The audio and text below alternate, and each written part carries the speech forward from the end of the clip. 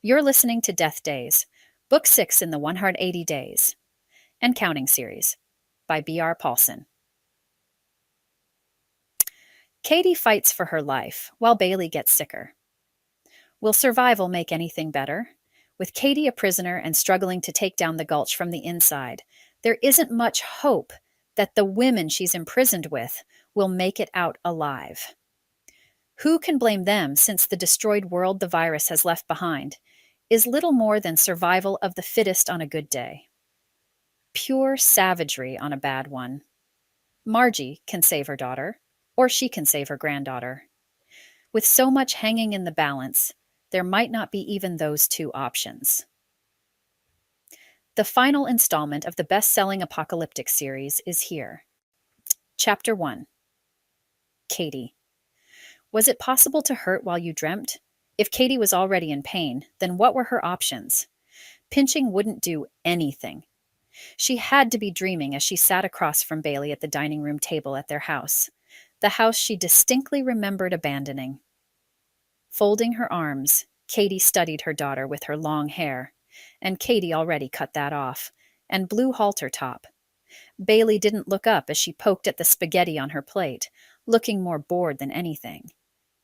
Confused, Cady glanced around the kitchen she thought she'd never see again, and the dining room with her favorite dishes set before them. While Bailey picked at spaghetti, Cady's plate was completely empty.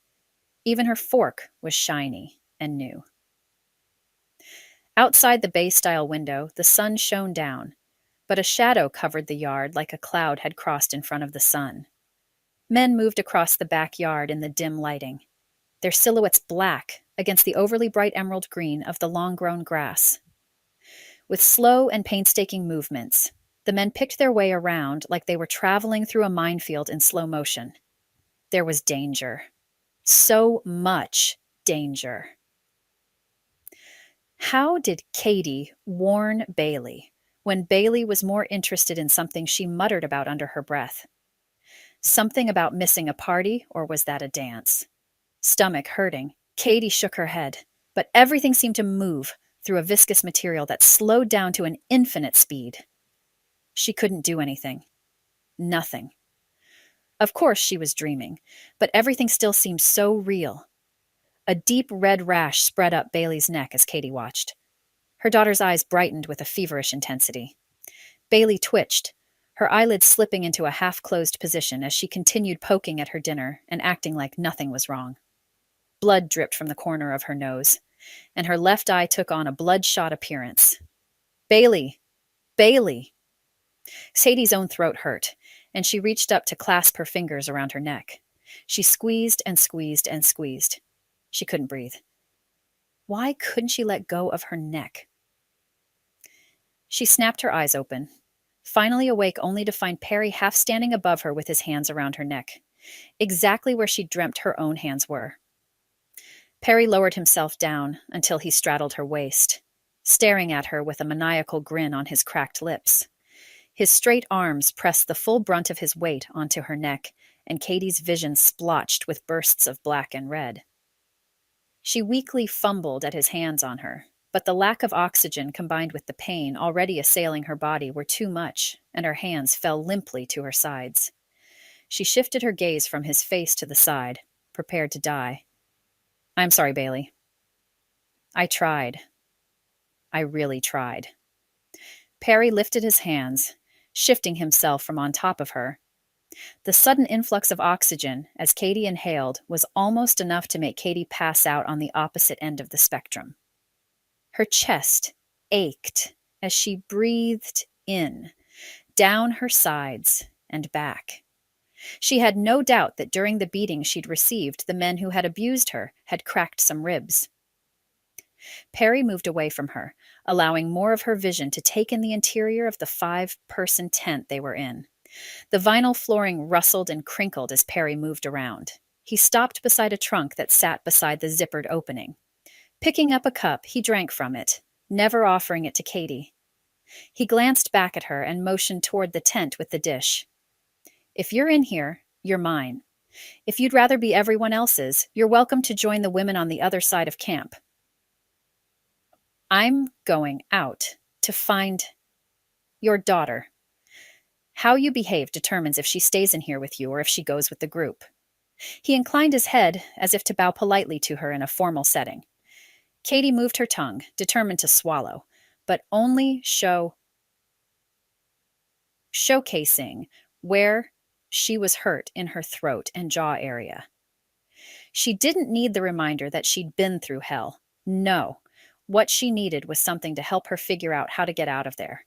Perry chuckled at her weakness and ducked out of the tent before Cady could do anything more. She slumped back to the sleeping roll she'd been thrown on, her legs half on the sleeping bag, while the parts that were off absorbed the distinct chill from the ground through the material. Everything hurt. Everything ached and stung and burned in ways she hadn't thought possible. How long had the beating gone on? She'd passed out sometime in the middle of fists and feet flailing down upon her. She'd had the forethought to wrap her arms around her head and lock her fingers in case of a blackout. But the aching in her neck and jaw suggested maybe she hadn't done a very good job. She straightened her legs, grateful for the few minutes she had to herself. The tent floor protested her movements with crinkling and rustling. Cady frequently paused as she tried to move without screaming. Her knees hurt and her hips. Her back felt like it could be broken. But the fact that she was able to move her legs and arms confirmed it was just sore. What was she doing? Muscles and inches of her skin hurt in ways she hadn't thought possible. She blinked heavily, desperate to sleep some more, but certain she wouldn't wake up before Perry returned to do whatever he wanted to her. What if he had Bailey, and she couldn't protect her? Sadie rolled to the side, wincing as she hit the tender flesh over her ribs. Extreme fatigue from running while still recovering from the CJ180D virus pulled at her. She just wanted to sleep. That's all she wanted. Was that so bad? To want to get some rest? Focus, Cady. What had Perry said before he'd left? Something about going after her daughter and bringing her back. No. He couldn't have Bailey. He couldn't find her. Cady had to do whatever it took to make sure Bailey was safe.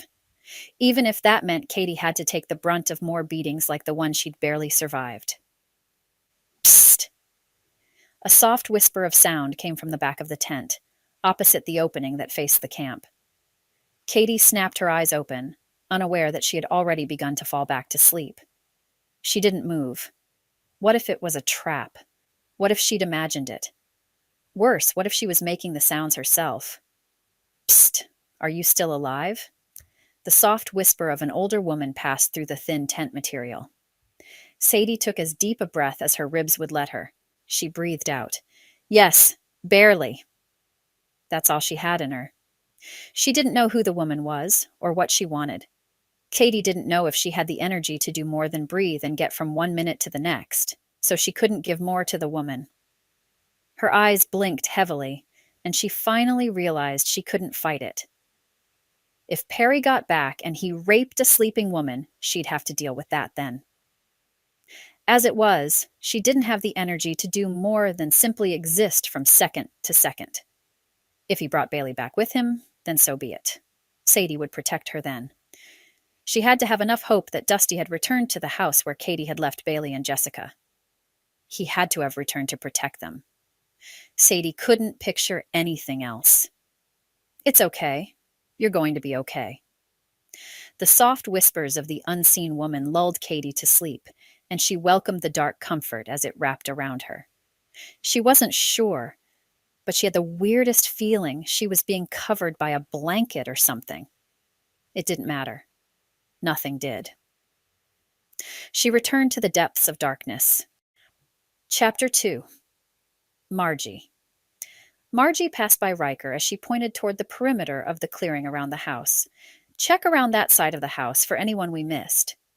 She paused in her flight toward the west side of the property, narrowing her eyes as she studied the teenage boy. Are you okay? Can you do what needs to be done? What she was asking was if he could kill anyone left. In the heat of the moment, killing was second nature. You did what you had to do. But as you stared someone in the eyes, you had to acknowledge they were another person, and you were going to snuff them out. That took forethought and planning when you were going around cleaning up. When had Margie learned that lesson? When had she gone from being David's wife and planning a food storage and garden to being a woman that had to kill others? What about her Christian responsibilities? She hadn't thought of those since climbing off that cruise ship in Seattle. Maybe they would have helped her deal with the many horrific incidents that had happened since. Close to losing her own grip on reality, Margie didn't want to see Riker lose that last humane piece of himself. She was already certain she'd killed that innocence in her long ago, or months that felt like ages. He jerked his chin up and down and whirled from her, rushing toward the other side of the house to do what she'd asked. Should she call out to him that he could call her to do the job for him? Biting her lip, Margie turned to secure the rest of the house and the surroundings. She would still check the parts that Riker looked into. After the short time they'd been together, she had learned to trust him. She just didn't like leaving that amount of pressure on a boy his age. The acrid smell of smoke and burnt flesh filled the air.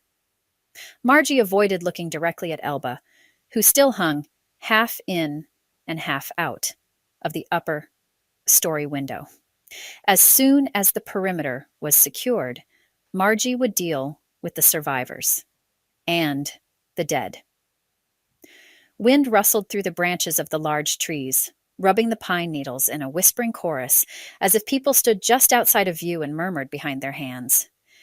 Even with the eerie feeling of being watched, Margie couldn't find anyone who wasn't already dead to train the barrel of her gun on. Passing a fallen man with blood starburst across his dirty black and white flannel shirt, Margie bent down and grabbed his boot. She dragged him the few feet to the edge of the clearing, just to get at least one of the bodies out of the way. Adrenaline coursed through her as she worked, keeping her fatigue at bay. She'd hold on to it as long as she could. Why wasn't she rushing back to the house? Why wasn't she hurrying to check on Bailey and catch up? As soon as Bailey had run outside and hugged Margie, Margie had patted her back and turned her back to the house.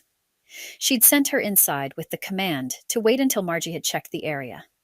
Now, knowing they were safe for a moment, Margie wasn't sure what was holding her back. Hands shaking, Margie leaned against a woodshed and took a deep breath. Why wasn't she latching onto a feeling of security and calm at that point? She'd found her family. Everyone was safe. Except, were they? Margie assumed Bailey and Cady were together. If that was the case, wouldn't Cady have rushed out to see her mother? Wouldn't Margie have seen Cady as the fighting had been underway? Cady would never have let Bailey rush out of the house without checking for danger herself first. Never. So, if Bailey came out alone and unchecked, Cady hadn't come outside or made herself known. Margie's daughter would have come out immediately and wouldn't have let Bailey leave the house until she'd made sure everything was safe.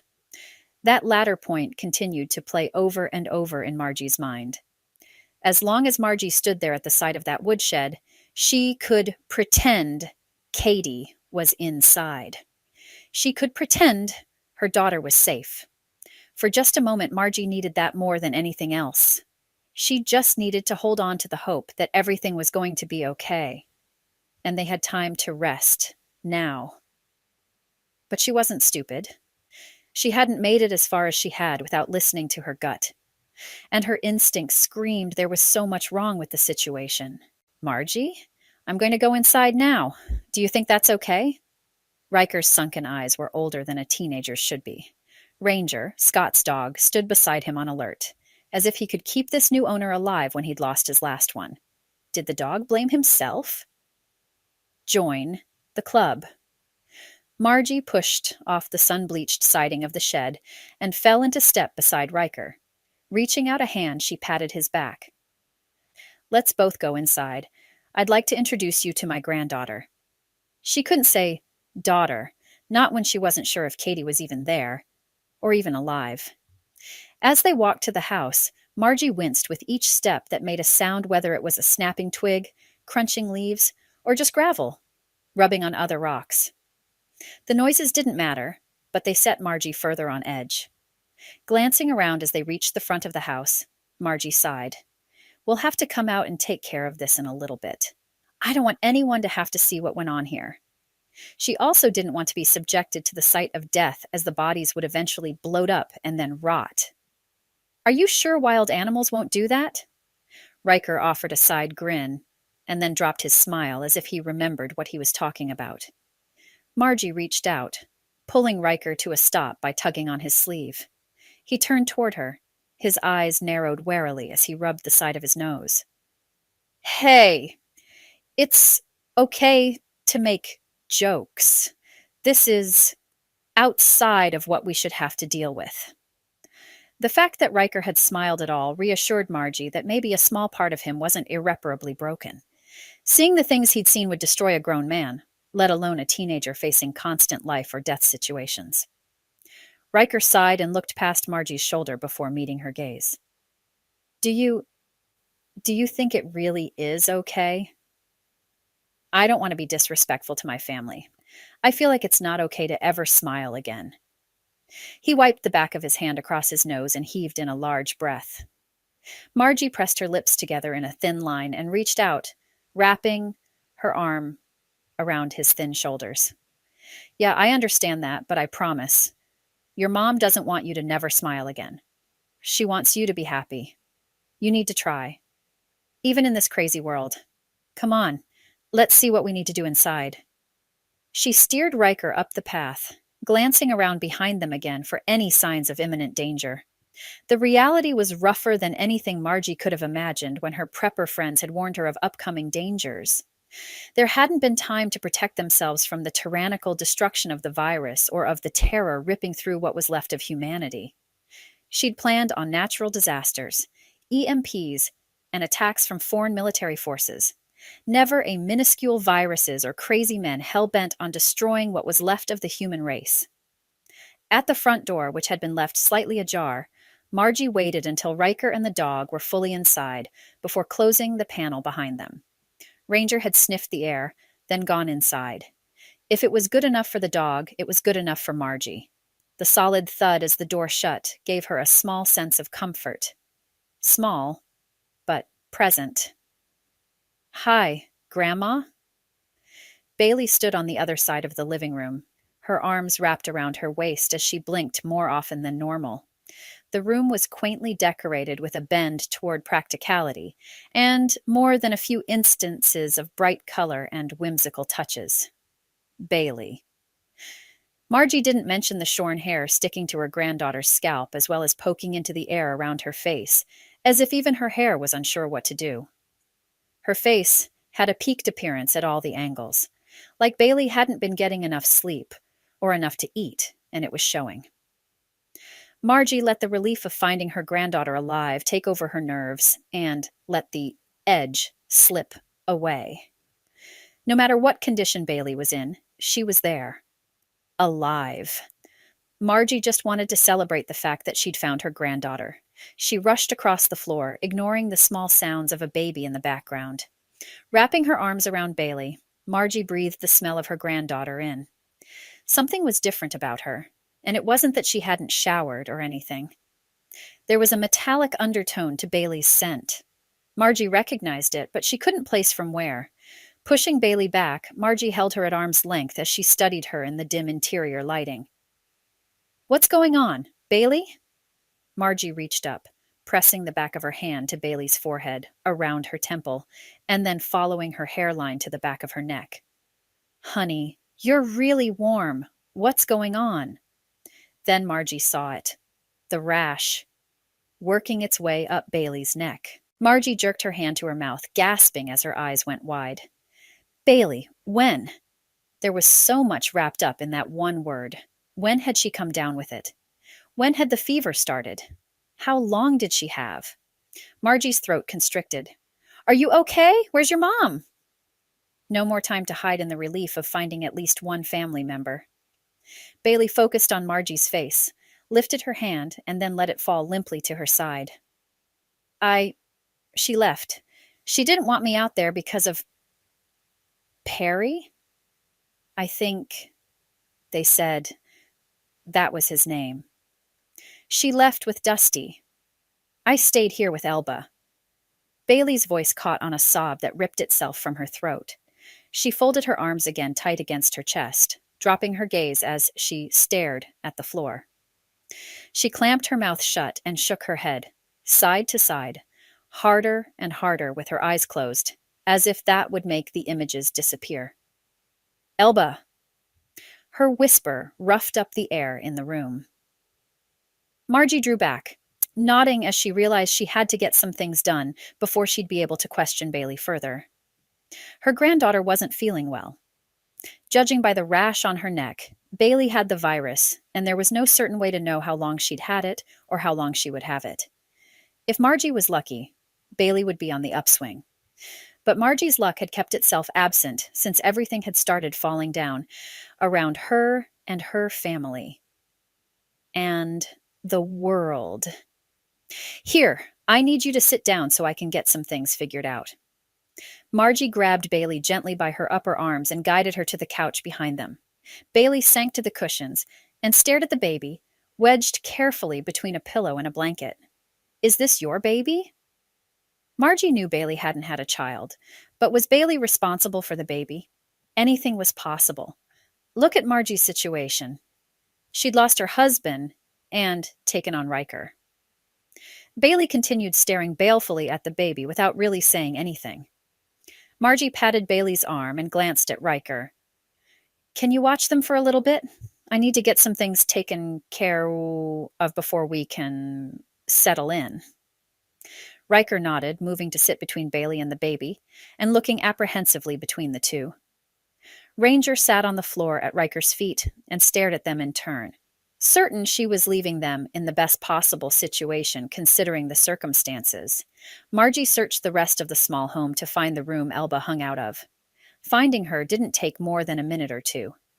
When Margie strode through the door, she paused, as her gaze fell on Elba's legs bent at an angle, preventing her from falling the rest of the way out of the window.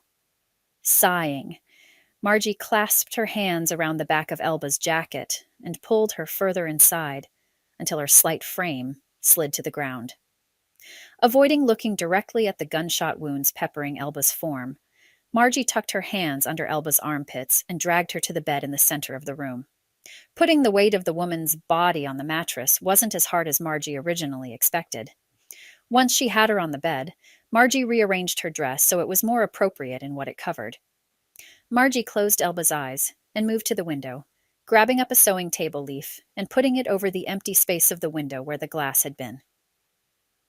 Margie needed to get rid of the bodies that peppered the ground out in the open. She tucked her stray hair behind her ears and took a deep breath. She just had to make a mental list of what she needed to do and do it. That's it. Just get it done. Margie? It sounds like someone is outside. Riker's whisper carried softly down the hallway to the room Margie worked in. Alarm clipped the edges of his words. She didn't look back as she rushed from the room.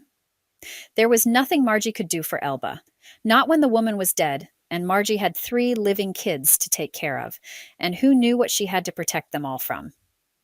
Cady, where are you? Chapter 3. Matt Purdock's.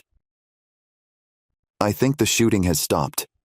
Matt leaned over, whispering into Dusty's ear as the wizened man peered intently through the woods.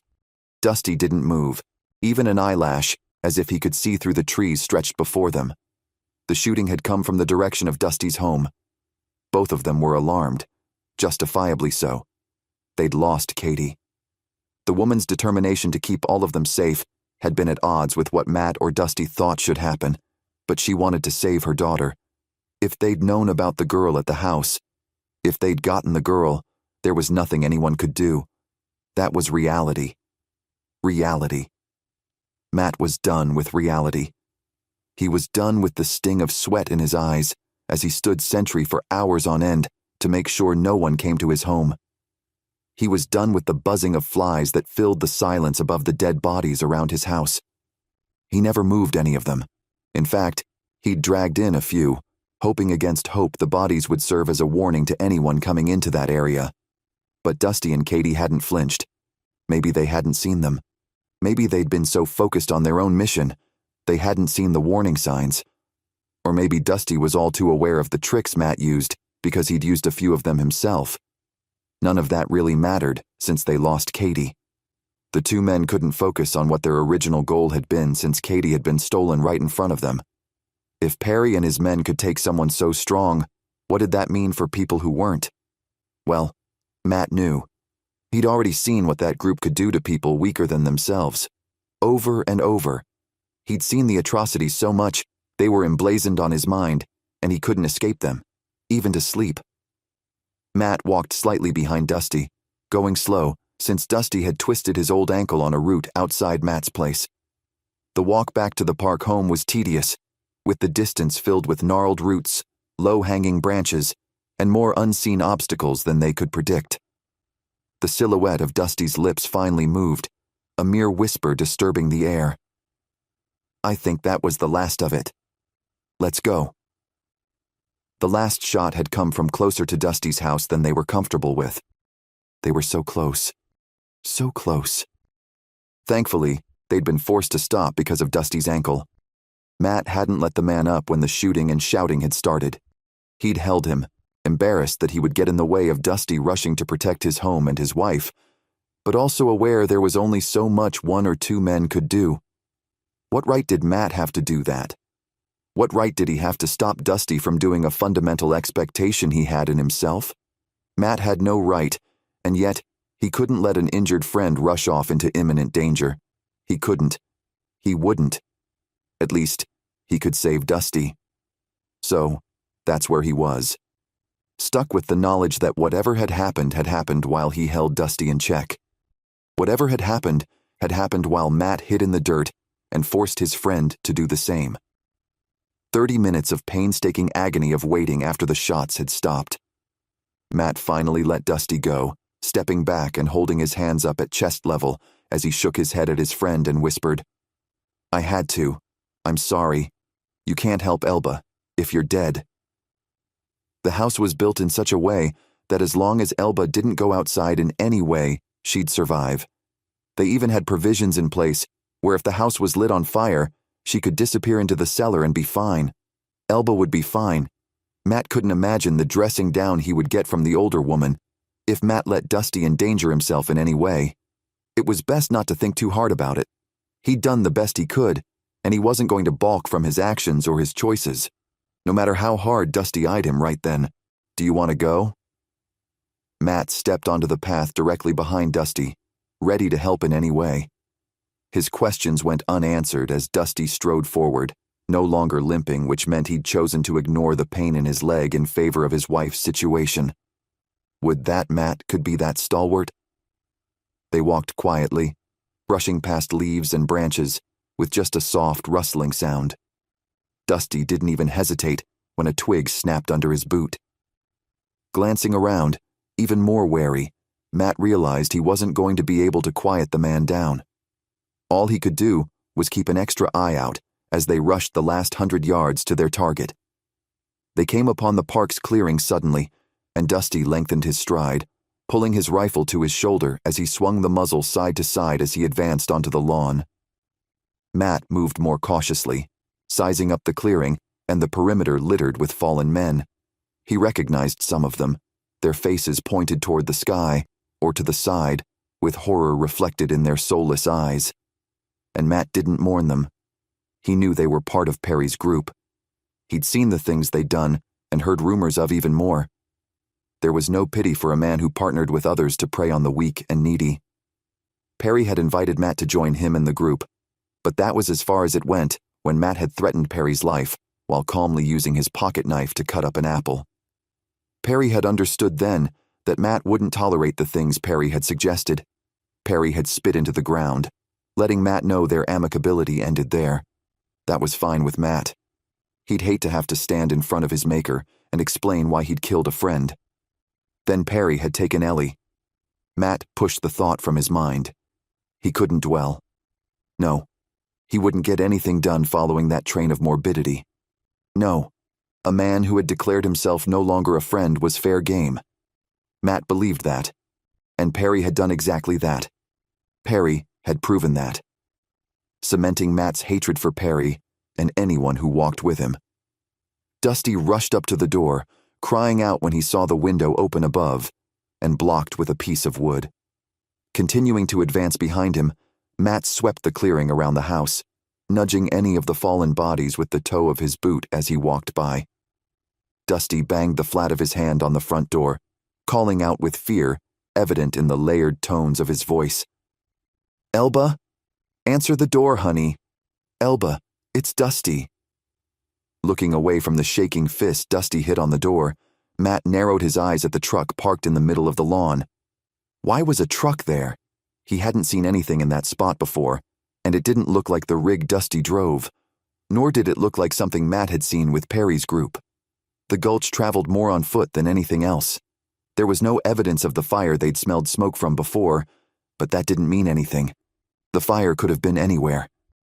Wind was fickle and carried things from all over to confuse them, scare them, worry them. The door opened, slowly, like the person inside couldn't trust the sounds coming from outside. "Bailey? Where's Elba?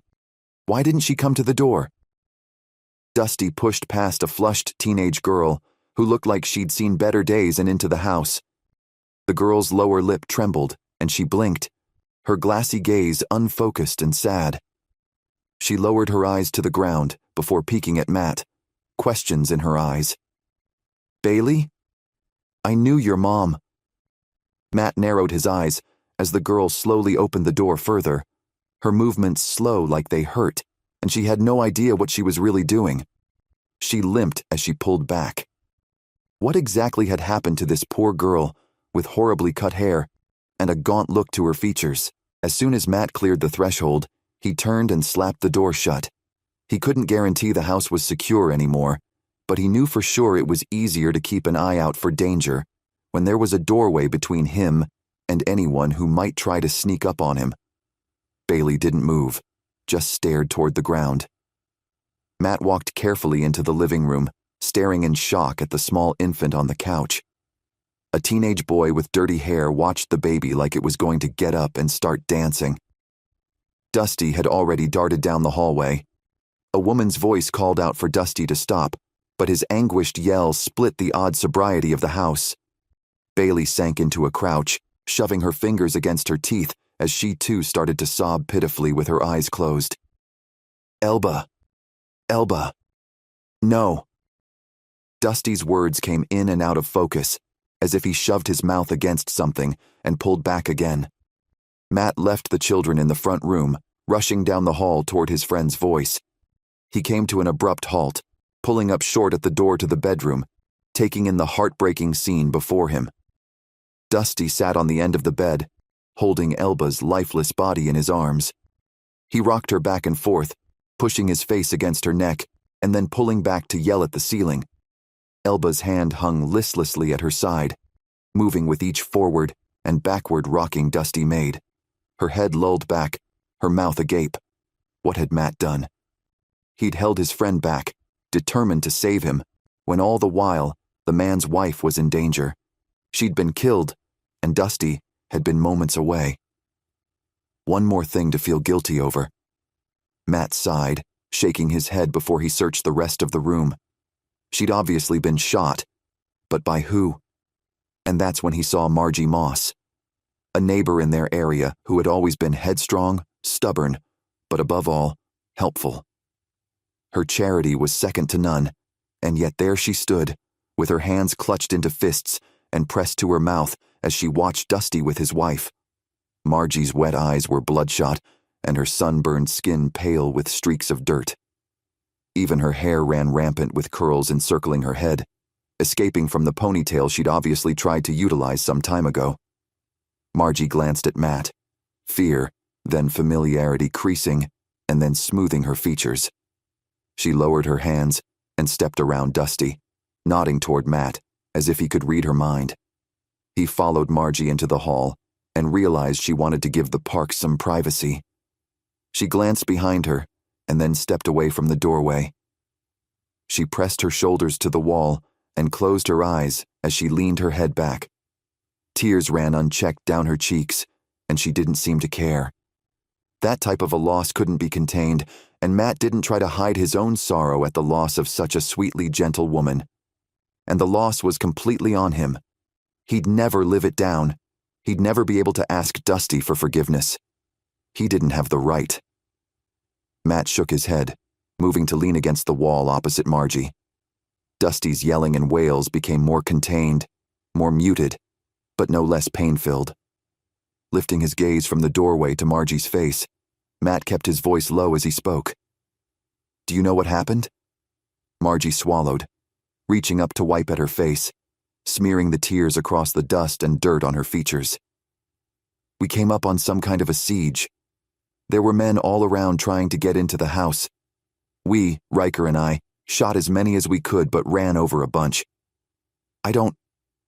We're pretty sure we got everyone, but I haven't had a chance to check outside again since coming in here. You guys got here not long after us."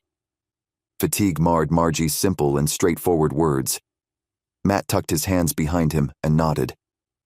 "We were at our place when the girl's mother was taken. We were going to keep looking for help, but decided after hitting up a couple houses that we needed to head back this direction." "Wait." Margie held up a hand, jutting her chin to the side as she studied him. "The girl's mother, her name was Cady?" Matt nodded, furrowing his brow. "You knew her? That's my daughter. The girl is my granddaughter. The boy is someone I've recently taken into my charge." Margie's features smoothed into a stony acceptance of whatever Matt might say. She lifted her chin, continuing to stare at him. "What do you know?" Taking a deep breath, Matt left emotion out of it. That wouldn't help Margie in any way, and she hadn't asked about how he felt. Just what he knew. "Well, to be honest, I don't know a lot. I know Perry's man took Cady when he realized she was a woman. They're going up and down the county, stealing as many women as they can get their hands on, killing any of the men who get in their way or who won't join them. You're not dead. Does that mean you're one of them?" Margie stilled, as if assessing whether she needed to attack him or run the other way. Matt shook his head. "No. I'm not with them, and I'm alive, because Perry knows I'm well-armed and not afraid to use it. I think that's one of the reasons why Dusty hasn't been bothered until now." He didn't mention the fact that Perry had Ellie, and he had no problem holding that over Matt. "Bailey is here. The baby is here. Elba should have been safe, but she wasn't. Do you know why the men would be here?" Margie shoved away from the wall, moving toward the living room to check on her granddaughter, the baby, and the young man. Matt followed, continuing the conversation the best they could. "No, unless they somehow found out about Bailey. Cady had cut their hair short, but their features are fairly feminine, and these men are insatiable. They're animals and want to destroy as many women as they can. They can sniff out a female in no time, and that's what happened at my place." Matt shifted his feet, the boots rubbing on the carpet. "Do you know who it was?"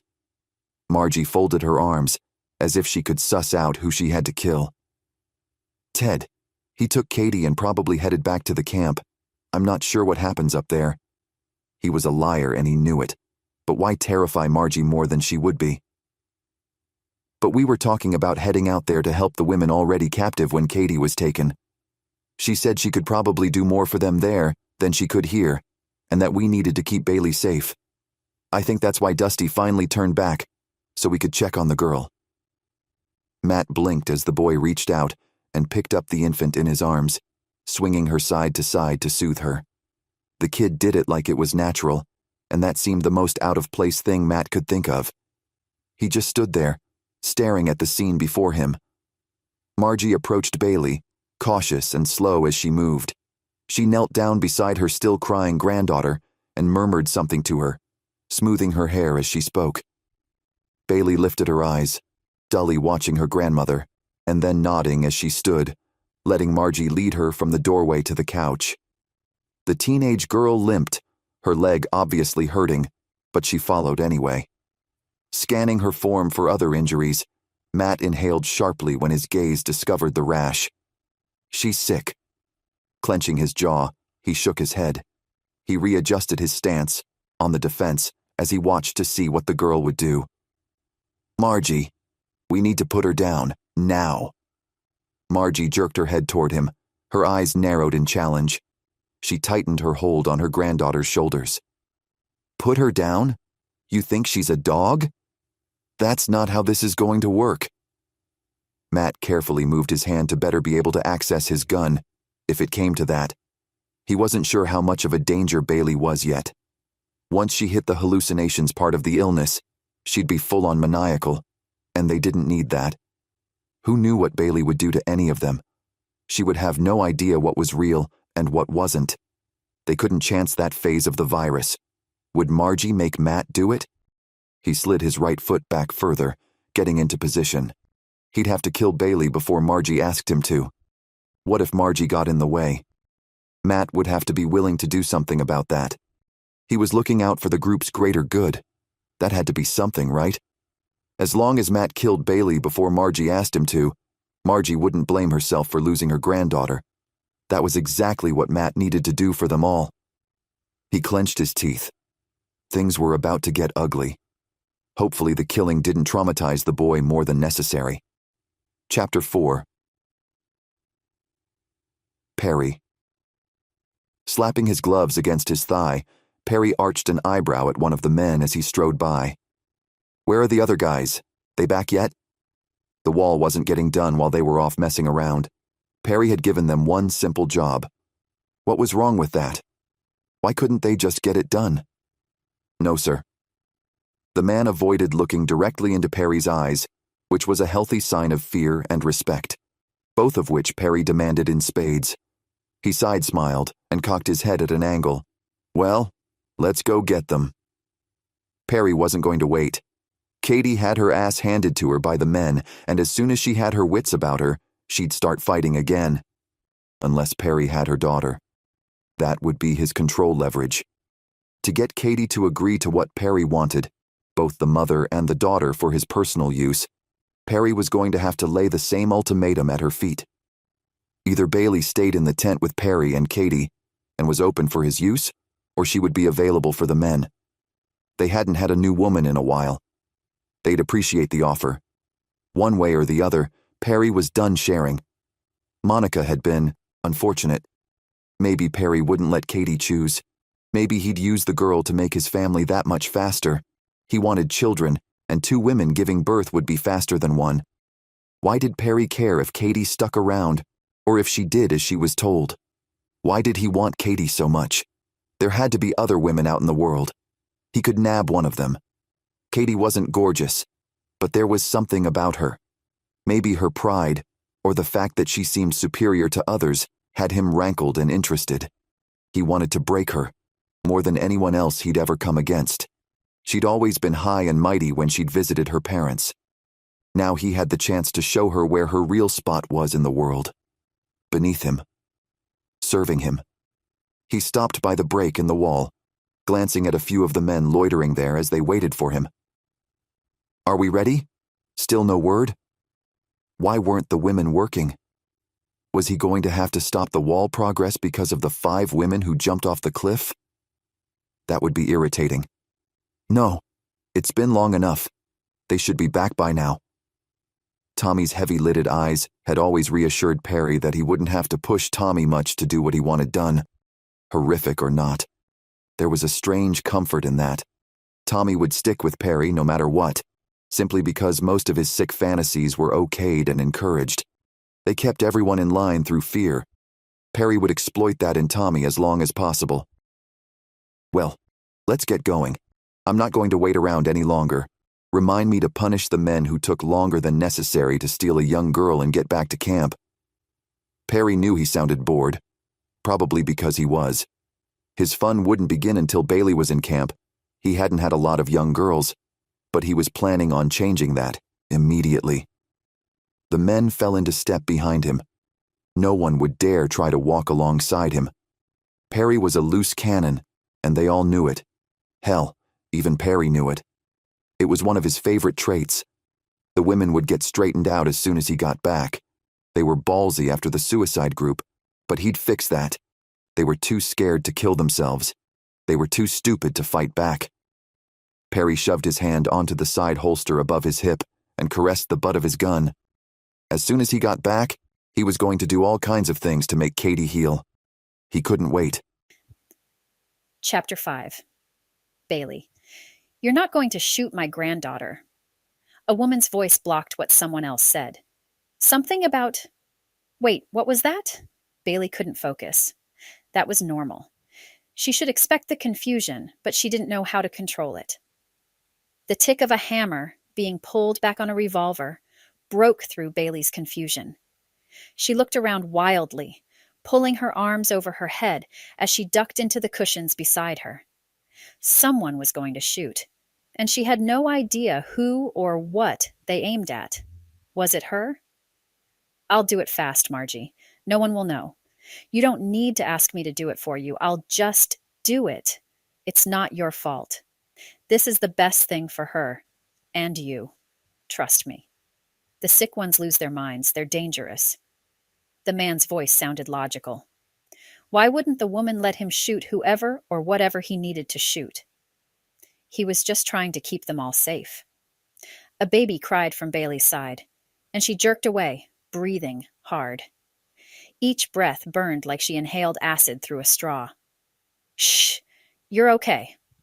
A boy's voice soothed the baby, calming the tension in the room. Was he talking about shooting the baby? No. People didn't go around killing babies, did they? No one was going to die while someone watched a baby. That just seemed ludicrous. Things were fuzzy, like they had a halo of light around them, but that couldn't be right. Why would a couch have a halo? Could couches be angels? Bailey blinked from the spot where someone had put her. She kept thinking it was her grandmother, but there was no way. Hadn't her mom told Bailey that most likely Grandma and Grandpa were dead? Wait. If that were possible, then Bailey and her mom didn't have to leave when they did. They could have stayed. We didn't have to leave. Bailey coughed, trying to lift her hand to cover her mouth, but her hands were weighed down by something. She blinked and struggled to breathe. A voice came from a ways off, pulling her hazy gaze in that direction. Shadows and lights. That's about all Bailey could make out. The hazy blob moved, and the voice came out of it. Where is your mom, Bailey? Did she say where she was going? Margie, I told you, they took her to the camp. There's nowhere else they could have taken her. I guarantee they didn't bring her back here. If they had, they would have taken Elba, Bailey, the baby, and Cady, all together. A man's voice spoke back to Margie. If that had been Bailey's grandmother, that man wouldn't have spoken back to her like that. Grandma was formidable when she wasn't being a grandma. Bailey rubbed at bumps on the side of her neck. Hadn't her mom had bumps like that? Wasn't Bailey's grandma's name Margie? Why couldn't she put the pieces of the puzzle together? It was like she had puzzle pieces to 17 different puzzles, and none of them worked together. She leaned back, suddenly weighed down as if the weight of the world pressed on her chest. She sighed, closing her uncooperative eyes. Mom, I don't... She never came back. She cut my hair and then she left. Bailey lifted suddenly working hands and fingered the shorn locks above her ear. Her hair. At least she knew that was real. Her hair had really been cut off. That was another loss to grieve later, when her wits were tighter about her. She opened her eyes, her vision suddenly clear and sharp like HD television. She blinked at the man and then at the vision of her grandmother. Grandma? Why are you here? You're dead. Grandpa is dead. Bailey's comment broke when she sobbed and she blinked at the woman in front of her. Relief and then sadness assailed her. She was hallucinating. I'm hallucinating, aren't I? Grandma pressed her lips together and shook her head. I'm not dead, darling, but yes, Grandpa is. Well, let's just say he didn't suffer long. She reached out, gently patting Bailey's leg. That hurts. But Bailey said it detachedly. The pain was insane with the movement, but Bailey almost didn't notice. She could oddly feel herself dissociating, and she didn't know how to stop it, or even if she wanted to. Margie jerked her hand back, glanced at the man beside her. I need to get some arnica oil. Mom brought some. I just don't know where she put it. Bailey took a deep breath, letting herself slump into the back cushions of the couch. Everything hurt. She was hitting her limit and could feel her eyelids fighting with her something fierce. I'm going to sleep, Grandma. Jessica. Bailey patted the couch next to her, even though no one was there. I've got Jessica, honey. You get some sleep. Was that a catch in Grandma's voice? Not Grandma's. She was stronger than a stone. The heat all around Bailey seemed to press her from outside her body and from within. She closed her eyes. I'm so hot. I don't feel good. Yeah, I know, honey. Just hold on. I'll get some oils for you. We're just going to treat it like a bad case of the shingles. Grandma's voice came as if through a long tunnel. Put the gun away, Matt. The last thing we need to do is kill another person with so much death around us. She's sick, Margie. Why can't you see her death as a good thing? His voice didn't bother Bailey as she felt like a cloud drifted under her, slow and steady. I believe we're going to get her through it. I don't care how ridiculous that sounds. Get her through it, and then deal with the other problems as they come. Grandma's voice sounded more tired than anything else. Maybe Grandma should just let this man kill whoever he was complaining about. That would make him happy, and maybe get rid of whatever was making Grandma tired. Bailey understood tired. She just wanted to sleep as long as possible. She sighed, unable to keep her eyes open any longer. Maybe she'd be able to ask Grandma who the guy ended up killing tomorrow. For right then, she wasn't going anywhere. Chapter 6. Casey Dennis. Loneliness was almost enough to drive Casey out into the open, but he held his breath as he hid beneath the bench in the park. A group passed by, their loud, raucous laughter tinged with cruelty. Casey huddled there, his arms wrapped around his knees in something similar to the fetal position. Eyes closed, Casey ignored the stench of rotting flesh and garbage surrounding him. Please, walk by. Please, walk by. He waited, his breathing soft and shallow. There was nothing he could do, if they did find him. He had wedged himself so tightly underneath the bench. He wasn't sure he could even get out that fast, let alone make it out of there if someone tried to catch him. Casey was stuck, and he knew it.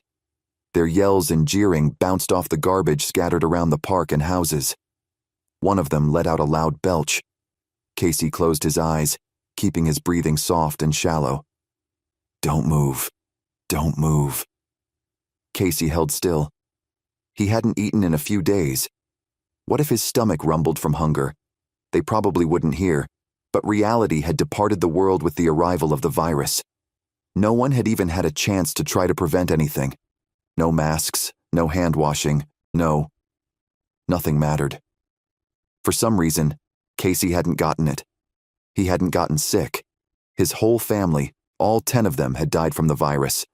They were a religious sort and had held on to the very end, making Casey frustrated they would believe in something that would allow such destruction. But as his mother had lay there dying, with her hand gripping his father's lifeless fingers, she'd whispered to Casey something about trials being a gift to overcome. If you didn't overcome them, then they were meant to strengthen someone else. What did that mean? Casey was the only one left after their deaths. Everyone had died. So did that mean he was supposed to be stronger? He didn't feel stronger. He felt less than. He felt like he'd been abandoned by everything and everyone in his life and the world around him. In all honesty, Casey wasn't sure he wanted to keep going. But what if... The crash of metal falling on pavement jolted Casey from his thoughts.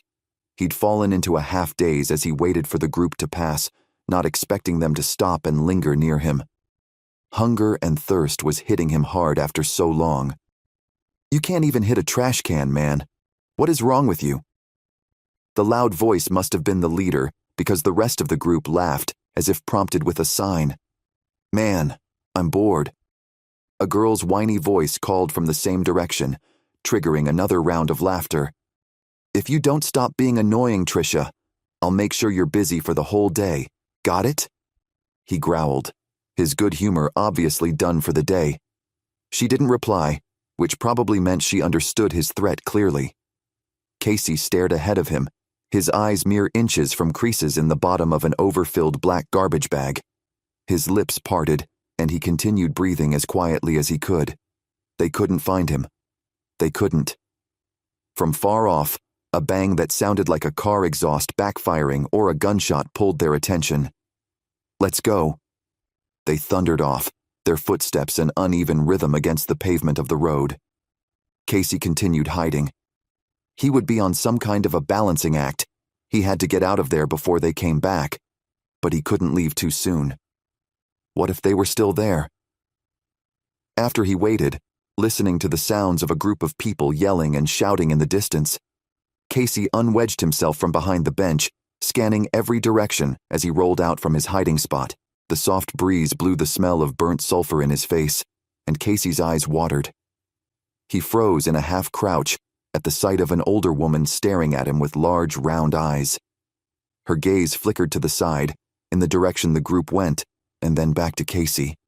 He held up his hand, glancing in the same direction she did, and then back to her. He shook his head. "Please. No." His whisper carried easily, since both were like mice in a cat house. She tilted her head to the side, her matted hair framing her face in a hard-to-distinguish color.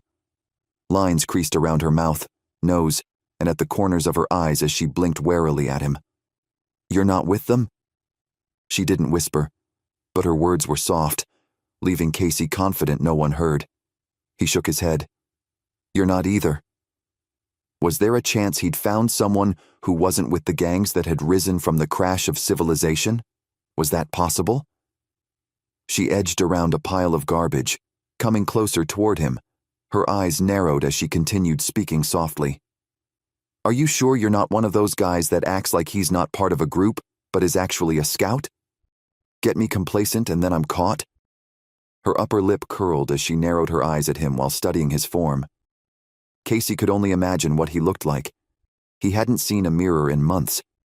Even in all the houses he'd broken into and ransacked for something to eat, he hadn't bothered looking for evidence that he was still human. He didn't care. Survival was the name of the game, and that's all that mattered. But she would probably see his cheekbones protruding under his eyes, and above a matted and snarly beard. His dirty clothes that were too big anymore, since he'd starved off and on for the last 4 to 6 weeks. Time was confusing. Winter would be setting in soon, and he was in no position to hunker down somewhere. He didn't have food or anything saved up, and he had no idea what was safe and what wasn't.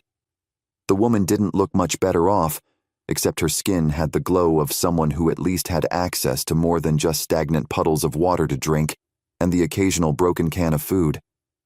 She must have determined that he wasn't a danger to her. She reached him and grabbed his arm, searching his face with clear gray eyes. "How do you know I'm not like that? You look like you've eaten in the last couple days. Whatever group you're with, maybe they'll feed me before they kill me." He meant it as a joke, but he coughed when he meant to chuckle. His throat was dry, and he couldn't come up with enough saliva to moisten his mouth, let alone his vocal cords. "Well, I'm well fed, but constantly in danger. What if we came up with a plan?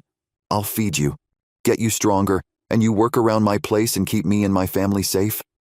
She blinked at him, her eyes clear. Casey stared at her. Was it really possible that someone out there had survived the craziness, and he was going to be allowed in? No more loneliness, no more despair. All he had to do was work and protect. Easy. He could do that easily. He swallowed, glancing around them again. What if it was a trap?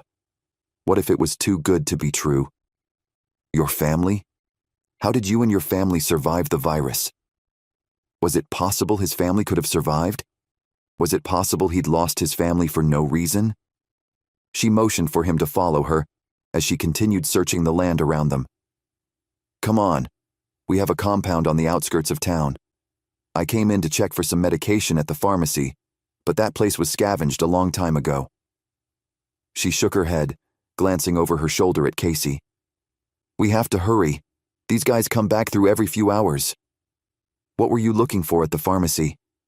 Cady was one of the first ones to go through the pharmacy when things had gone sideways. He stepped to the side and picked up the backpack he'd hidden under a stack of garbage bags, and then grabbed the duffel he carried too. Amoxicillin. One of the others has sepsis, I think. A round of antibiotics could go a long way. She shook her head and motioned with 2 fingers toward the recumbent-style bike tucked against the side of a home out of the way. The soft breeze blew the smell of burnt sulfur in his face, and Cady's eyes watered. He froze in a half-crouch at the sight of an older woman staring at him with large, round eyes. Her gaze flickered to the side, in the direction the group went, and then back to Cady. He held up his hand, glancing in the same direction she did, and then back to her. He shook his head. Please. No. His whisper carried easily, since both were like mice in a cat house.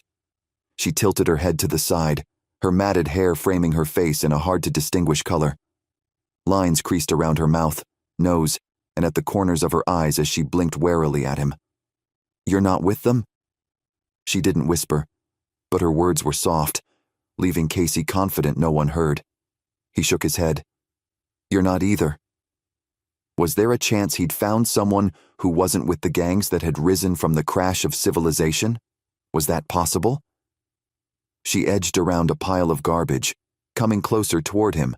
Her eyes narrowed as she continued speaking softly. Are you sure you're not one of those guys that acts like he's not part of a group, but is actually a scout? Get me complacent and then I'm caught? Her upper lip curled as she narrowed her eyes at him while studying his form. Cady could only imagine what he looked like. He hadn't seen a mirror in months.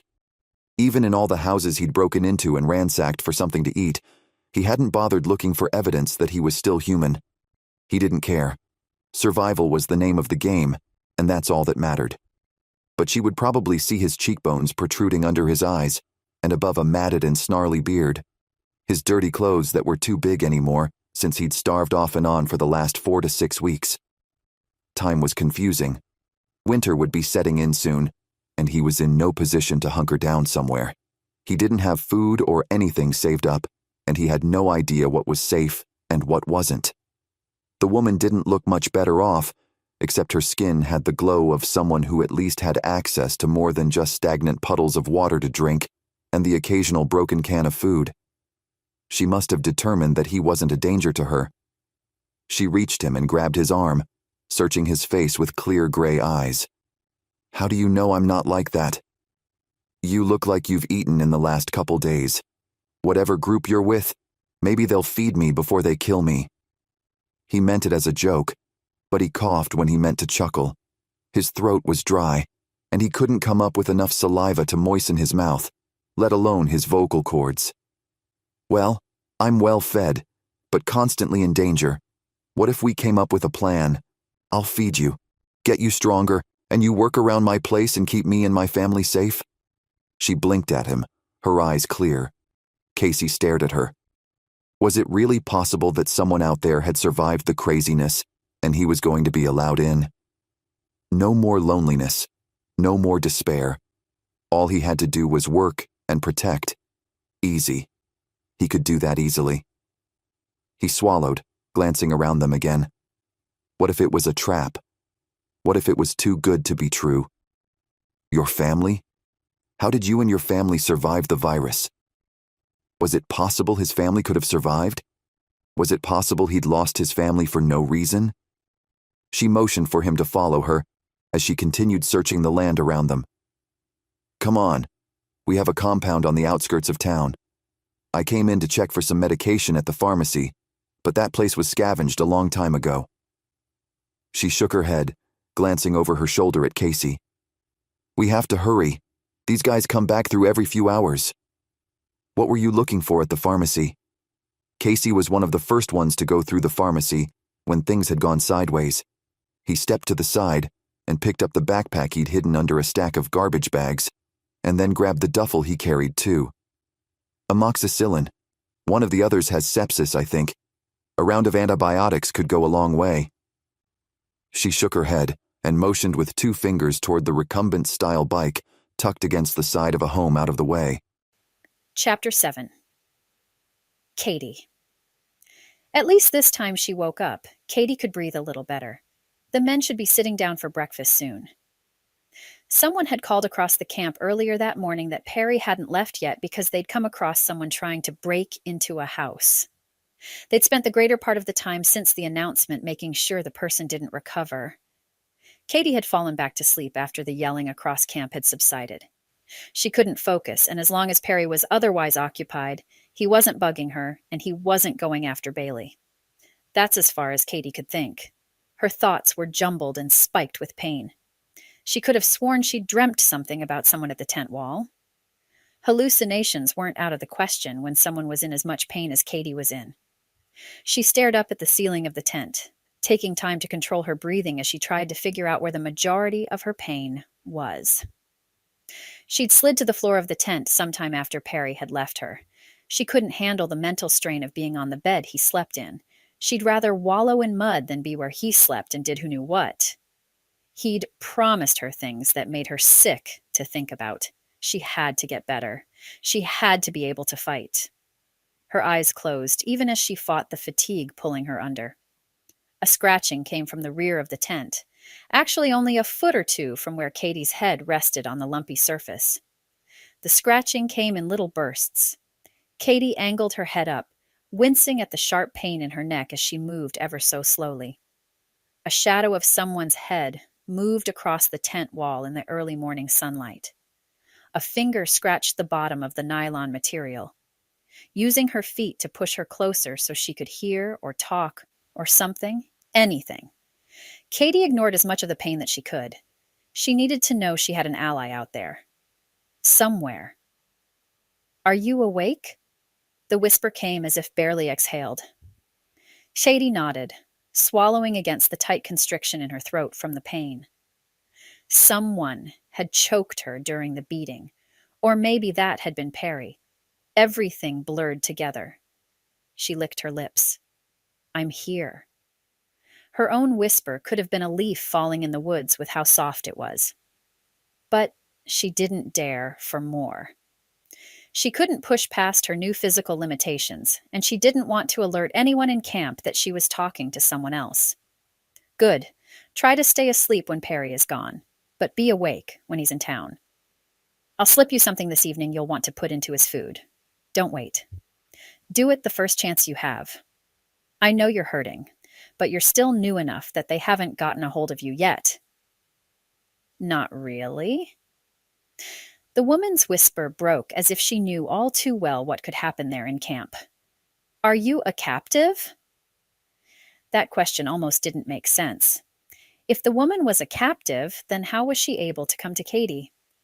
Cady blinked, even her eyelids hurting. No, they haven't found me, yet. They would probably kill me. I'm old, undesirable. She huffed as if laughing after her whispers. I never thought I'd wish to be ugly either. Cady stared at the woman's shadow as it crossed the seam on the tent and moved back again. How was it possible that the woman hadn't been caught? Was that further evidence that she was in fact working with Perry? From the seclusion of the tent, Cady couldn't see much and she couldn't gather any information. That left her more vulnerable. How is it possible you haven't been caught? Cady's whisper was stronger.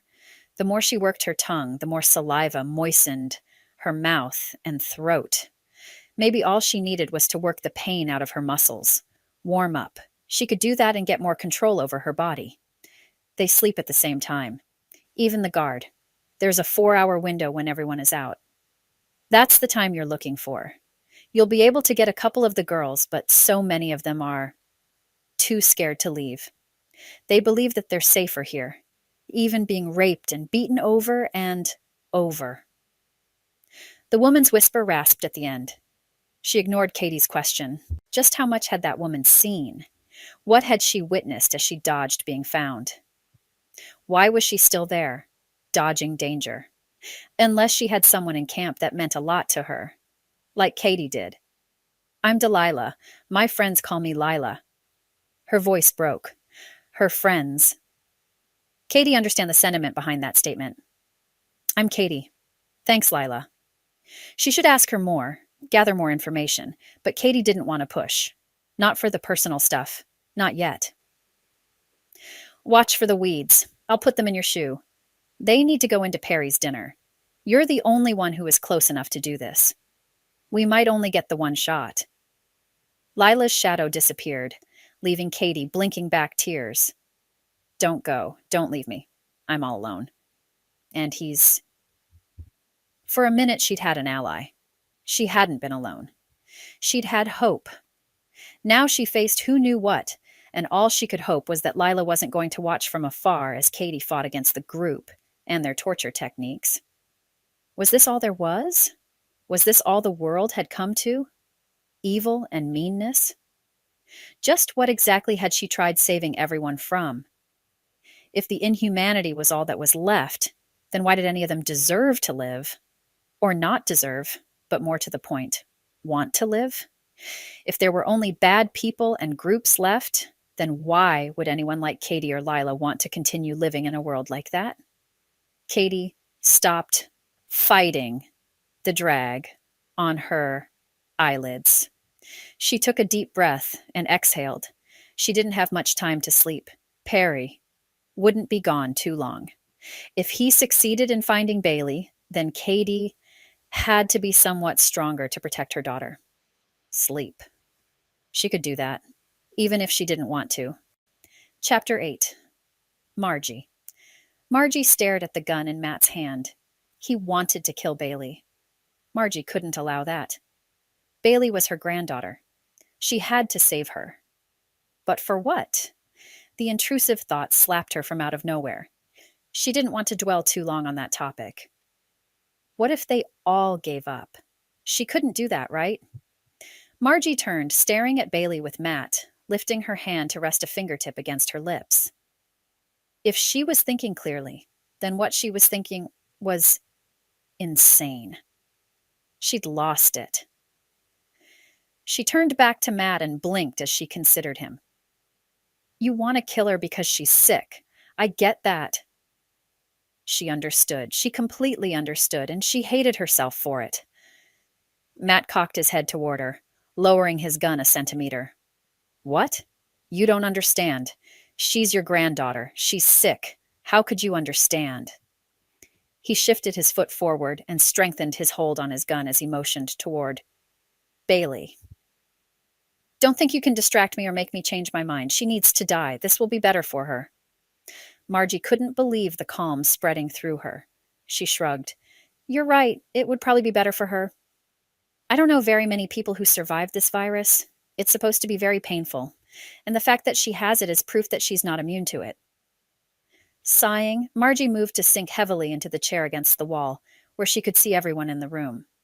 She leaned forward, resting her elbows on her knees as she shook her head. Honestly, I don't know what we're doing. Why are we trying to survive so much? Obviously, the world has fallen in ways we can't even understand. What is the point in living? Our lives will become hard, harder and harder and harder as our communities deteriorate.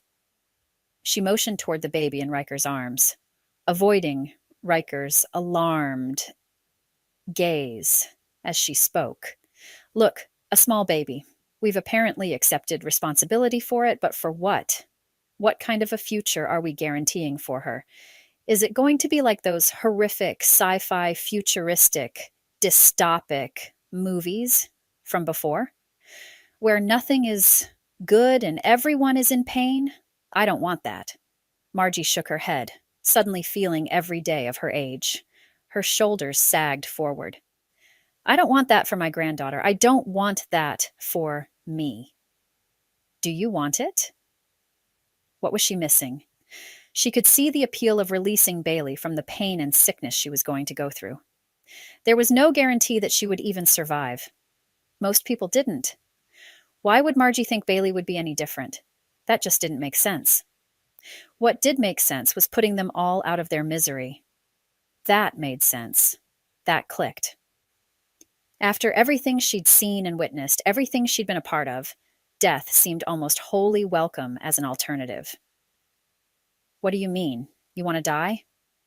Matt blinked again, lowering the gun to a deep angle, as if he wasn't sure just where exactly he was aiming. I don't know.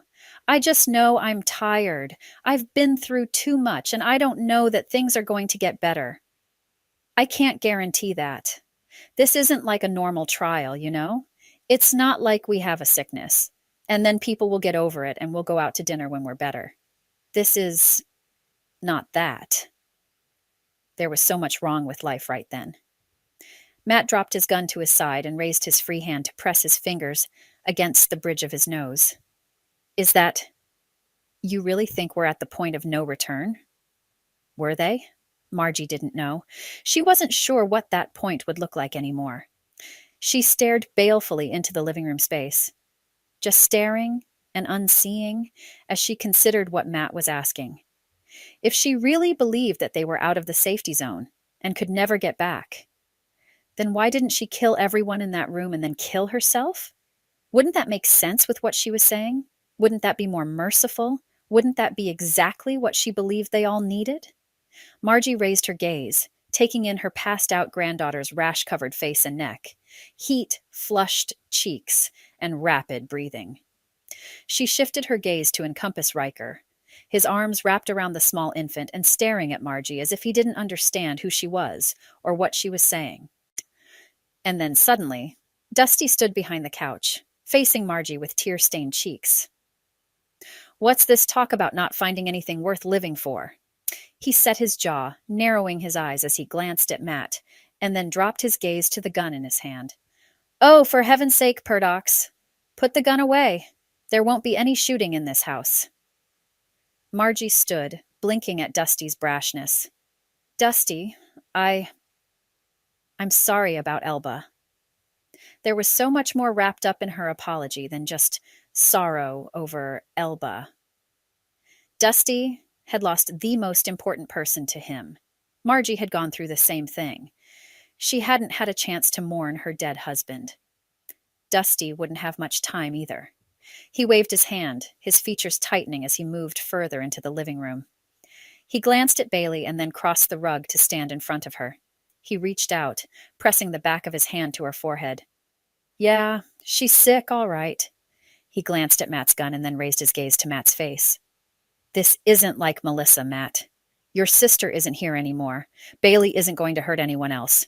We can make sure of that. Well, we didn't think Melissa was the type either, Dusty. But my dead nieces and nephews would tell a different story. Matt's voice sounded constricted, like he struggled against something lodged behind his tongue. Dusty turned, cocking his head to the side as he considered his friend. Margie's breathing slowed. She suddenly felt like she was in slow motion. She was close to just giving in, ending it for everyone. No one in there had a hope. The one thing holding her back was thoughts of Cady. If Margie killed everyone, then when Cady returned to them, she'd be alone. That would never do. And even worse, if Margie and the group died, then wherever Cady was, she would face it alone. She wouldn't have help coming for her. And that wasn't acceptable.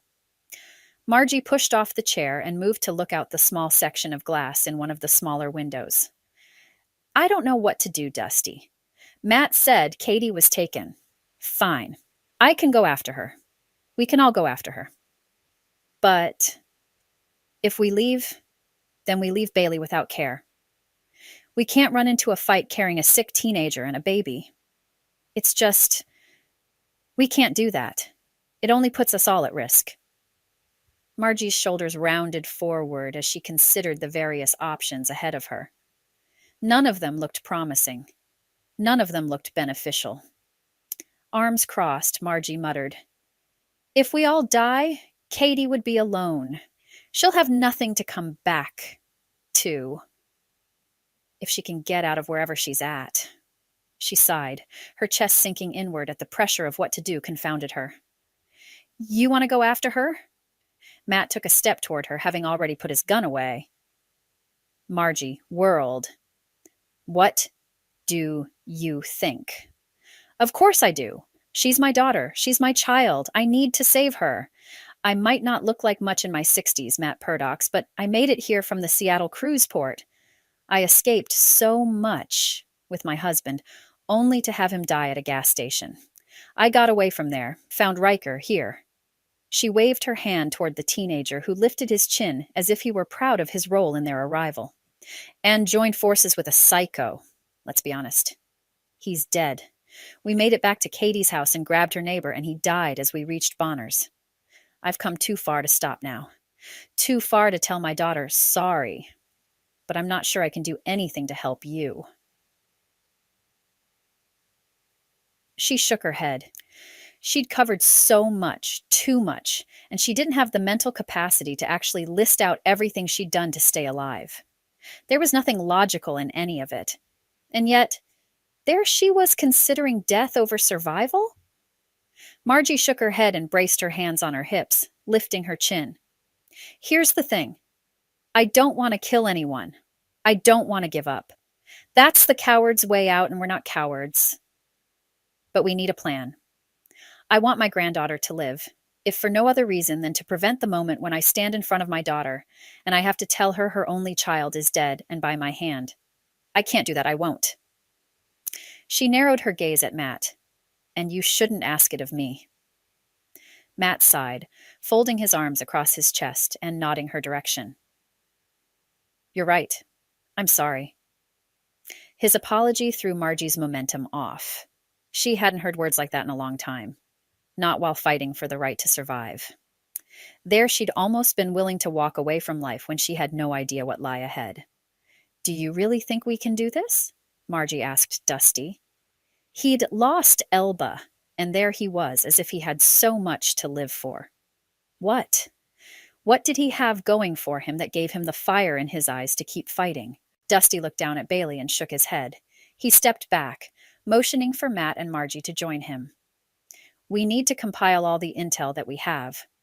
Once we have that in place, we'll have a clearer idea of how to proceed. Relief flooded through Margie. She wasn't sure what to expect, but having a group of like-minded people with her was exactly what she needed to feel more in control. She'd take that over being alone any day. Now all she had to do was make sure they all agreed that Cady being anyone's prisoner wasn't going to work. If Margie could get them to agree on that, then anything would be possible with what they could achieve. Chapter 9. Matt. Sinking into the seat at the simple dining table Elba had welcomed him to multiple times throughout his life as their neighbor, Matt braced his forearms in front of him and studied Dusty, who sat across from him.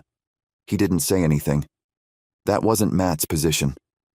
He was more of an observer before making any decisions. He would judge quietly as he listened to others. He would listen, he would learn, and then he would decide on his own. He wasn't the type to really stick to a group and do what they decided. He wasn't sure just what it was they were fighting for. First, we need an objective. Dusty steepled his fingers, as if unseeing the red blood staining his skin. Would the old man wash it from his skin? Would he welcome the reminder that his wife had died in their home, or was he holding on to anything that was a part of her? Matt didn't blame him, for any possibility. I think the objective would be going for Cady. Didn't you say there were other women held prisoner? Margie scooted her chair in closer to the table as she studied each man in turn. Her eyes were shrewd, and she didn't look as old as she had to be to have a daughter and a granddaughter. Well, of course, saving those girls and women is the first part of what we're doing. But we need to think bigger. What do we do once we save them? Let them go? Release them to be caught again? Why save them? Give them hope, only to watch them get captured again. Dusty narrowed his eyes as the lines around his mouth creased deeper. What do you suggest then? We don't have the space to put them up. Margie looked around and then back at Dusty. My place is up where Perry's group is. I can't even say that I want to go back there. I'm saying, we kill Perry and his group. Dusty arched an eyebrow at Margie like he'd dropped a bomb he couldn't take back, which he had. The houses aren't being used at the top of the gulch. Your house hasn't been touched. We can put the women up there. Matt's lips parted in surprise and he stared at the older man like he'd grown an extra head. Kill them? All of them? Was that considered wrong? Matt wasn't sure how he felt about the thought of killing that many people. He glanced at Bailey sleeping on the couch and lowered his gaze in shame. He'd been willing to kill an innocent teenage girl because she was sick, but there he sat, balking at the idea of killing men who murder, rape, and pillage for fun. Maybe Matt was the one who needed to die. He was sick. That was the only truth he could face. We could get hurt. We could die. Killing that many people. Going against that many men. Margie narrowed her eyes and watched Dusty. I'm not sure how far I'd fight or how hard, for something that isn't there anymore. Do we just kill the men and leave it at that? Confusion roiled inside Matt. He had no idea what to do or what was worth fighting for anymore. Dusty stood from the table, leaning forward, his jaw tight. It isn't about what we're dealing with here locally. We have to assume that others are facing this exact thing all over the country, all over the world. The fight against evil people isn't a new war, Matt. It's one that has taken on a more physical attribute. It's one that we need to help eradicate. We're not perfect? No. I'm not saying that. I'm not saying the US and our government was perfect before this all came about. What I'm saying is, we're fighting for humanity. We're fighting to preserve the beliefs upheld in the Constitution. The beliefs we have in this part of the country. He pointed behind him in the direction of his room where Elba's body rested. Dusty blinked back a sheen in his eyes. I refuse to believe that my wife died in vain. I won't accept that. She was protecting those 2 little girls in there, and she would do whatever it took to make sure they stayed safe, sick or not. I think it's important that we keep that in mind. Movement from the couch pulled their attention, and Matt leaned back as Riker stood, the baby still cradled in his arms. I'm not old enough to do anything important, but I do know that fighting against whatever these men are isn't just a group of people you're going after. It's what they're doing that you're stopping. My dad was a Marine. He said once that, if you're not standing for something, then you're standing against it. You have to pick a side. If you don't pick one, then you're picking one by just being silent. He moved to stand beside the table. I'm not as big as you guys, but I can be helpful. If all I do is stay here and take care of the girl and the baby, then I will. I'll do whatever it takes to help. I believe in doing what's right, no matter the consequences. Margie watched him, and then dropped her gaze to Matt's. He didn't need to hear her thoughts. He knew that if a kid could put into words something so elegant and courageous, then who was Matt to walk away? He refused to watch his home disappear to the tyrannical group trying to devour his homeland. So, if he wasn't going to die, then he would have to protect what he had to live. There were no other alternatives.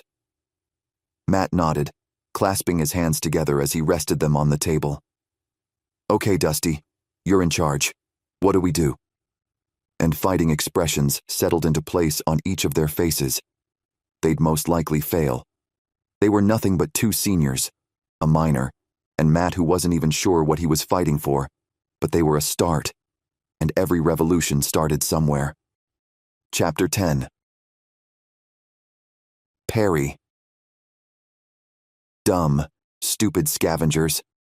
Once a week or so, Perry had to pass judgment on the fools who thought they could get into the houses around the compound and steal something, at least once a week. It was ridiculous. A person would think that the hanging dead bodies everywhere would warn people off from going into the homes and the areas around the homes, but they weren't learning. Unless they were so desperate, they didn't care. Perry understood desperation. In all honesty, he respected it. Desperation would make people do what he wanted them to do, far more than fear would. He shoved the last bit of bread into his mouth that he'd taken for breakfast, and he stood. The other group still hadn't returned. While he'd been in a hurry to run off earlier, and had even resented the fact that he'd had to go and defend their holdings, now, as he looked back, he was actually glad his departure had been stalled. He had no doubt that Dick and the rest of them were dead or otherwise detained. Fine. That was a sacrifice he was comfortable making, because now, when they went down, Many hours later, the people would be complacent. They wouldn't be expecting the arrival of the second wave of men. They would think they had time to recover and rest. They wouldn't know that Perry was enraged and that he was coming for them. That element of surprise was one that Perry would trade 10 men for every day. Plus, a handful of men was a huge relief on the limited resources they'd stolen over time. Perry would consider it a purging. Nothing wrong with cleaning out the swamp. He hadn't bothered checking on Cady. She'd been pretty out of it. While Perry didn't usually care if the women he slept with were conscious or not, for some reason, he wanted Cady to know he controlled her, that he dominated her when he took her. He wanted her aware that she had no power anymore. That was a bigger aphrodisiac than anything else he'd ever experienced. A woman who came into a group of men believing she was powerful and strong was a woman Perry wanted to control 100%. He glanced around at the men ready to go with him and motioned, "Okay, all distractions are over with. We've had our fun. Now it's time to go seek revenge for our men. Our family has been attacked. Our way of life questioned. This can't continue. We need to go and make sure we send a message to the surrounding community. We're stronger than they are. They don't stand a chance against us." And Perry wanted the girl. He needed the complete set. Mother and daughter. For some reason, that had become his fixation. He needed it, wanted it, and he wasn't going to stop until he got them. "Jason, kill anyone on sight if they try to leave." He had no doubt Cady would leave if she were capable. The standard command didn't even warrant saying anymore. If you tried to leave, you were shot. That was anyone, women or men. No one left the group, no matter what. Perry reached for his holster out of habit. If he wanted to do something right, he'd have to do it himself. Perry wouldn't fail, and he'd have fun at the same time. Man, life was good. As soon as he got the girl, his life would become one complete dream. He could kill off the rest of his problems and stay like a king in the gulch. He couldn't wait. The anticipation tightened his loins, and he strode forward with more confidence in his shoulders and the lift of his chin. The men fell into step behind them, many with a gleam of excitement in their eyes. Perry brought with him a level of sadism no one had ever experienced. He taught them to be merciless, ruthless, and how to get things done.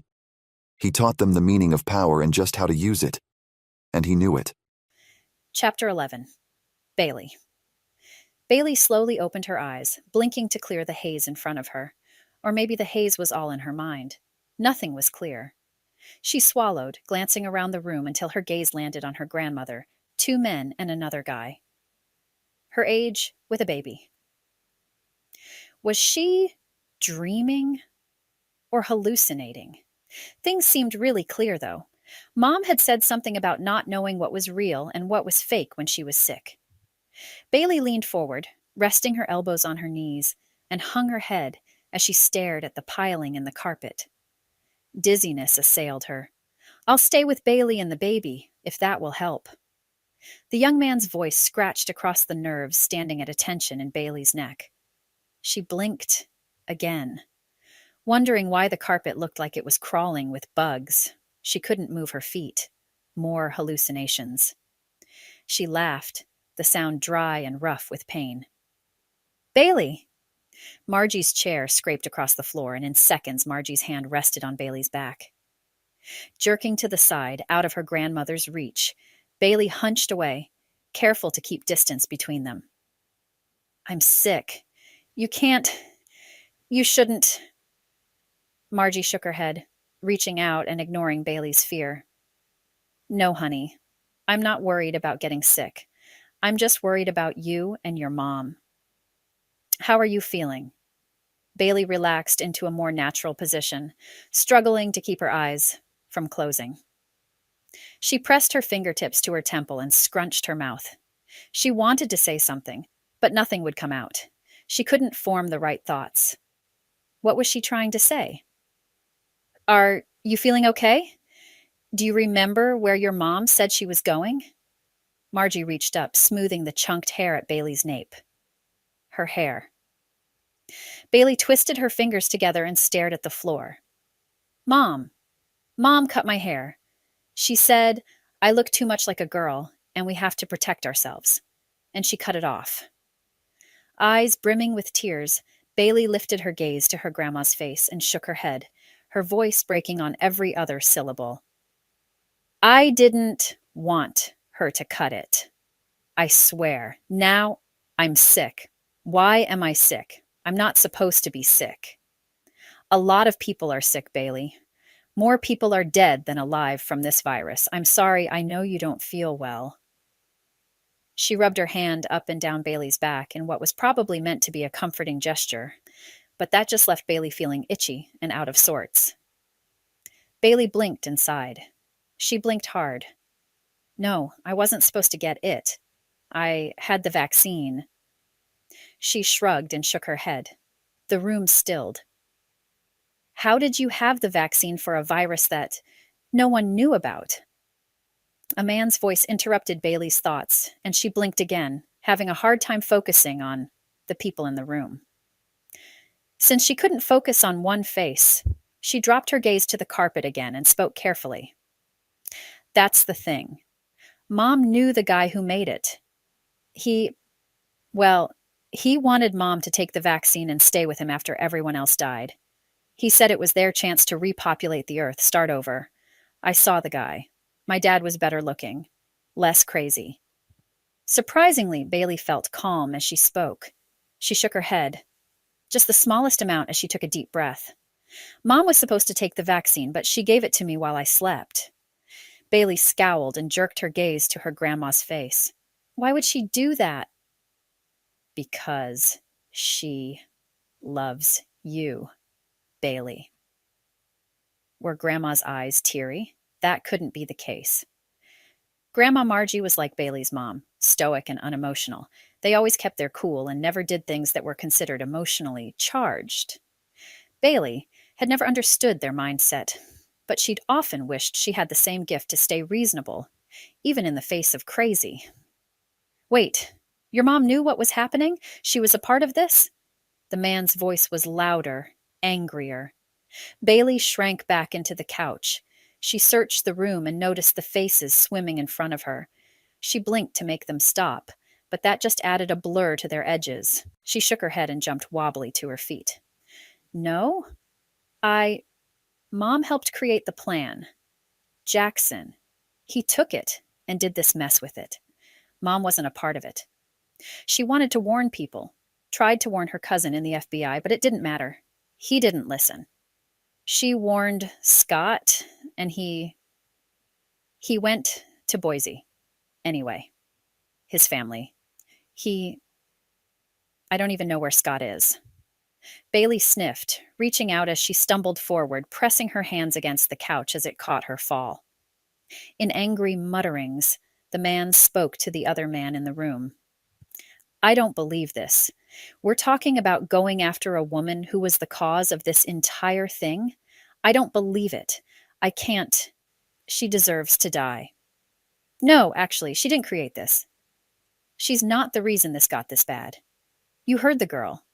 Cady tried to warn people. Was that Dusty's voice? Warn them? What could they do? Have the population wear masks and stay away from each other? It came through the mail. It came through so many forms of transmission. There was no way to prevent it. Not with such little time anyway. The first man's voice faded in and out as Bailey tried to focus. She finally made it to her feet with a stable base and shook her head as Margie tried to help steady her with another hand on her back. Holding up a hand, Bailey shook her grandma off. No, you shouldn't touch me. You're going to get sick. This isn't good, and I've had the vaccine. That should mean something, right? Bailey laughed dryly and then stumbled down the hall, muttering, I need to stay away from you guys. You'll get it. I would wash my hands, but soap isn't for eating. Wait, that didn't make sense. She leaned against the wall. Where was she even going? What was she even doing? Had that man sounded mad at Mom? Bailey was mad at Cady, too. She'd asked Cady to stay with her, and she hadn't. No. She'd cut her hair off. What was up with that? Avoiding the room where Elba had died, Bailey slid her shoulder on the wall to the door at the end of the hall. Her eyelids were so heavy, and every few feet, Bailey stopped and let her eyes close for a few seconds, relishing the relief of fatigue. Finally, she made it to the spare room and moved to take a seat at the chair beside the windows. The windows, with their wavy, multi-paned windows and extra protection that Elba had explained and Bailey hadn't understood. Suddenly, without meaning to, Bailey started crying. The sobs ripped from her throat, hurting almost as much as her skin and her head. Margie ducked into the room, standing beside Bailey and smoothing her hair. "Oh, Bailey, you'll be okay. We'll take care of you." Then she stilled, her hand frozen above Bailey's head as she stared out the wavy panes. Bailey wasn't curious enough. She was too tired to care. "Dusty? Matt? We have company." Margie's voice hardened, and she patted Bailey's shoulder before turning from the room. They had company? Maybe they needed to put on some coffee. Bailey's eyes closed, and she rested her head against the back of the chair. She had to sleep. How rude were their guests to not have texted to let them know they were coming? Bailey would have to ask Mom about that. Chapter 12. Captain Jameson. The plain and ugly truth of things was that there were more dead people than survivors, and Captain Jameson had no idea how to man a battleship on open waters with less than 5 crewmen. 5. Where had everyone gone? He still couldn't fathom the complete decimation of his crew without blaming someone. Who did he blame, though? Was it an enemy? Had they been poisoned? He had no information from the mainland or base because they'd all gone dark before his crew had come down with it when the helicopter had landed with supplies a week after things started going sideways. "Randall, did you get another head count?" Jameson checked through the inventory sheets he'd carried with him since the day he came on board the USS Annabelle. The data he considered important then had since changed to something completely different. Where it used to be mission and goals, and who was doing what, now it was simply who was alive, who was sick, and how many resources they had, and for how long. The world seemed to come to a standstill, and Jameson had no idea what the rest of the population across all continents looked like. No one answered his daily maydays. No one replied to his varied calls for help. As far as Jameson was aware, they were the last people on Earth. They were getting closer to port for the first time in 4 months. They needed to get off the ship. The dead bodies had piled up weeks ago, and while they'd tried dumping as many overboard as they could, Jameson and the few crew members he was stuck with were weak from getting sick and somewhat surviving, if that's what you could call what they'd done. "Captain, we're not far out. Did you want to take lookout?" Nelson stood at attention, his features pale and drawn. He was the last to be sick, and the symptoms had done more than just drag him down. No one else had been able to help him, and he'd half-starved before he'd been able to get better. The disease had torn at the men in ways Jameson hadn't imagined possible. He would have rather gone into another tour than face the terrors of so many men and women dying in such short succession from an unseen enemy they couldn't fight. "How did you shoot a virus? How did you stop yourself from falling down metal stairs when you were running from a nightmare?" Jameson nodded encouragingly at Nelson, brushing past him to get to the top. He took the binoculars set at the station and pressed them to his eyes. Peering at the port town just off the nearest coast, Jameson squinted for signs of life. Where steam from a coastal mill usually billowed into the air, there was nothing. Just blue skies, empty of any sign of human life. Jameson scanned the town skyline, looking for any sign that things were safer on land than on the ship. He was sick of floating in limbo, eating food that tasted like ship fuel and water that had long since lost its fresh appeal. "I don't see anything. Did you guys?" Jameson turned back to Randall and Nelson, furrowing his brow. He needed something to hold on to for hope. Something that told him they were better off leaving the metal island they'd been stuck on. Anything had to be better than what they were doing. Both men shook their heads. Nelson dropped his gaze. Jameson sighed, and then nodded, setting the glasses down. "Okay then, I'm going to do the Mayday call." But why? What was the point? He made the same call 3 times a day, sending his hope into the ether and getting nothing in return. When would he give up? When would his men quit on him? He made his way to the radio console, leaning forward and pressing the buttons to spread the message across multiple bandwidths. Mayday, Mayday. This is the USS Annabelle, requesting assistance. Is there anyone out there? Over. He depressed the button. He sat in the seat, swiveling side to side as he waited for what he knew would never come. Something in the pit of his stomach assured him there was no one out there. They were alone. But a crackle split the air. USS Annabelle, we're sitting on Pier 8. Can you dock? Jameson pushed from the seat, pressing his face close to the glass to see out the window toward the piers on the edge of the town, stretching into the waters like fingers. Were there really people out there? Or was Jameson getting the hallucinations back? He wasn't sure, but was it possible that there were other survivors? He leaned back, pressing the button. We will definitely try. Over. Rushing from the radio control space, Jameson called out to his men. They were getting off that ship. They had to find out what happened to their families and the rest of the world. If life was fair, only the ship would have been destroyed or affected.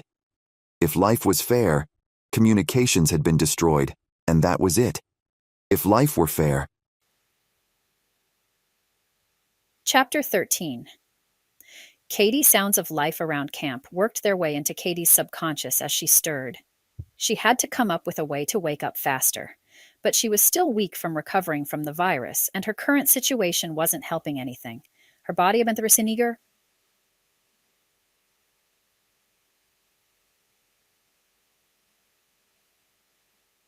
Botikra. She garstiak hakashis ansami. She didn't even want to consider what her mental state looked like. In the tent, she was alone. She had to know where everyone was and what danger she was in. If Perry was gone, they'd left to kidnap Bailey and hurt whoever else was out there. Regret slammed Cady from all sides as she realized she'd sent that danger to Elba and Dusty's home. That hadn't been her intent. She just wanted to... What? Help other people who didn't care? No. That wasn't it at all. As long as there was a group of people out there hell-bent on getting women and children as their personal slaves, then Bailey was in danger. Her daughter. That was enough for Cady to go after the group and see what she could to defuse it. She had to do something to eradicate the situation for Bailey.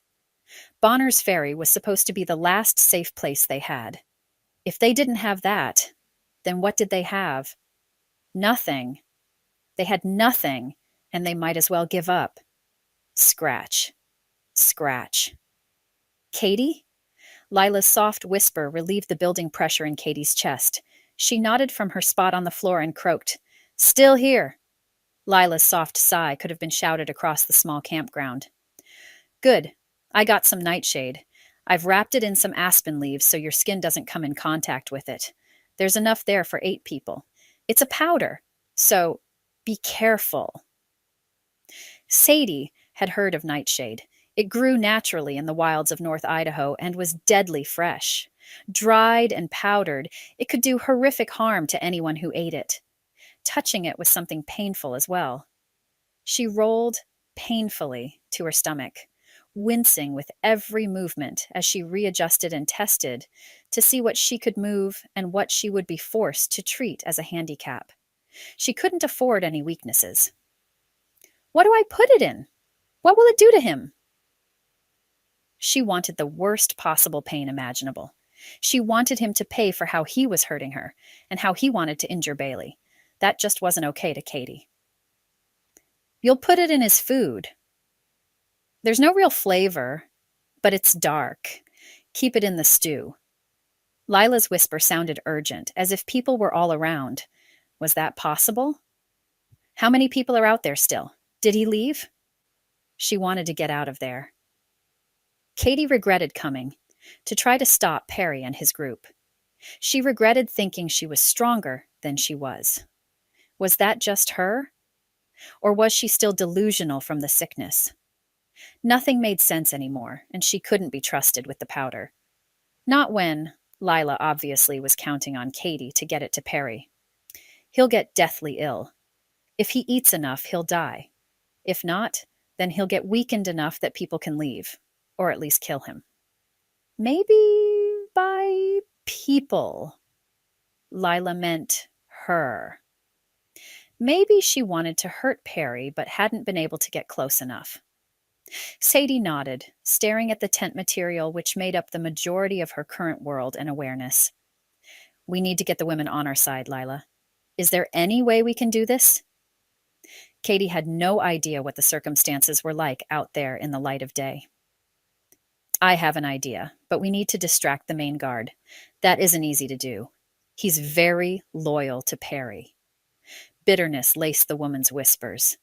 I'll do whatever you think we need to do. How was she going to get out of there without getting caught? Do you need to use the bathroom? That might be a reason to leave the tent and see if you can move much. I saw what happened to you. You have to be in a lot of pain.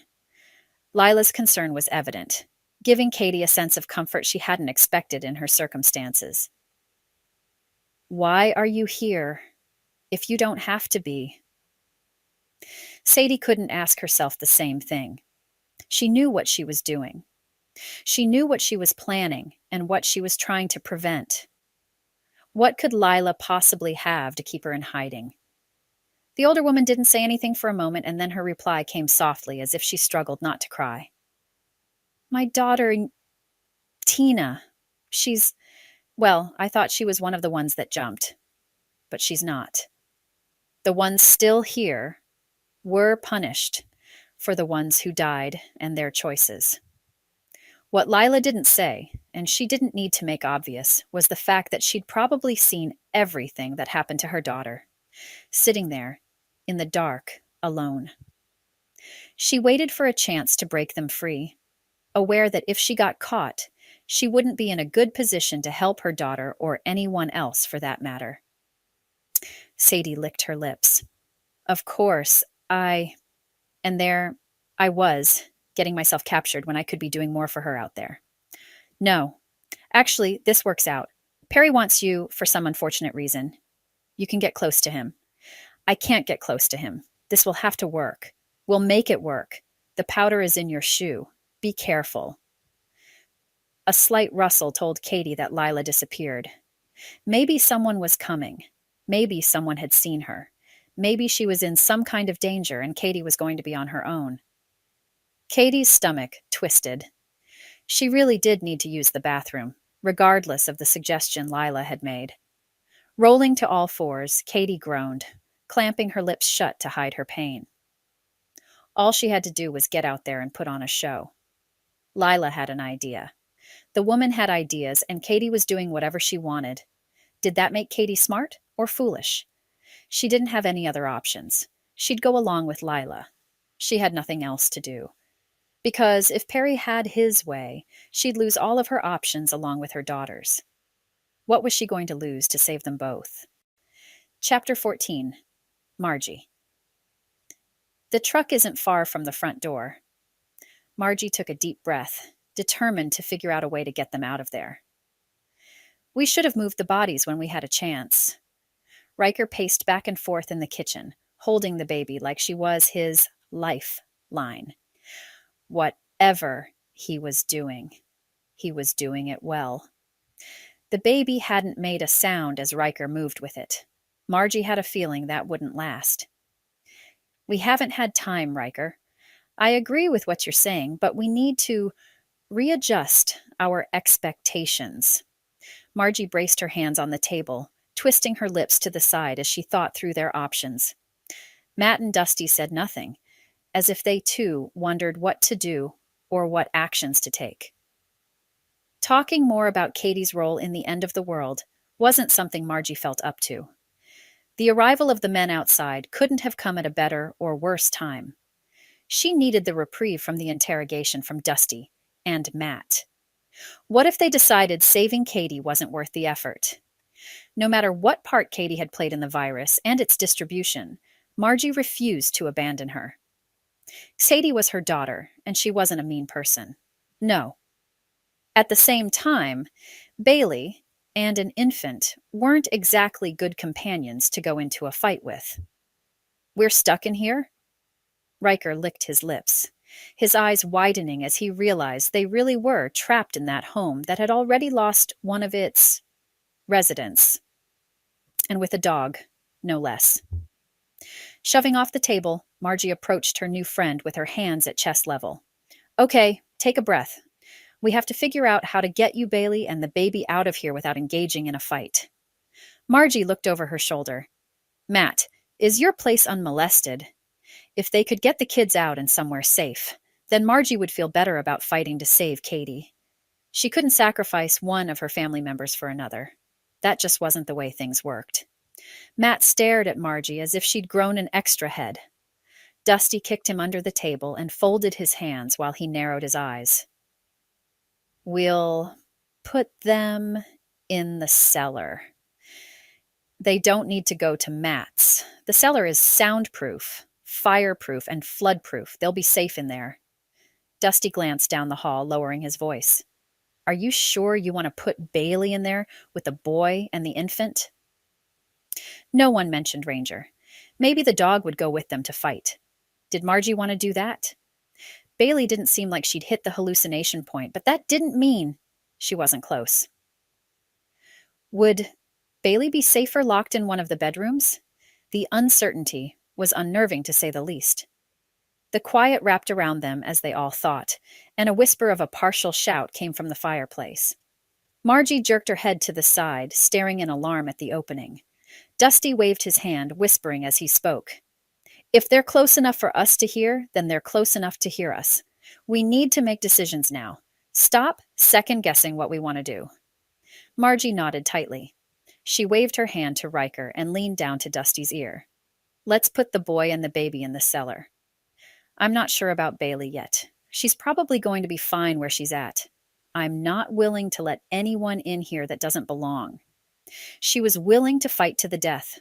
There was no other option, if she didn't, because losing Bailey to Perry's men, just like they'd lost Cady, wasn't possible. Riker jerked from her hold, his eyes wide. You can't be serious. A cellar. What if you all die? What if we can't get out? His voice rose, the volume carrying through the small house and most likely outside, with chilling clarity. Dusty stood, clamping his hand over Riker's mouth and narrowing his eyes. Barely moving his lips, he muttered, You'll be fine. Get in the cellar and don't argue again. We're trying to save your lives. Reaching down, Dusty took Riker's arm in his arthritic-appearing fingers and pulled the boy toward the back hallway. No more sounds carried into the house. Margie's stomach clenched. What were they getting themselves into? She strode down the hall, stepping into the spare room where Bailey had fallen asleep in the chair by the window. Her head lulled to the side, and Margie wished there was more she could do for her granddaughter, for all of them. The truck would be the safest bet. If she could just get to the rig, maybe she could drive it off, distract the men, and pull them away from the house. Margie reached for the pistol in her side holster. What could she see from where she was? Nothing. The room was sealed tight. The windows were barely clear enough to see out of, all Dusty's design to be sure. But the room next door, Elba's resting place, had a window with wood covering it. Margie slipped from the guest room and found her way into the other room. Careful not to look at Elba, lying on the bed with a blanket tucked around her. Dusty had taken care of his wife, even in death. Margie crossed quietly to the window space covered with wood. She'd pulled Elba out of that window. It was wide enough to see through, wide enough to be able to make some decisions if they were needed. Margie slowly slid the wood away from the open space and gripped the butt of her gun, her hands shaking. She wasn't sure what she was up against yet. She had no doubt she would be outgunned and outmanned. That wasn't the problem. The problem was... Actually, yeah, that was the problem. There were only the three of them in a position to fight back. Margie slid the wood out of its position and set it carefully against the wall. She moved ever so slowly to see around the edge of the trim into the yard. Men crept along the edges of the perimeter of the clearing. moving as if the red in their flannels and the greens of their pants matched the dark bark of the trees and the pale rocks on the ground. Their confidence was astounding, as some of them didn't even bother crouching to get from one spot to the next. Some of them moved closer, brandishing weapons and calling over their shoulders to one another. Jessup? Margie's eyes widened. Some of her neighbors who she'd seen every day stood in broad daylight against her. Maybe they didn't know it was her. Maybe they would change their tune if they knew she was the one they were going against. Margie called out from the window. Jessup, is that you? What are you doing out here? Margie? Hey, Callahan. It's Margie Moss. Her neighbor had been a bachelor before she'd left for the cruise and visiting Cady. He'd been a nice guy with an easy way about him. He helped others and didn't seem overly ambitious or greedy. Callahan is here? Margie didn't hide behind the windowsill any longer. She moved into the center of the opening, scanning for David Callahan, her husband's gardening twin. They were teased all the time about having the same first name, so everyone called them by their last names. Callahan stepped out from behind the woodshed, kicking the leg of one of the fallen men Margie had dropped. You did this, Marg? Margie swallowed. She would own it. She nodded. I did. They were attacking innocent people. Did you know them? Hell yeah, we knew 'em. They're our friends. Callahan shook his head, taking off his hat and running his fingers through his ear. Nielsen Serti was Sir Hackershire. He scanned the ground around them. Not friends, family. Perry stepped into view, an easy predatory calm in his movements. We're family now, Margie. Nice to see you. I'd say it's been too long, but I have a feeling it hasn't been long enough. Margie set her jaw as she took in the cocky way Perry stood with his hands on his hips, and his chin jutted upward. She pasted her fakest smile on her lips and shrugged. I don't know what you're talking about, Perry. You must not know what these guys were up to, if they're your family. Weren't you the guy who said we should always take care of our own before anyone else? Dusty stepped up to Margie's side, out of sight of the window as he scanned what he could of the yard. He shook his head and held up all 5 fingers of one hand and 4 of the other. Was he saying there were 9 total, or 9 more than just the 3 in view? You there alone, Margie? We'd love to sit down and talk about the changes that have taken place up here. Perry's oily smile left Margie's mouth tasting bitter. You know, I think I can hear you just fine from where I'm at. Margie smirked, but her confidence slipped when she caught a glimpse of more men slipping between the trees. She muttered to the side of her mouth, Get Matt ready. We need to be prepared for whatever they slam at us. Dusty glanced out the window and then back at Margie before ducking from the room with a stealthy quiet that was both surprising and yet completely expected.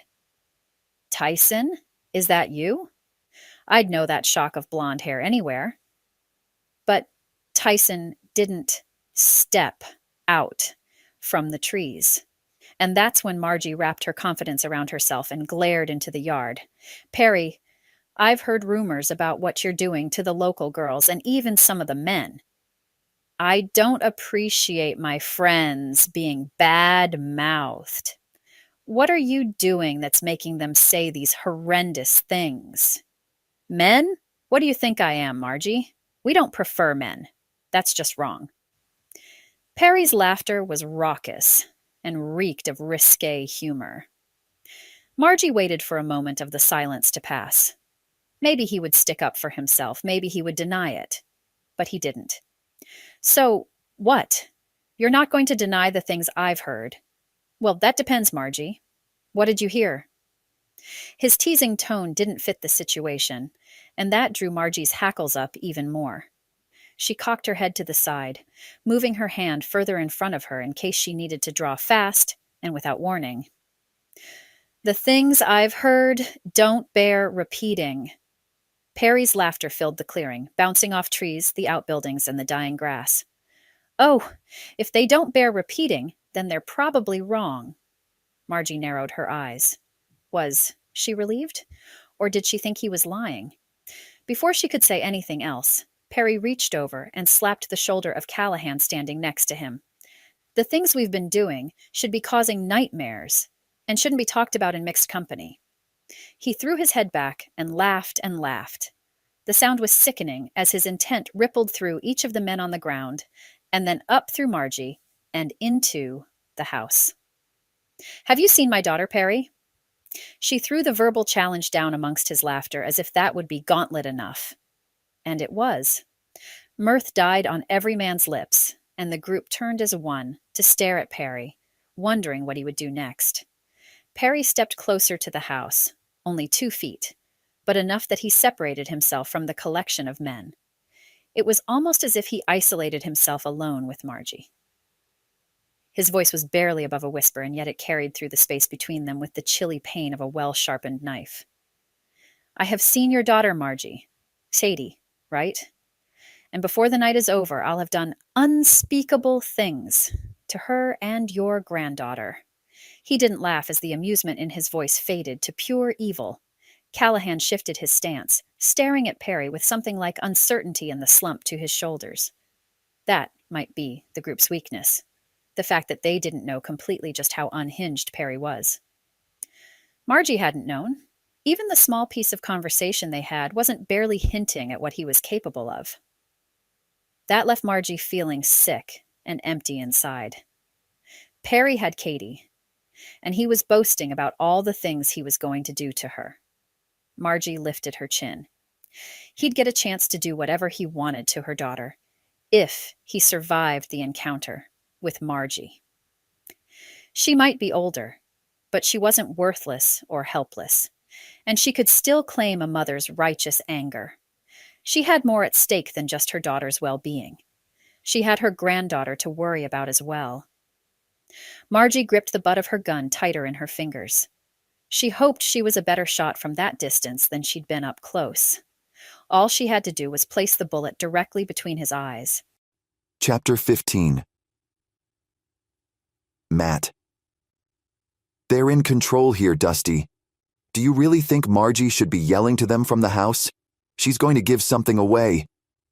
Matt ran his free hand through his hair, turning away from his older friend, and then whirling back, keeping his voice low, but no doubt incredulous. What if they shoot her? We'll be left with the kids. He didn't need more responsibility. He didn't need more anything. What he needed was a release. Less stress, less fear, less anger, less a lot of things. And now, he was supposed to be interested in saving a woman who had started the entire viral outbreak? Why are you so mad? Dusty rested the tips of his arthritic fingers on the softly glossy surface of the table he stood beside. The lines of his forehead deepened as he scowled, searching Matt's face for answers. Matt swallowed. He was angry. He was beyond mad, and there was nothing anyone could do about it. He took a deep breath through his nose and said, "Why do we need to help them? I didn't know Margie before this. I knew who she was. Talked to her around town and at community gatherings, but she's nothing to me in the whole scheme of things." Matt kept his voice low, glancing past Dusty's shoulder as he spoke, in case Margie walked in. He shook his head. "I just don't see why we should be working with her." "Because she's a longtime friend. We don't know much about what her daughter did, but that doesn't mean Margie is the guilty party, or even that her granddaughter has any part of it. The one who is accused is Cady. We aren't rescuing Cady for Cady's sake. We're stepping in and stopping Perry and his group from terrorizing our home and neighbors anymore. This isn't about one person." Dusty glanced away sharply, his eyes suspiciously sharp. If it was, we'd be avenging Elba's death, and only her death. Dusty was right, and Matt knew it. But that didn't make it any easier. He gripped his hands at his sides, aware of the cold metal of his gun as his forearm brushed against it. "I don't trust them." "I don't either. Don't worry. Margie is just talking to them." Dusty looked over his shoulder, and then back at Matt. "I honestly don't know what she's doing. Maybe she's trying to get information out of them. I don't know." Dusty ran his hand down his face, as if wiping at the fatigue and loss from the last 24 hours. As if their conversation summoned her, Margie walked from the bedroom and came to a stop between Dusty and Matt. She folded her arms and glanced toward the windows. I think they're staging something. I can't tell how many are out there total, but the ones I saw were at least 7. She dropped her gaze and sighed. I don't understand how this happened. They were good men. How does this happen? Matt scoffed. You probably think your daughter is good too. He rolled his eyes and looked away, choosing instead to focus on the clock on the wall above the table. Gasping, Margie turned toward him. How dare you? My daughter is not perfect, that's for sure. But actually, doing something versus talking about it are 2 entirely different things. She never hurt anyone. These men have hurt plenty. You'd think you would keep that in mind, but maybe you're just upset because you've lost people to the virus. Maybe you actually need someone to be in danger in order for you to care. Matt snapped his gaze back to her face, narrowing his eyes as he studied her. You have no idea what you're even saying. I've lost people to the virus, sure. Everyone has. It's almost part of being human now. The difference between us, you and me, is that your daughter has only been in Perry's hands a little over a day. My little sister has been in Perry's hands a lot longer. A lot longer. His voice trailed off, and he dropped his gaze. Margie jerked back as if he'd slapped her. She blinked, her chest rising and falling in quick succession. After a moment of studying him, she shook her head the barest amount. You mean, your sister is out there, and you've done nothing? How could I? Every time I got close, Perry would pull her into the center of the clearing and have the men use her again just to make sure I saw. There was one point where I considered shooting her from a way off, just to put her out of her misery. Matt's shame choked him, and he turned to lean against the table. He closed his eyes, his voice barely a whisper of sound. I don't know if she's still alive, but there's nothing I can do. Here you are, determined to put us all risk to go save a woman who might have been the cause of all this. You're going to go save her? Good luck. Good luck. He sucked in a sharp breath through his teeth. Don't take this the wrong way, but you're old. Probably a senior citizen, am I right? And you think you can go in and handle Perry when I couldn't? Matt expected anger from Margie at his words, but instead her expression softened, confusing him further. She softly smiled at him, but without any humor behind it. There's nothing easy about this, and I think you underestimate yourself. You're coming at it from fear, so you think it's not possible. You're worried they're going to kill her, so you don't go in there, right? You're worried that if you push too much, they'll hurt her more. Am I right? She used his phrase against him, but he nodded in agreement. I think that's fair to say, yes. I am afraid. Why aren't you? Why aren't you worried that they're going to kill Cady, or your granddaughter, or any of the other girls there? Matt set his jaw and folded his arms. He didn't have to stand there and argue with her. He didn't know if he cared enough to do that. She spoke like she had some secret to how she'd be able to succeed, and he failed. Margie studied Matt and then nodded. There's a difference between us, Matt. You're worried and afraid. I'm not. But what if he kills her? You're not afraid of that? Matt furrowed his brow. She couldn't understand what she was talking about. Who wouldn't be afraid of that? The things I've seen? Nah. In fact, I've considered killing them myself. This just makes it easier to face. Margie wasn't smug or even sadistic as she stated the facts. Matt appreciated that. Maybe part of him was scared what kind of a person that made him if he wanted Ellie to die rather than be in the situation she was in. Did that make him like Perry and his gang? Margie patted his arm and shook her head as if she'd been reading his mind. I'm not going to worry about things I can't control. Things I can. I'm going to do my level best to change. If I can kill Perry, then maybe I can make that much of a change for one person. Your Ellie? My daughter? I'll take anything at this point, even if it means I have to kill Cady to effect change for her. And that's when it hit Matt. They weren't necessarily going on a rescue mission. Margie was prepared to put the entire camp out of its misery, even if it meant she would lose her daughter at the same time. For some reason, that comforted Matt. Margie was prepared to do what was hard. He could respect that. He had to, because so far he hadn't been able to do any of the truly hard stuff, and killing loved ones was as hard as it got. Chapter 16. Perry Margie had disappeared from the window. Perry set his jaw and narrowed his eyes. How dare she? Who did she think she was? Maybe Perry needed to add Margie to his training program. Women needed to be retrained on how to respect men and their correct positions in life. Serving men. Even some men needed a reminder that not all men were leaders. He needed to focus. Lately, he'd been having a harder time focusing. Perry glanced around, noticing the glances from the men around him. Callahan shifted on his feet and looked toward Perry. "What's the plan, Perry?" With a little bit of rebellion from a woman, and the men forgot their role and their fear for Perry. Would he have to kill someone every time one of them stepped out of line? He would, if he had to. Game plan. Game plan. Did he try to force Margie and whoever was with her out? Or did they lay siege to the occupants and wait them out? In all honesty, in any other situation, Perry would lean toward a siege. He wanted that girl, and he'd do what he needed to, but time was a commodity he didn't have. The longer he was away from camp, the more opportunity he gave to Cady before he'd had a chance to break her. She needed to be broken. There was no doubt about that. Would he be able to break her before she caused any more trouble? Not from a siege outside Dusty Park's house. I'd like to know what we're doing too. I feel like this is derailing fast. Jessup stepped into position on the other side of Perry, like both men were ganging up on Perry, as if he would respond favorably to their intimidation. Perry grinned, his lips spreading with a determination to throw off his men, as well as the people defying him inside the house. "Well, looks like you're trying to get something from me that I'm not quite ready to divulge yet. Want to push me and end up like your friend? See what happens." Perry's grin turned twisted and malicious as he narrowed his eyes and folded his arms across his chest. Callahan stepped back, shaking his head minutely at Jessup, who followed suit.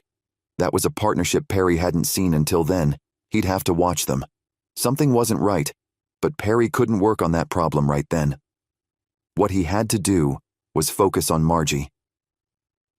Perry turned his gaze from the men and back to the house as he considered his options. He wanted the girl, more than he thought he would. There was a crazed, lusty power behind the idea of having both mother and daughter. If Cady was headstrong and stubborn, then maybe the daughter would be too. He could break both of them at the same time while they watched. All he had to figure out was just how bad he actually wanted it. A siege wasn't an option. He raised his finger and pressed it to his lip. How far was he willing to go? How far was he willing to push his men? No time like the present to test just how far their loyalty was, how deep their fear ran. No time like the present to suss out Callahan's feelings. Obviously, Perry had missed something there, and that infuriated him. How dare they even think they could hide something complicit from him? Perry was in control.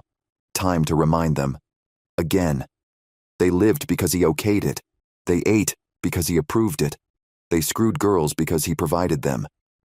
Keeping his eyes on the house in front of him, Perry lowered his eyelids halfway and chuckled. Then he waved his hand toward the house. Burn it. So calm. He loved how his voice sounded so powerful, so confident. The silence around the clearing reassured Perry that he would always have their fear. Fear demanded respect. Fear guaranteed control. Fear would always give him what he wanted. That's what he would do to make sure he always kept his power. First Bonners County. Then, he'd stretch his power out, and who knew what would happen next. Another minute passed. Perry glanced around, arching an eyebrow as he met some of the men's gazes. Are you trying to remember where your matches are or something? Someone get this place burning, now. He turned back to the house. As soon as it started on fire, the occupants would have to come out. They wouldn't have a choice. Perry would win. Narrowing his eyes, Perry studied the house around the window where Margie had been. Charring just above the window testified that his men had already attempted to burn the house down. At least, they had tried. Perry didn't want to think of the disappointing men he'd brought with him. Time to complete the task the other guys had started. Sir, are you saying you want to burn them alive? Callahan had at least returned to a display of respect by using sir. Something Perry wasn't buying, though. Perry dropped his gaze to Callahan's face. I don't care if they're alive or dead, Callahan. It's their choice if they stay in the house or come out. I didn't ask you to barricade the doors or block the windows. I told you to start the house on fire. Now, since I've had to explain myself to you, more times than I should have to, do you think you can figure out what I need done and do it? His condescending tone escalated as he tossed a glance around the group that was slowly moving closer to him. They weren't spread out around the house anymore, which pissed Perry off further. Is someone watching the back? Dumbasses! He shook his head, motioning for a few of the men to return to the other side of the clearing. They did as they were told. At least there was some level of obedience in the group. Callahan stepped back, keeping his hands at his sides. He didn't even try to pretend to search for a match or lighter. Another man stepped forward with a Zippo and waved toward the house. Where do you want me to do it, boss? Boss? Perry liked that. You pick. To the rest of the men within hearing range, Perry called out, Be ready for them to come out. Grab anyone who does. After we get the girl and Margie, you can shoot the rest. In other words, kill anyone else, especially Dusty. That old man needed to be taken down a notch. Somehow Perry was going to need to figure out a sufficient punishment for Callahan. No one could defy Perry and get away with it. There had to be order, even in chaos. Chapter 18. Gus Johnson. As long as Gus lived, he'd never agree to another trip to London again. Never. No one was going to be able to talk him into it. He glanced around at the empty cobblestoned streets around him and laughed, the sound bouncing off the stone exteriors of the old buildings lining the street. When had his laugh taken on such a cold tone? There was no one left who would ever try to get him to return to London, or to leave it, or to stay there, or to even sleep. No one was alive who cared about what Gus did. He stumbled, tripping for the billionth time on the uneven path he wandered on. He couldn't even find the hotel he'd been in when people started dropping around him at the start of the sickness. There was no one to ask, no one who would tell him anyway. He'd seen people fighting in the streets over the smallest scraps of food, and not for the first time, he wished he was back home in Texas where guns were a common item, and no one would dare try to steal from one another. And it would be warmer. Something definitely desired as the clinging cold chill of London's weather ate through his flesh to his bones. He missed the hunger of the sun and the thirst of the soil, as it, too, waited for a warm, drenching rain. He longed for food. Just normal food. Anything edible that would fill his stomach and not leave him with a gnawing ache because the food was all sugar. Vending machines seemed to have donuts and treats without preservatives, so a lot of things were already bad by the time he got to them. Not that that stopped him from eating them. The clattering of a garbage can halfway down the street pulled Gus from his mental wanderings. He jumped to the side, pressing himself under the awning of a store that had long since been broken into and looted. Maybe he needed to go inside. Was there a chance there was something left behind? Overlooked by the desperate? Gus poked his head around the edge of the building, looking to see who or what had caused the commotion. They might not have a lot of guns in the London area that people brandished, but they had more of a creative approach to other tools or weapons to get what they wanted. A stray cat nosed around the contents of a bag beside a metal trash can. Before people had gotten sick, there hadn't been any garbage cans on the front streets. After was an entirely different story. No one had been prepared. Airplanes stopped running almost immediately, as most of the flight crews were some of the first sick and dying. Then the hospitals. Then the military and law enforcements. Forget about store workers and restaurant employees. They were demolished somewhere in there alongside daycare workers, teachers, and students. Gus stared at the cat, who looked as bony and dejected as Gus felt. Would he ever see his homeland again? Not likely with no one running planes or ships anymore. Not likely when he would have to be able to eat to get him that far. Would he be like that cat for the rest of his life? Scavenging for food and suffering through a winter that loomed ahead of him with no hope of warmth, safety, or comfort? Hunger made his brain fog, and he caught himself staring again. The cat licked at something. Had it found something to eat? If it was good enough for the cat, maybe Gus needed to step out and take from the cat whatever it had found. His mouth watered. He wrapped his fingers around the edge of the storefront he hid behind, preparing to pull himself from the shadows and go after the food in the garbage. Before he could move more than to inhale in anticipation, a shape darted from the edge of an alley, moving toward the cat. Whoever it was going to get what the cat ate before Gus did. He considered fighting it out, and that split second protected him. The figure didn't go after what the cat worked on eating. Instead, it wrapped its fingers around the cat's neck and wrung. Hard. The cat fought, but not hard enough. After the cat stopped struggling, the figure pulled out a knife and started skinning the feline. Gus's mouth watered, while at the same time, his stomach roiled in disgust. Was that what they'd come to? Eating a stray cat? Was he too proud? No, he wasn't. He was more upset that he hadn't thought of it first, that he hadn't been prepared to have a knife or something to do what he needed to. He couldn't fight anyone for food. He had to adjust his mentality. He was from Texas, for hell's sake. What was he thinking? He could do better. If he wanted to live longer, survive, and make a go of whatever the new normal was going to be, he'd have to step up and bring some of his upbringing with him. All of the world had changed into the Wild West. A cowboy brought up to survive and thrive in hard conditions should be doing better. Gus narrowed his eyes and ducked into the broken opening of the store. He had to start acting the way his father had raised him. The mindset shift was exactly what he needed to muffle the aching burn of hunger in every cell of his body. He would get food, even if he had to kill for it. Chapter 19. Cady. Cady smelled. She could almost taste the blood and sweat on her skin. Plus, her mouth had a dry cotton feel to it that left her with a horrible taste on her tongue. At least she'd been able to get a little rest.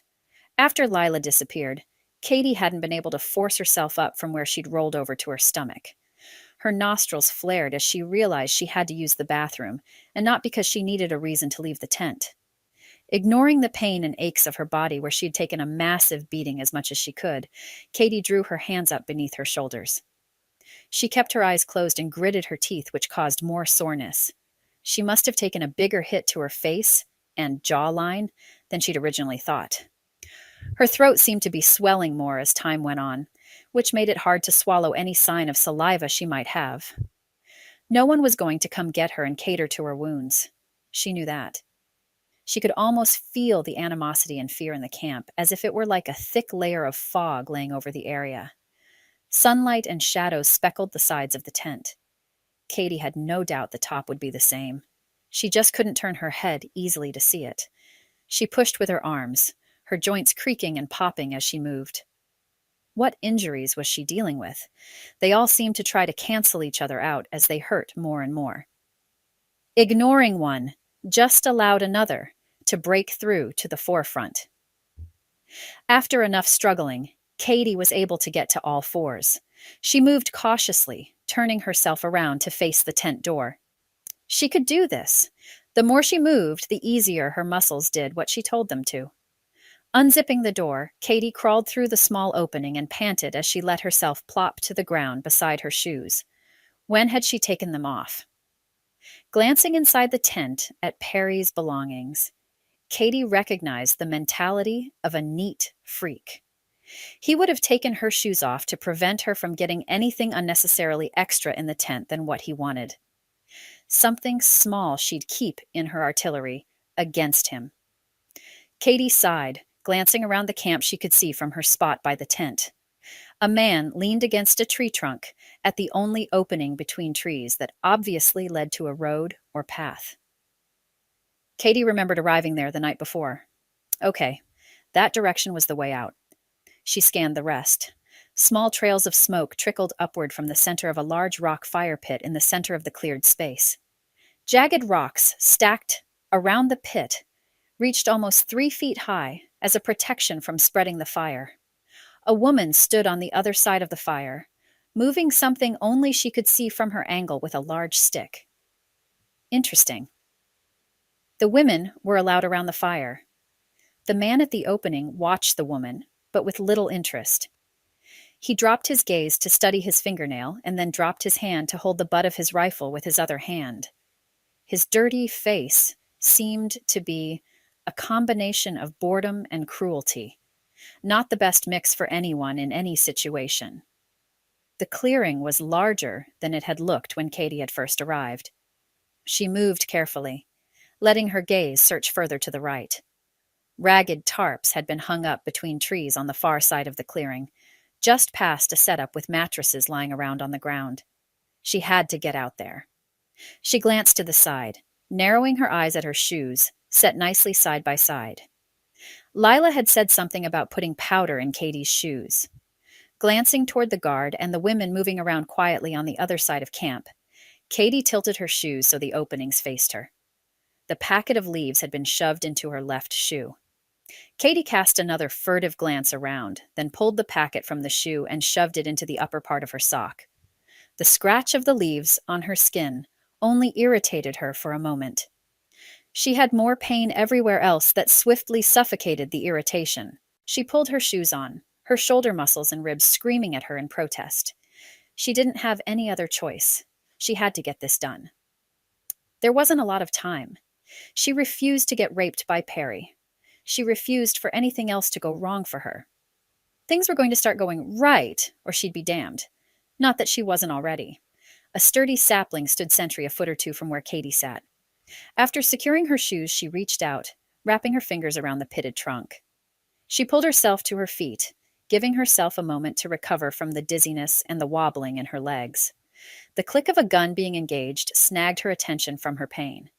Leaning against the tree, Cady peered toward the guard's position. Her eyes widened as she took in his stance with the gun pointed toward her and both hands gripping like he was ready to shoot her on sight. She narrowed her eyes and licked her lips. He wanted to shoot her? Fine. But she was going to try to find a place to relieve herself whether he threatened her or not. She lifted her chin, staring him down across the space to where he stood. As if she wasn't in heaps of pain, Cady pushed away from the tree support and wobbled toward a tarp-enclosed area that she assumed was where they went to relieve themselves.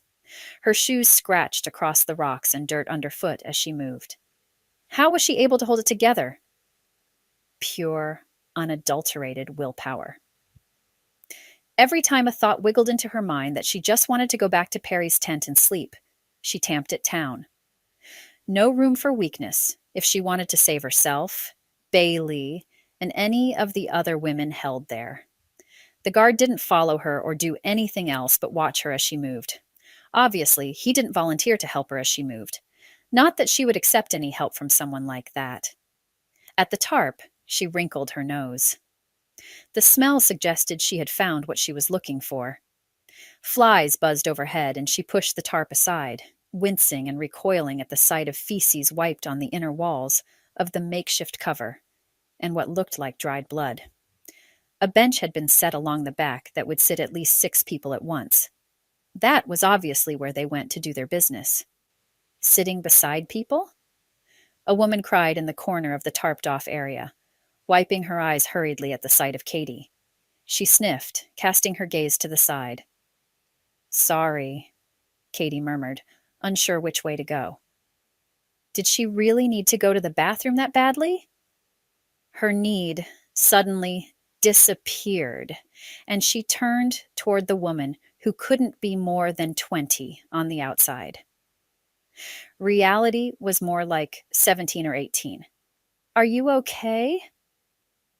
The other girl wiped the back of her grimy hand across her face and shook her matted hair back from her bruised face. "No, I don't know what that means anymore." The girl's shirt was torn and barely held on by seams, revealing a dirty bra underneath. Her sweatpants hung from her thin hips, blood-stained and muddy around the edges and grass-stained on the knees. Sadie moved closer to her, holding her hands up as if showing she wasn't a danger. "I'm Cady. What's your name?" "Ellie Purdox. But everyone here calls me other things." Her voice was soft and tremulous, like she doubted even the syllables in her words. Are you used a lot? Cady's heart broke as she stood beside a fellow human who was abused and tortured by other people who should have been taking care of her, or at the very least leaving her alone.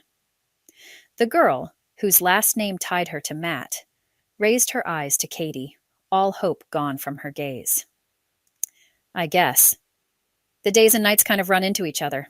It doesn't matter. What are you crying about? If it doesn't matter? Cady would have thrown herself off the ridge if she'd had a chance too. She understood what Lila was talking about.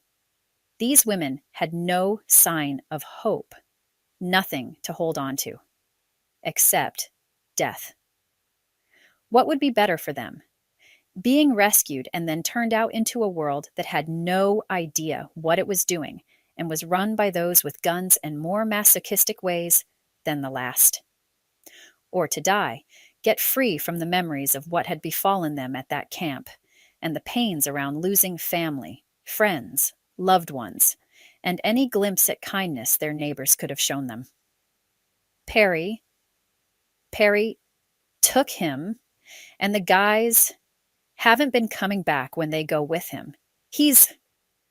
We had so many more, and Perry is going to find out. He's going to kill him, and then I'll be even worse off than I am now. Ellie's small shoulders shook as she dragged in another breath and covered her face with her hands. Perry had taken someone, but who? And did that mean Cady would be able to get someone to be on her side when things went wrong?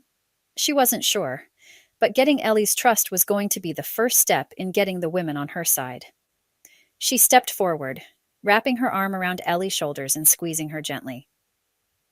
I'm not sure what's going on or what Perry has planned, but I think we need to be ready. Why don't we get you cleaned up? You'll feel better.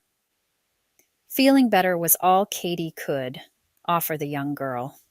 She leaned down and snagged Ellie's gaze. Are you Matt's sister? At the mention of the name, Ellie jerked her head up. Matt? Yeah, he's my older brother. Did you know him? I know him. He was there when I was taken. He tried to stop them. But it's hard when a gun is on you.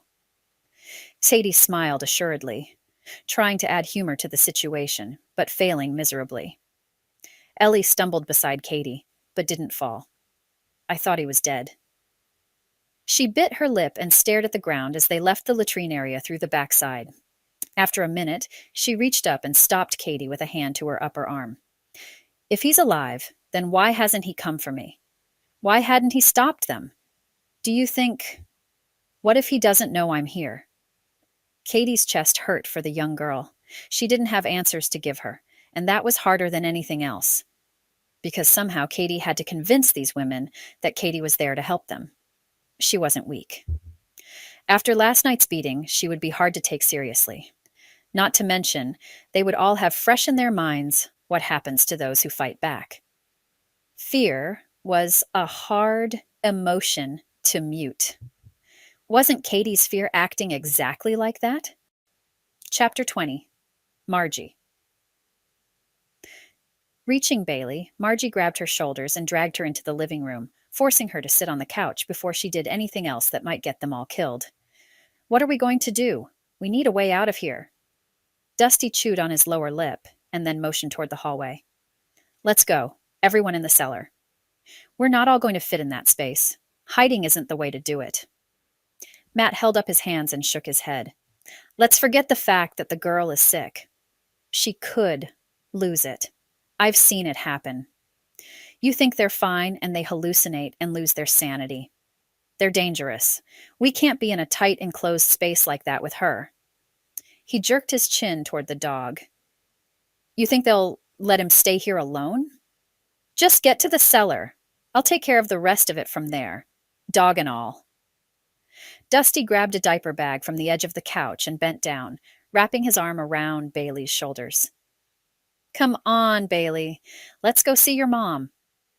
Bailey dragged her gaze from the floor at Dusty's feet, her eyes widening as she took in his face. You know where my mom is?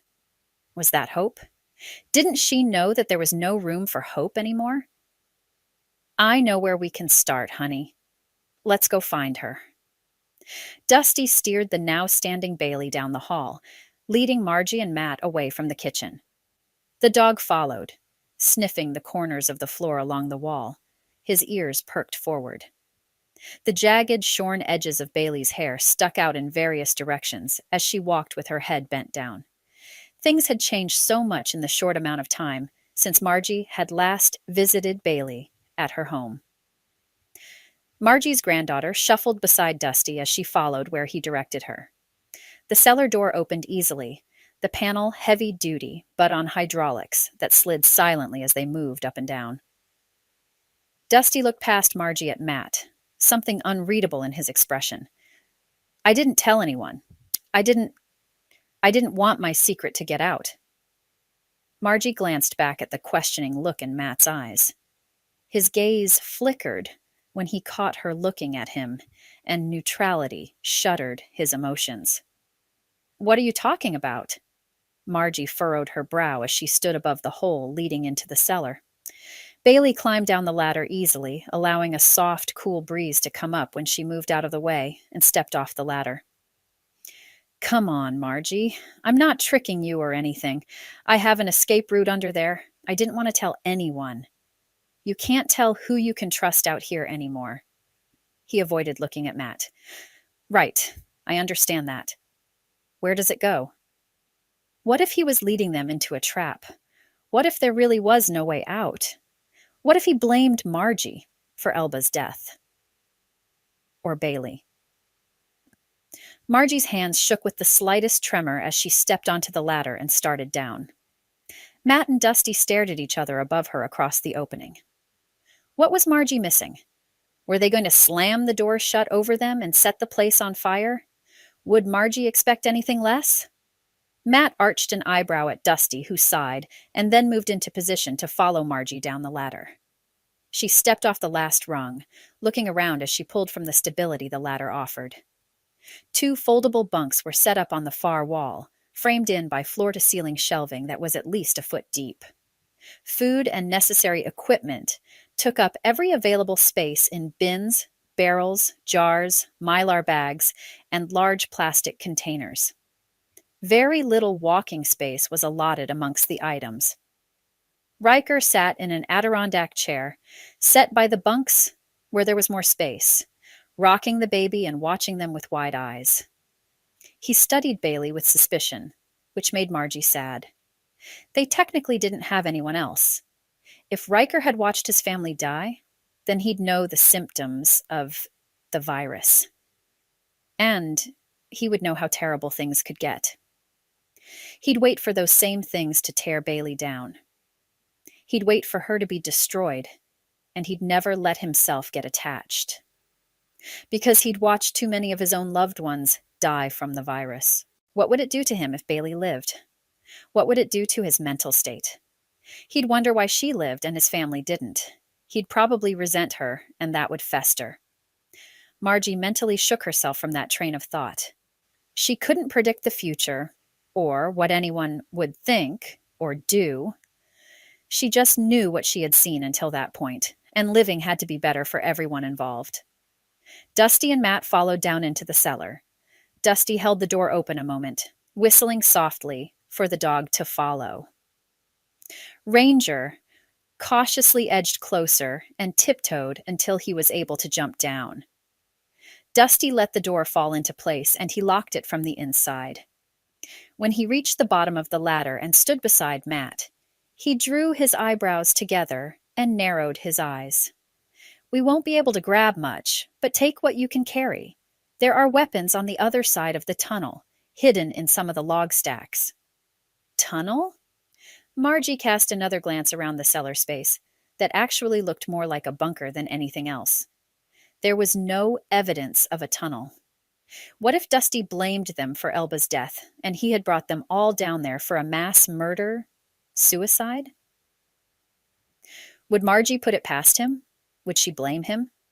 Anything was possible with the way things were going. Emotions ran high as people sought to survive. Margie knew what it was like to lose a loved one, a spouse. She wouldn't blame Dusty for wanting revenge.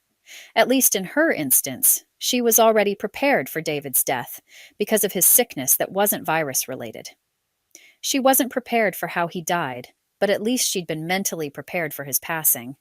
Dusty didn't have that chance, and that could mess with someone's mindset easily. The baby fussed, and Riker reached into the diaper bag, pulling out a bottle with formula already made in it. Hopefully, that diaper bag had more formula stashed in its pockets, because there was no way the baby would survive on one bottle. Riker put it in the infant's mouth and glanced up, catching Margie's eyes on him. She smiled to take the awkwardness out of the moment. He wrinkled his nose and settled the nipple into her mouth. I babysat my cousins a lot. There are different sounds that babies make. I learned them pretty fast so I could get back to my games. He shrugged and looked back down at the baby eating comfortably in his arms. Ranger licked Riker's shoulder and neck, as if he were checking for something that might be wrong. Turning back to Dusty, Margie motioned around the cellar. I don't mean to seem argumentative, Dusty, but I honestly don't know how we're supposed to get out of here. The doorway into the tunnel wasn't clear, and that made Margie more nervous than anything else. What if he was making it all up? Dusty had already locked the only exit Margie could see, and it would soon be blocked by Perry and his men anyway. The older man glanced at Matt and then moved across to the wall opposite the beds. He reached up, gripping the edge of the shelving, and swung it out to the side. He revealed an opening that was big enough for them to crouch and walk through. The tunnel was dark, and a slight breeze came through the now obvious opening. Margie caught her breath. There was nothing elegant about the crude support beams just within view. What if the tunnel collapsed in on them? How long was it? How far did it go? Before she could ask, Dusty held up a finger and shook his head before speaking softly. This will only get us as far as the woodshed. We have to get out the back way after that. I haven't been able to work on it much in the last couple weeks, and this is as much as I have. Margie nodded. At least she knew the end point. It wasn't more than 100 feet between the house and the shed. They could make that. She studied Riker and then at everything around them. Do you think you can keep the baby quiet, Riker, until we can get out of here? Brow furrowed, Riker nodded, setting his jaw in determination. Yeah, I can do that. Okay, what do we take? Margie kept her voice low as she turned back to Dusty for further instruction. We don't have a lot of time. Grab what you can and let's go. Say 2 minutes on the outside. Dusty reached for some backpacks hanging on some hooks. He handed Matt and Margie some, as well as one he packed for himself. Bailey stood to the side, staring at the ground with the creases around her eyes, deep from pain and discomfort. Before packing her own, Margie grabbed for another pack and filled it with lighter items they could have Bailey carry. If she had a purpose, maybe she would try harder to stay focused. They all moved quickly, packing in basic supplies as well as food and some bottled waters. After the packs were as full as they could get them and still zipped them up, Margie pulled hers on her back. She reached for the diaper bag, nodding to Dusty to let him know she was ready. Let's go. He didn't say anything as he led the way into the dark hole. Margie reached out, pulling Bailey's hand and tugging her alongside, showing her how to duck her head so they could fit in the tunnel. She reached behind her with her free hand and waved for Riker, the baby, and the dog to fall in behind her. Matt could take up the rear. She didn't care what happened to him anymore. He was a glitch on her radar when he'd made it clear Bailey wasn't an option to keep alive, and then blamed Cady for the virus and the mass destruction it had brought about. For all his pomp and certainty, Margie wasn't sure about any of it. She wasn't sure what was whose fault, but that didn't mean she would blame anyone indiscriminately. There were too many unknowns. That was enough for Margie to have reasonable doubt, which meant in her book, no one was guilty. Especially her daughter. Figments of roots hung from the upper curve of the roughed-in tunnel, clinging to Margie's hair as she passed by. The soft sounds of the baby nursing seemed louder, and yet also hollower with each step they took. Dim light from the cellar faded further, leaving them in near-complete darkness and victims to the uneven ground. Margie slid her booted feet along the dirt floor rather than pick them up and walk. She caught Bailey Mortan once as her granddaughter stumbled beside her. "Riker, are you okay?" Margie's whisper seemed eaten up in the dirt walls, and she wondered if he'd heard her. "Yeah." His fingers brushed her back as if he were feeling forward with his free hand to make sure he didn't run into anything. At least he was showing his smarts and being cautious. He seemed to take the extra responsibility of the baby well, as if he needed to be needed. Margie understood that. Hadn't she used Riker for the same thing? She functioned better when she was needed, and she had no problem admitting that. "Shush. We're almost there. I'll need to open things up, so be extra quiet." Dusty's whisper was little more than a breath blown back to them on the dank air blowing past them. Margie nodded rather than saying yes. He couldn't see her, but wasn't it implied at that point? Rustling of material like a pillowcase or terry cloth warned them of something changing before more dim lighting flooded the part of the tunnel they were in.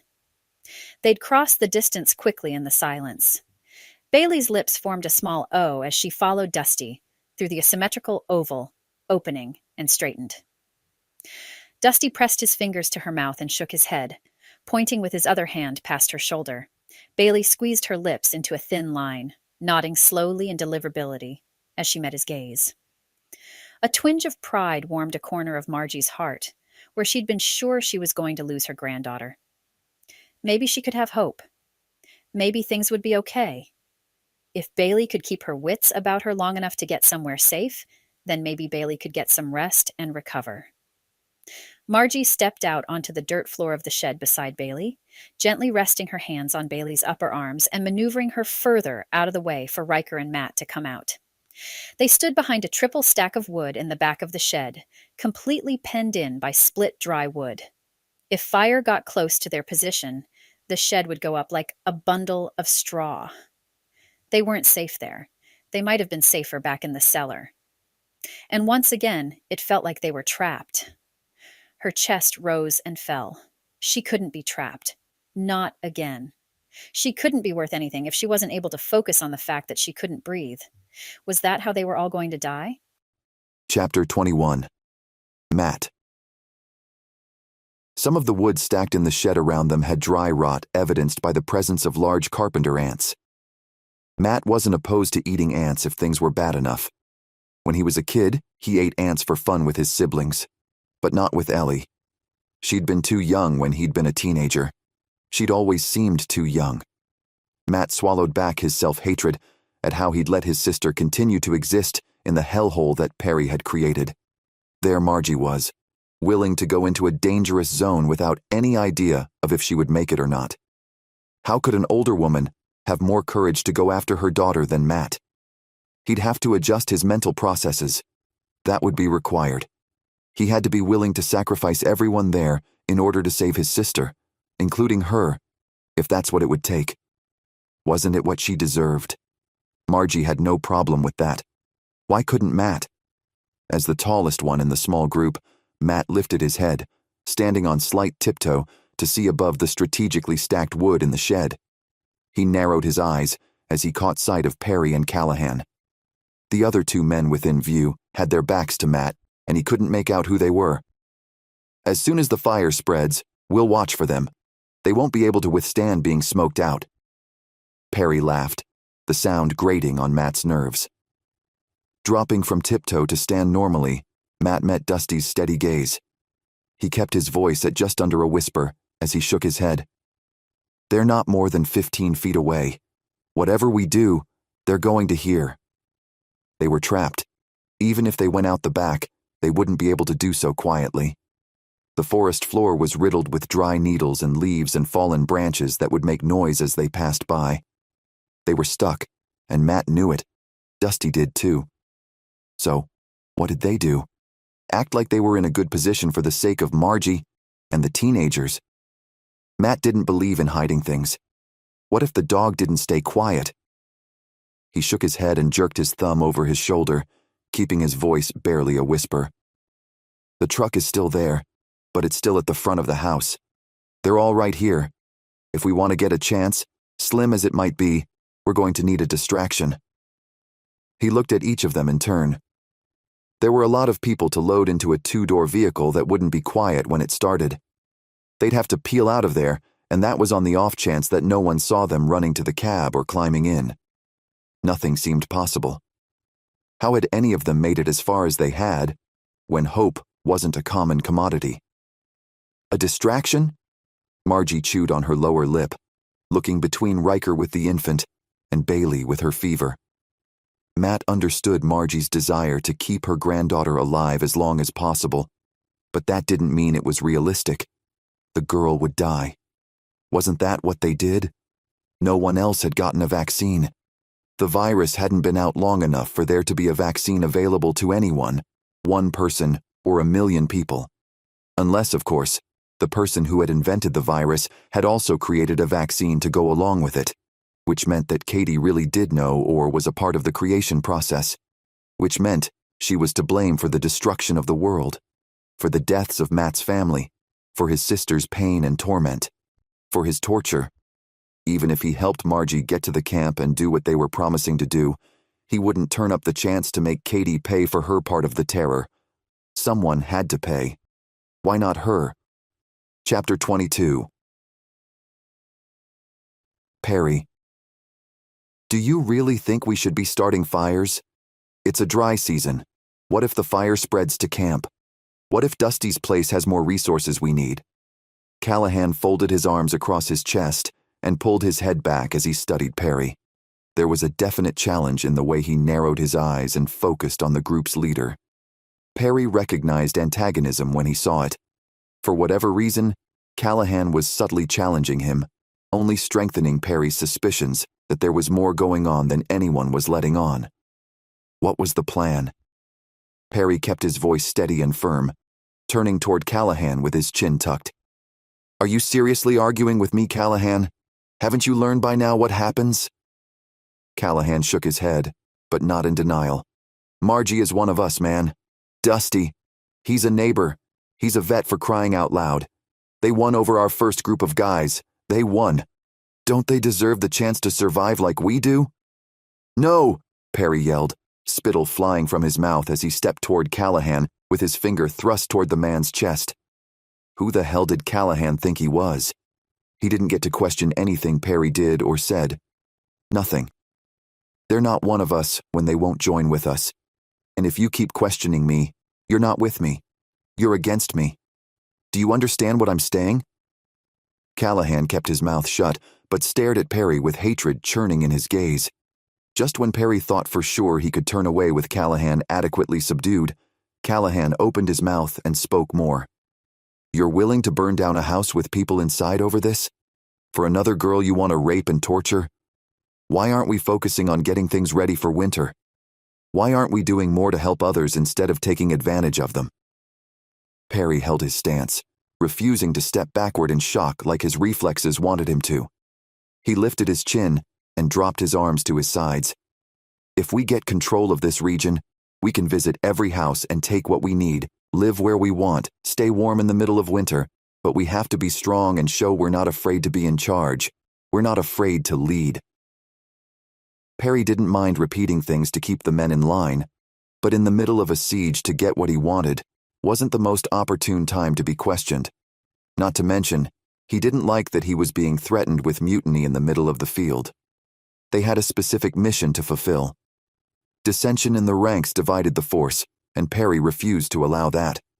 Plus, Callahan, they're not innocent if they're killing people like this, wouldn't you say? He held his arms out at his sides, motioning toward the dead bodies of people he'd gotten in line with little difficulty. Why did it feel like he had to start all over? "I don't agree with this. This is wrong."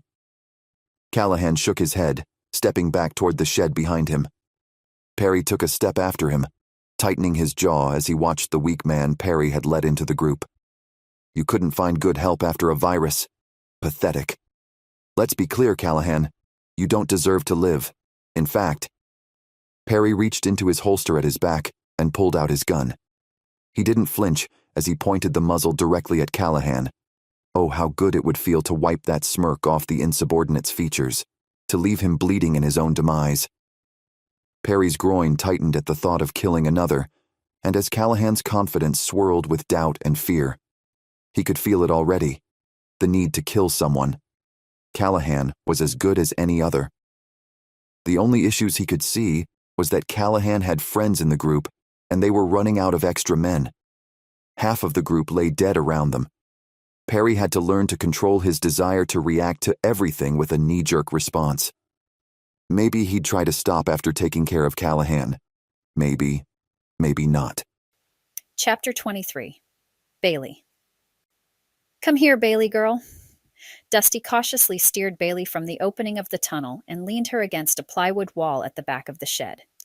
He snapped his fingers softly, pointing at the spot beside her, and the dog sat down, his tongue lolling to the side. She swallowed, her throat scratchy and tight feeling. Everyone was speaking in whispers. Maybe their throats hurt too. She didn't want to talk to find out how her voice was. Her throat just hurt too much. She blinked tiredly at her grandma, who watched her with concern. Was it too much to ask that they take a break? Bailey just wanted a nap. How are we supposed to get out of here? Margie's whisper carried on the still air in the 10 by 10 space they'd crammed themselves into. Turning toward the wall opposite the tunnel opening, Dusty motioned toward a stack of wood. He reached up, taking one piece of split wood from the top and setting it to the side. The motion took less than a second and was quieter than the whispers they used to communicate. Grandma moved into place, taking over for Dusty and moving log after log like he'd shown her. In less than a minute, there was a solid opening that led toward the woods and let them out of the shed. All they had to do was go and ignore the fact that there were a bunch of men out there, waiting to catch them, to kill them. Or had Bailey imagined that? She couldn't keep things straight. None of the images she thought she'd seen made sense. She couldn't keep her thoughts in line. That was infuriating. I want that girl, Callahan. I'm willing to kill to get her. I don't care who I have to kill. Do you understand? If there's less of you, then that means it's less people I have to feed. I'm sure you see the appeal of killing anyone who gets in my way. The man's rough voice broke through the quiet the small group was trying to maintain in the woodshed. A shout from a ways off interrupted whatever the other guy was going to continue with, and Bailey couldn't focus anymore. She blinked at her grandma, letting her shoulders sag forward as she leaned her back heavier against the plywood. Hopefully, it was strong enough to put her weight on. She was so tired. Margie stepped to the opening and peered around as if she could figure out all the questions of the world by just completing some kind of a riddle. Dusty suddenly blocked Bailey's view as he pressed himself into her space. He glanced behind him and then looked back to her. He kept his voice quiet and murmured toward her ear, "You have to get out of here. Don't stop, just go. Don't wait for me. Look, stay quiet. When they ask, tell your grandma it's time to go." Bailey nodded, blinking as if her eyelids were weighted. But Dusty pressed his palm over her mouth and shook his head. As if the interruption had never happened, Dusty ducked out of view, and the men's voices started again. "You have that woman. Isn't she enough?" "Cady isn't enough. I need her daughter. I'm going to have them both. If you get in my way, I'll kill you and step over your body. Do you understand?" The man's voice sounded mirthful. Was he laughing? He'd mentioned Cady. That was Bailey's mom. She opened her mouth, a small mewling sound coming from her lips. Then suddenly, a new man's hand clamped her mouth shut, and he shoved his face close to hers, shing her as if she were a small child. She stared up at him, nodding that she understood, and then everything went black. Chapter 24. Dusty Elba. His sweet Elba. She never did anything to deserve any of this. She wanted to live in California with her parents and then travel the world when they passed. Instead, she'd gone where Dusty wanted to go, lived out a paranoid prepper lifestyle as she teasingly called it with him, simply because he wanted to.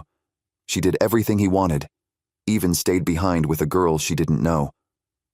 Dusty ducked back into the tunnel while everyone was focused on Margie and the log displacement. They needed a distraction, and Dusty needed revenge. He needed it more than he needed air. Elba. Every time he blinked, he saw his sweet bride's face slack in death. With his arms outstretched to the sides, Dusty felt his way through the tunnel and into the cellar. He didn't need to see much. He'd done almost all of the tunnel work in the dark of night without candles or lanterns or even flashlights.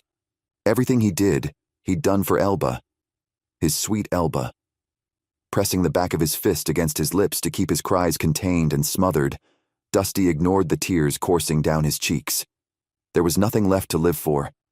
If the Perrys of the world were going to ruin everything, kill everyone good, then what was the point in going on? He wouldn't do it. He didn't need to do it. All Dusty needed to do was be with his Elba again. He could join her. And one thing he'd learned while fighting in war, he could take out as many people as possible when he went. Wouldn't that be the sweetest revenge? Almost poetic, if he was that type of man. Maybe his first inclination to seek revenge was warranted.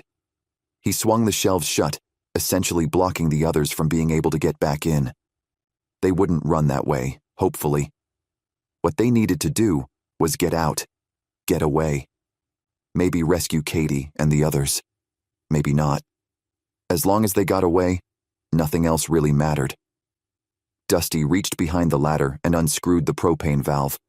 He opened it up as far as it would go and then reached for a hammer, hitting the valve until it bent sideways. There was no going back now. Holding his breath, Dusty moved to the top of the ladder, unlocking the cellar door and pushing it wide. The home was already filling with smoke from whatever fire Perry had already started. Perfect. Maybe he wouldn't have to roast to death. The scent of propane followed him up the ladder, faintly at first, and then, as he wandered through the house and opened up the other propane valves, the smell became overpowering, giving him a headache as he finished his rounds. If he wanted things to move faster, he just needed to open a door and let the oxygen rush through. He would have less than a couple seconds to get to his wife's side on the bed, to tuck in beside her.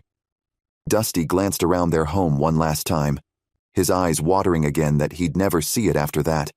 He'd never see Elba standing at the kitchen sink, laughing about her latest failed attempt to tie-dye using beet and carrot juice. They wouldn't fall asleep on the couch watching a local show on herb conservation. They wouldn't stand in the cellar and stack their preservations as they talked about all the things they could have done with a big family. Dusty gripped the door handle to the bedroom he'd left her in and swallowed. He wasn't afraid of death. On the contrary. But he was afraid that he might have done something that would keep him from his wife's side for the rest of eternity. What if he was doing all this to be near her, and he never actually saw her again? That was the true fear of his being. Going any time without Elba was unconscionable. Going for eternity was insanity. And Dusty was taking all the steps to make sure he leapt into eternity without knowing for sure. His hand shook, but he turned the doorknob anyway. Shoving the door open and leaping across the carpet in 2 bounds to get to her, he hurtled himself on the mattress. Curling against Elba's stiff side, Dusty heard the whoosh and closed his eyes as he wrapped his arm around his wife's cold chest. She wasn't there, but maybe she was waiting for him, just past the bright light. Would it hurt? Man, Dusty hoped not. That wasn't a guarantee, though. She licked her lips, trying to focus on the conversation at hand. I know you're worried about starving, but it honestly doesn't look like you're eating that well here, are you? In other words, why did Ellie look like she'd barely been allowed to have a full meal a day?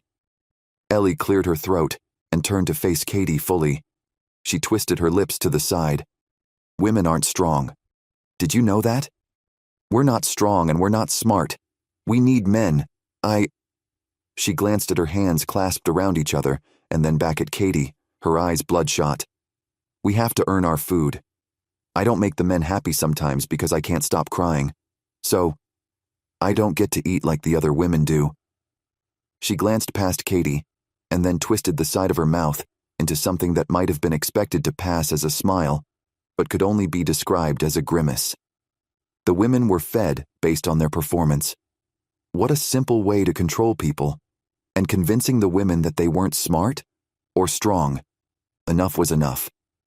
Cady stood, her knees creaking and her muscles hurting. She glanced around at the few women around them and spoke up. "I hope you can hear me. My throat is sore from last night's beating." She had nothing to be ashamed of. She'd been beat. That was it. Swallowing, she continued, taking heart of the fact that the women in view had at least stopped and seemed to be watching Cady. Whether they watched out of curiosity or preservation, Cady didn't care. "You're being told women aren't smart or strong? Well, can you see I'm a woman?" She met a few of their gazes with challenge in her eyes. "I created the idea behind the virus. I helped with the delivery methods. I did all of that, and then I backed out. I'm smart enough to create something, and I'm smart enough to walk away when I know it's not right. What man do you know can do that?" A myriad of emotions crossed over the women's faces as they processed what she'd said, shifting and hardening as if they were all connected to one emotional motherboard. First disbelief, then doubt, then anger, then confusion. How could a woman walk away? Wasn't that what they were thinking? But they all moved toward her, even the ones that were behind the tarps and on the other side of the camp. The guard didn't move from his post, but he straightened his stance and lifted his chin like he wanted to hear what they were saying, but couldn't. The women circled around Cady and Ellie. The younger woman stood, shifting away from Cady to align herself with the group rather than the troublemaker. Cady didn't blame her. She held up her hands. "Before you start beating me, look around you. Look at how many of you there are, and look at how many of them there are." Cady nodded toward the one man with the one gun. That was all that was there, all they had to fight against. A few of the women followed Cady's direction and glanced at the guard, and then back at her, more confusion evident in their eyes and the way they stood. "So, what are you saying? You know how to fix all of this? There isn't always just the one." A woman close to Cady's age folded her arms that were mottled with bruising in varied levels of healing. She tilted her head back with her chin up, like she waited for a reason to reach out and take out her rage and frustration on Cady. Cady shook her head. "I can't fix it. We can't fix it. Not while we're cowering behind them. Not while we're afraid of getting beat up or raped. Yeah, you've had it one night. Try getting it every night, over and over and over.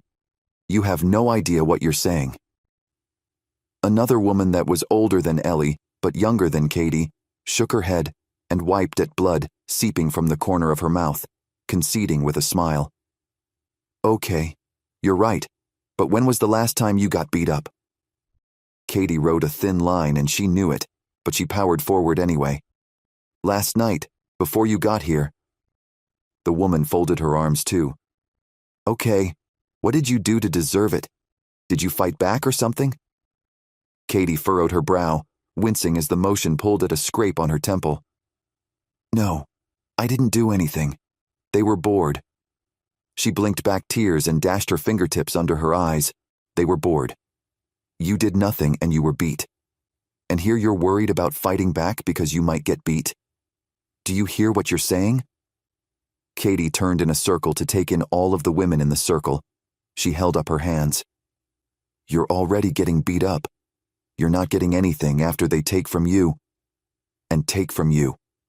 If you fight back, does that mean they're going to hit you harder? It looks like a lot of you are getting it as hard as they can already. Would you agree?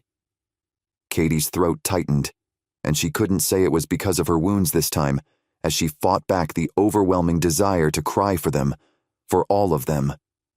We can't do anyone any good if we're all unconscious from being beat almost to death. A different woman with wiry black hair and a strong jawline spoke up from the fringes of the circle. You're right, you can't.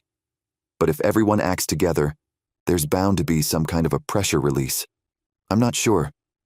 I don't know what would happen, but anything has to be better than what you're going through right now, right? Was it possible they couldn't see what hell they were living in wasn't right? Were they as brainwashed as Ellie, that they needed men? It hadn't been more than a few months since all of the chaos began? Were people that easily brainwashed when faced with horrific times? The last time a group of us got together, they jumped. They're all dead. I'm not ready to quit yet. The first woman pressed her lips tight and studied Cady. Yeah, so what are you saying? Jump off the cliff or fight? I'm not sure I can.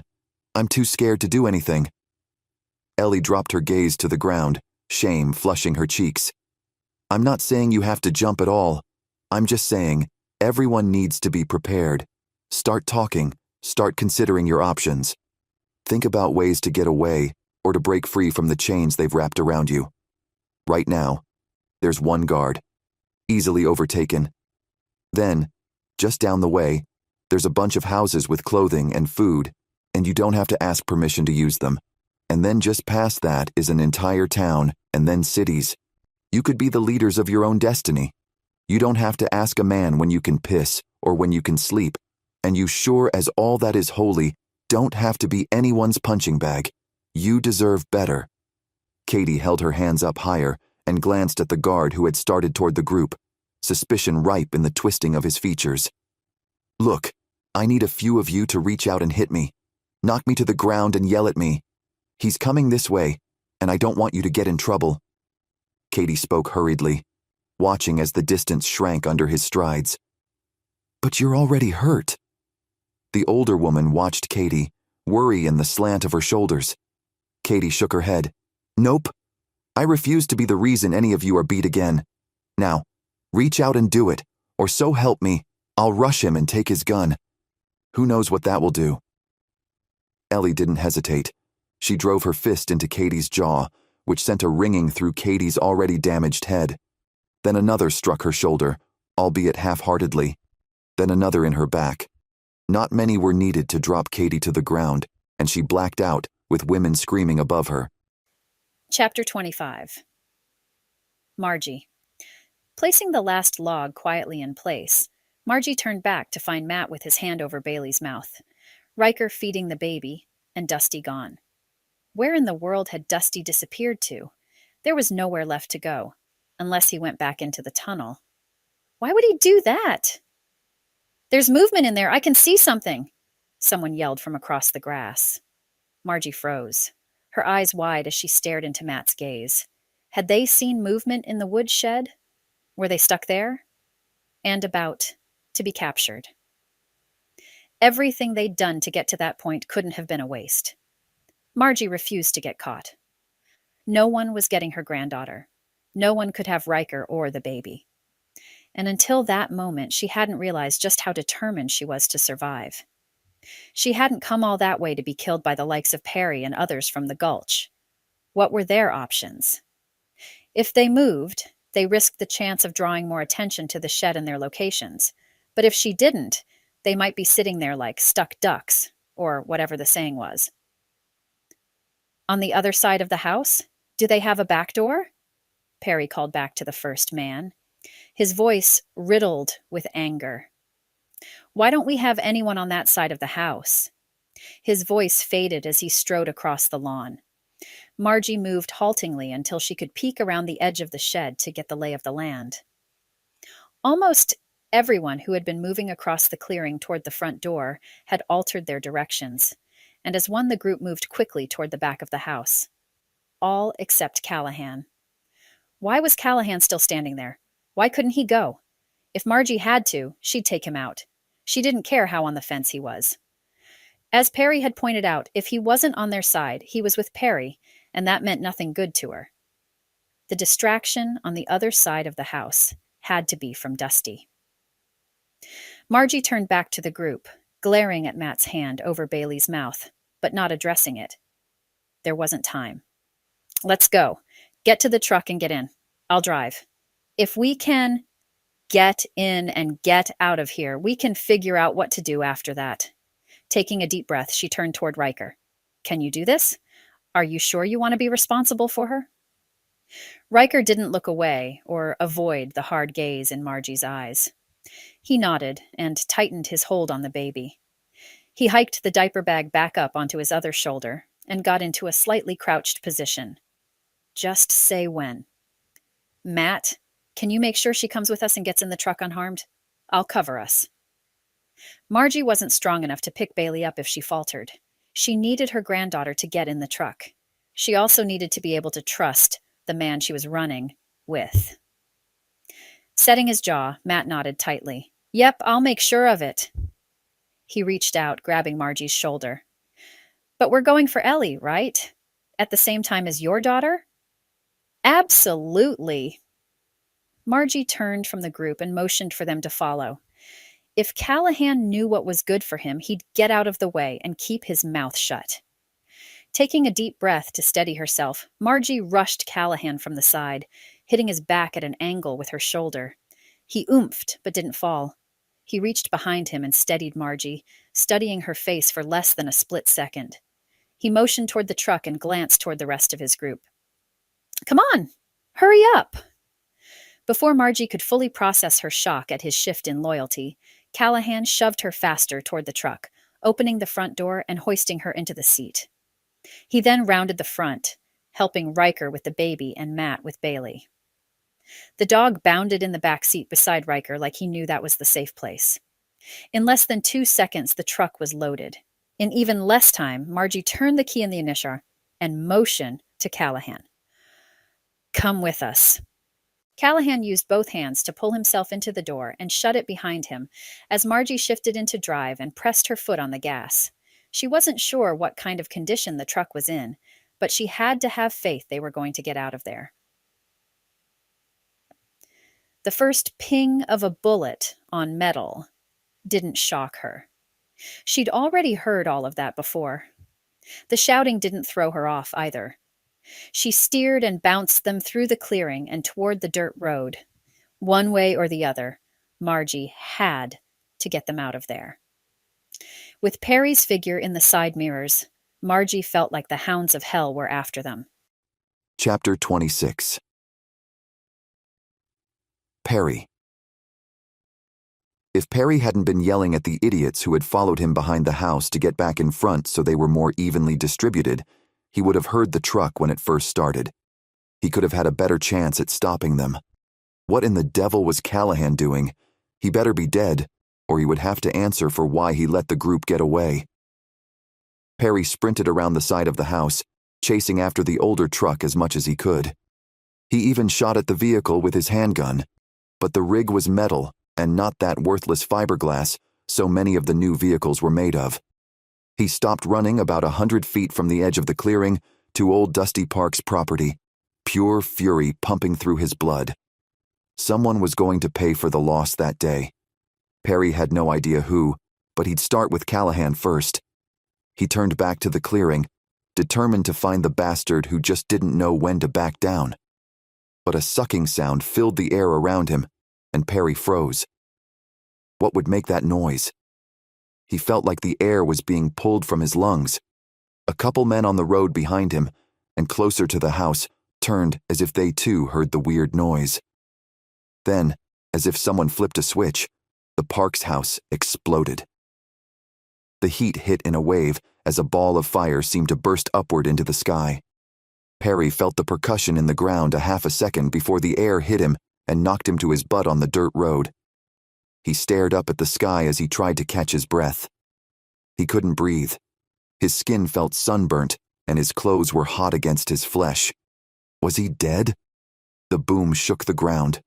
Wait, wasn't that out of order with everything else?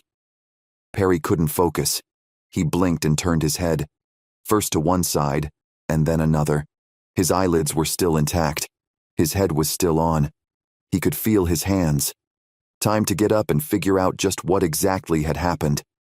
He pushed himself up to a sitting position, dazedly taking in the fact that there were men on fire running toward the road from the clearing where Dusty's house had been turned into a funeral pyre. How many men burned? How many had made it? Perry ignored the shrieking screams of agony from the man he didn't recognize who had made it down the drive the furthest. The guy toppled to his knees and clawed at his flesh, but Perry walked by him. No point in wasting perfectly good bullets trying to put him out of his misery. The guy would be dead soon as it was. A few of the men on the driveway weren't burning, and seemed to be a little more dazed than Perry was, but at least they were alive. There was no sign of Callahan or Tim. Fine. Even Jessup was noticeably absent. After taking stock of who he had left, Perry growled in frustration. 5. He only had 5 left. What was he supposed to do with 5 guys? Well, no matter what he did, the first thing he had to do was get back to camp.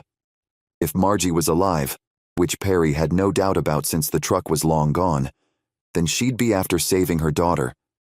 She'd head toward camp to save Cady. While Perry was glad she'd be taking Bailey toward camp, he had to make sure he was there when she got there so he could make sure they stayed. The last thing he needed to do was lose more of his camp to the antics of a crazy feminist who had no idea where her rightful spot in the world was. Perry motioned to the men who stood staring numbly at the fire. Hey, let's go. We need to get back to camp. What about the guys? Grime and black soot covered the features of the man nearest Perry, making it hard to make out which idiot argued with him. Perry waved his hand and shook his head. You want to hang out here? Fine. But I'm going back to avenge their deaths. I know who did this and what their next step is. I'm not going to wait around to lose everything to a stupid woman. Are you? The invitation to anger had been thrown down. If Perry knew the men, and he did, they'd pick it up with relish. Any chance to prove their dominance was a chance they didn't pass up. Wouldn't pass up. Perry knew this, and he exploited it with excitement. Besides, he'd lost a lot of men in the last 24 hours. As much as he was fine with the sacrifice, he also had to accept that there was strength in numbers.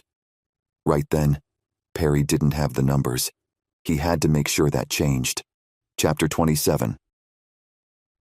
Matt pressed the back of his arm against Bailey's chest to hold her in place as they hit every bump and ridge that North Idaho had to offer. He stared incredulously at Callahan, sitting in the front bench seat, with his back pressed against the shut passenger door and his arms braced to hold himself in place. The explosion shook the windows of the truck and the canopy, but nothing broke, and still Matt didn't break the focus of his glare on the man who had just been a part of the group that had tried to kill them. Kill them. What in the hell did that mean? They harbored a killer? The truck bounced and then suddenly hit pavement, driving smoothly after Margie pulled them onto the road. The sudden silence after the explosion caught up to them. Matt didn't stop staring at Callahan, but he dragged in a long, shaking breath that was similar to the ones Riker, Margie, and Callahan did. Everyone tried to catch their breath as if they'd been running for lives. And hadn't they? Well, all of them, except the enemy sitting on the front seat. What is he doing? Why is he with us? Don't you think that should have been a group decision? Matt shifted his hard gaze from Callahan's profile to the view of Margie's eyes in the rearview mirror. She scoffed, hands tight on the wheel as she answered. Interesting you think this is a group. You're not with us, Matt. You've been nothing but against me and my family since we showed up. And in case you didn't notice, we were in a bit of a time crunch to be taking a vote on what we should or shouldn't do. What she said wasn't wrong. He hadn't been fully on board with moving forward with Margie and her family. He'd merely done the things he had because of his loyalty to Dusty. Now that Dusty was... Matt shifted his gaze out the front windshield, slowly lowering his arm from Bailey. Do you think Dusty made it? Deep down, Matt knew the answer. He knew that his friend hadn't done anything altruistically either. He'd acted out of the need for revenge, and nothing more. Inhaling sharply, Margie shook her head and pulled the truck to the shoulder of the empty road. She turned and rested her arm across the back of the bench, and then glanced at Riker with the baby, Bailey half asleep, and Matt before looking at Callahan. Look, don't take this the wrong way, Don, but I'm going to be frank. She blinked, and then hardened her voice. Yes, I think Dusty's dead. I think that was just the beginning. I don't think Perry is dead or all of his men. I brought Callahan along, because 1, he could have turned on us right there at the end, but he didn't, and 2, he knows his way around camp and what we're up against. If that makes you feel like we're using you, Don, I'm going to have to say I don't care. You're along to serve a purpose and that's it. All of us are. Softening her gaze, Margie glanced at Bailey. I know she's sick, but she'll get over it. I know she will. If she can, then she'll be helpful. If she can't, well, that's something I'll take responsibility for when the time comes. I feel like where we're at right now as a species, and the potential for our devolution hinges on one thing: how we treat those who can't contribute. She sighed and ran her hands down her lightly aged face. After a minute, she turned and dropped her hands into her lap and leaned forward. We need to figure out how we're going to save not just Cady, but Ellie also. Ellie? You're trying to save Ellie too? Callahan dropped his hands from bracing himself, and he slumped forward, becoming less intimidating and more hopeful. Why did Callahan care about Ellie? What did he have to gain by Margie saving Matt's baby sister? Matt narrowed his eyes, his suspicions mounting. Yeah, we're hoping to save all of them, but we have to figure out the best way to go in. Do we go in with guns blazing? What exactly do we have in mind for when we get them all out? Margie tapped her fingers on the steering wheel, studying the empty road ahead of them.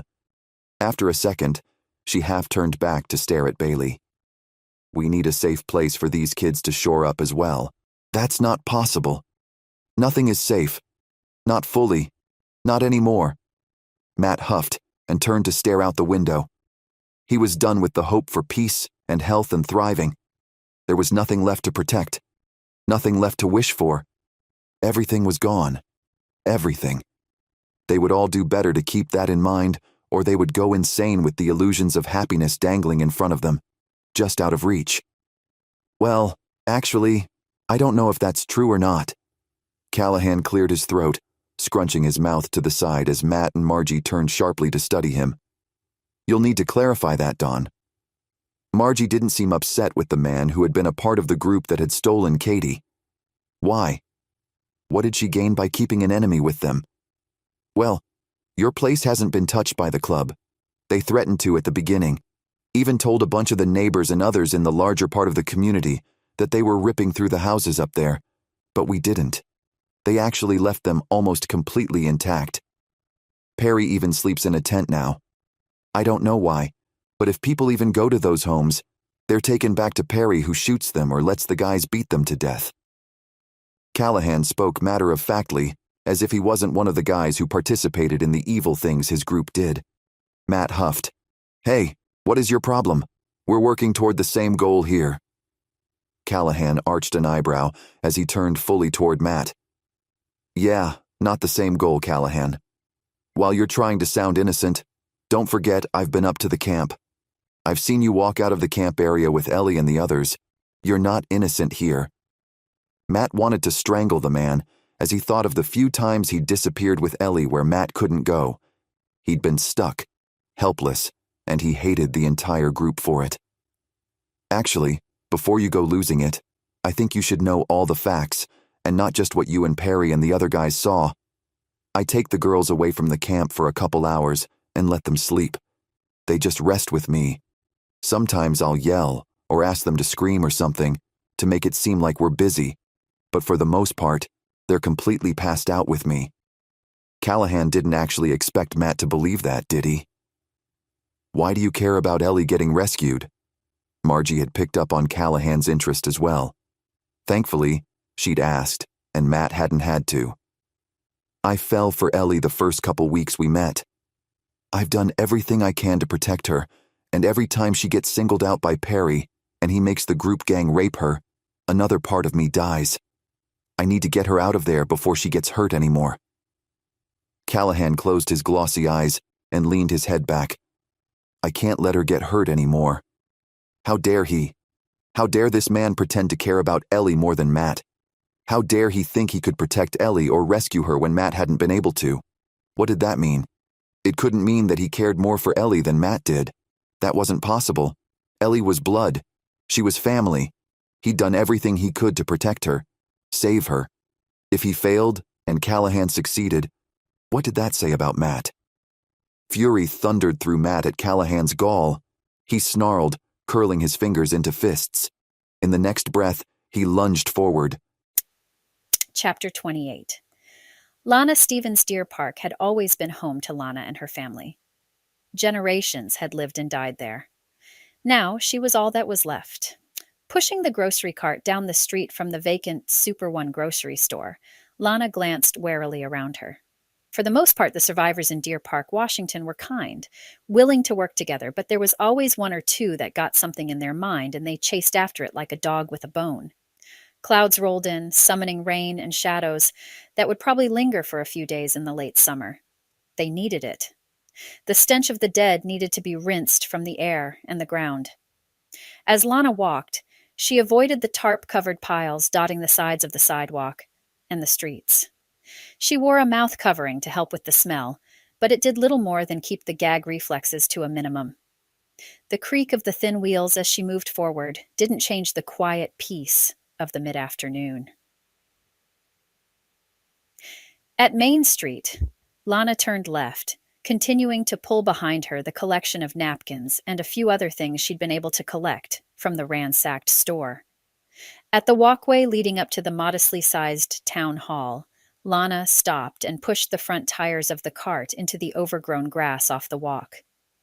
She hoisted the bags of things she'd been sent to get and glanced around once more before climbing the 3 concrete steps to the front door.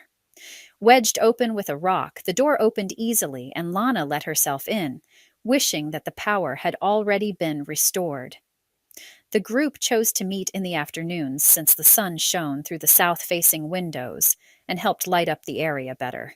That didn't mean it was well lit, just that it was lit better. "Hello? Jerry? Are you guys in here?" Lana let the door shut on the rock and strode deeper into the building. The rooms they usually used were to the left. "Lana, we're in here, right on time." Jerry was one of the last guys left of the small town's government. He'd worked part-time as the mayor and full-time as the town's only mechanic. His wide smile reassured Lana as she walked through the door, setting the bags on the ground just inside the room. "I found the napkins and cleaning supplies you asked for. I'm sorry, there's no snack items or anything else like that there." Food had been non-existent in any of the stores they'd been able to get to for the last few months. As people had started getting sick and dying, those who weren't sick yet, or who had survived being sick, had wiped out what shelves they could and even gone into the back storage area of most stores. "That's okay. We found some preppers on the north side of Newport who might be willing to trade some of their food for help getting their systems back up and running." Jerry smiled, reclaiming his seat at the head of the table. 18 people were left in all of Deer Park. That was it. That's all they were able to find. No children. Even Lana's own children had gone missing in Southern California, where they'd moved about 3 years before. She had no idea where they were, or if they were even alive, and she didn't hold out hope that they were. Not anymore. Hope could kill you. Hope could block out your reasoning and make being logical next to impossible. Where are we on getting things back up in our own area, though? Lana glanced around at the other people who had made it. Old Man Johnston had been the only one that didn't surprise Lana. He'd been around longer than cars. Maybe that was true. Maybe it wasn't. Either way, he had more wrinkles than a topographical map, but he was kind, and he knew a lot. He knew things Lana desperately wanted to learn. "Mr. Johnston thinks we can get some of the solar panels down from the Hollis home and hook them up to the community center's kitchen. If we can do that, we might be able to start using the cooler and appliances. Granted, we'll need food to fill the cabinets, but that won't be a problem once we have a place to put meat and things." Jerry referred to the vast number of chickens running around the woods after their owners had died. Jerry had gone out and freed them all. He hadn't been able to feed them, but through the summer, the chickens had found more than their fair share of food in the woods. Every day, new batches of chicks could be seen running along around their mothers' feathered skirts on the perimeters of town. The sight of the chickens created more hope, and Lana wasn't sure if that was a good thing or not. "We had someone come to the doors earlier. Newcomer to town." Sammy Smith waved her fingers in the air to get attention her way. She shook her head. "I don't know that he's going to fit in, but we might consider it. He looks strong, but when I recommended he leave his things by the front gate before he could come in, he balked at the idea." She half shrugged. Welcoming people into the group had an even number of pros and cons assigned to it. For one, more people meant more people to help work. But on the other side of that coin, more people meant more to feed. They struggled doing that as it was. Plus, if the newcomer wasn't interested in participating in their community as a contributing member who followed the simple rules, then they had all agreed the new people wouldn't be welcomed in and would be escorted out of town, north or south. It didn't matter, but they would be excused from their group. Do you think there are more people like us out there? Lana tried not to whisper, but she avoided being the center of attention when it came to matters of importance. The last thing she wanted was contention. She just wanted to live out the last few years of her life in peace. Well, this guy seemed to think so. He said there were groups forming all over the place that weren't tolerating tyranny of any form. Maybe we're not alone after all. Sammy tapped her finger on the table and glanced at each of them in turn. Do you want to talk to him? I think he's in the other room still. Did they? A chance for more information? That's what they wanted and what they needed. New people, though. Everyone in the room knew what could happen if they brought the wrong person in. Hadn't it happened just a few weeks before? They were only now starting to recover. Chapter 29. Cady regained consciousness not long after the women moved her from where she'd fallen to a collection of 3 mattresses stacked on top of each other. She wasn't better, not even close. But the strategic move had to have done something. Letting them beat her so they wouldn't get in trouble would appear selfless, but was in fact designed to gain their trust. Cady rolled to her side, wincing as she did so. As a moan tried to break from her mouth, she bit her already sensitive lip to keep any sign of weakness in check. Opening her eyes, Cady stared straight ahead of her, into the eyes of a woman who looked more the worse for wear than Cady felt. Compassion softened the woman's features, giving Cady hope that maybe, just maybe, her actions had succeeded. Working her tongue in her mouth, Cady pushed herself to sit upright. The world spun, and she waited a minute, trying to gain her bearings. The woman suddenly stood beside her, placing a gentle hand on Cady's shoulder. Hey, go slow. You've been through a lot. I'm Tina. This fell out of your sock. Tina glanced around as if she expected someone to stop her or beat her for having contraband.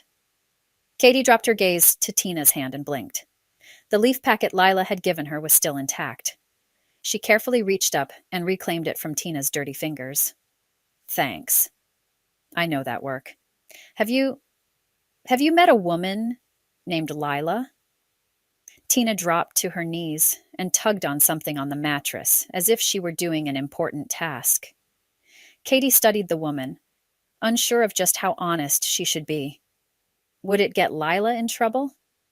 I'm hesitant to say too much. Why are you interested?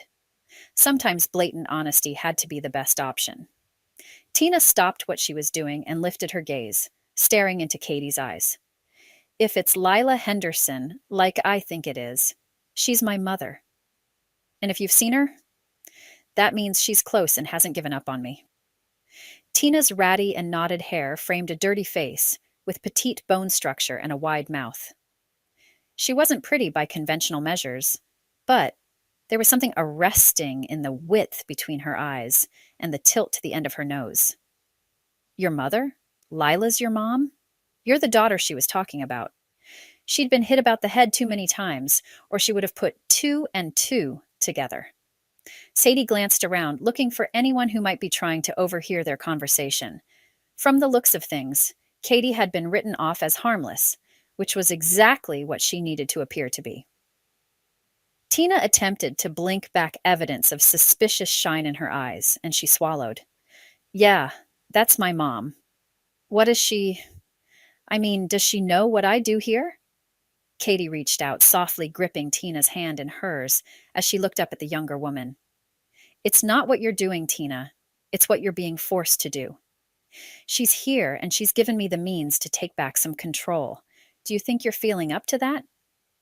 Cady studied Tina's face.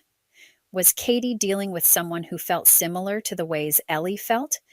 That there was no hope without a man's say-so? Can I see how much powder she gave you? Tina scanned the camp again and then stood, moving her arms as if she were stretching. Cady carefully opened the leaf packet without staring down into her hands like she had something in her lap.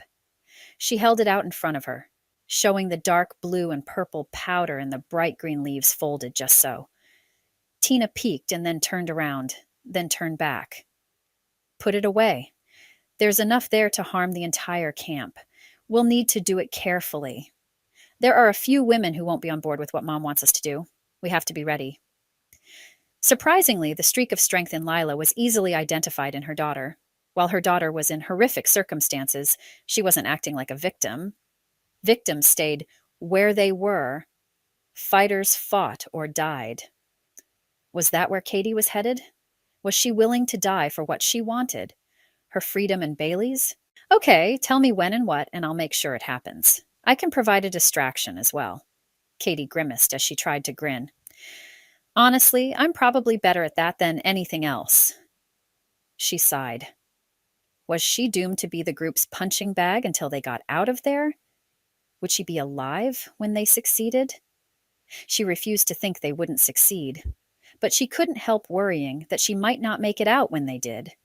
Perry's death didn't require her to stay alive. In fact, she was fully prepared to die when she killed him. At least as long as he was dead, then he couldn't get at Bailey. And that was the most important thing to Cady.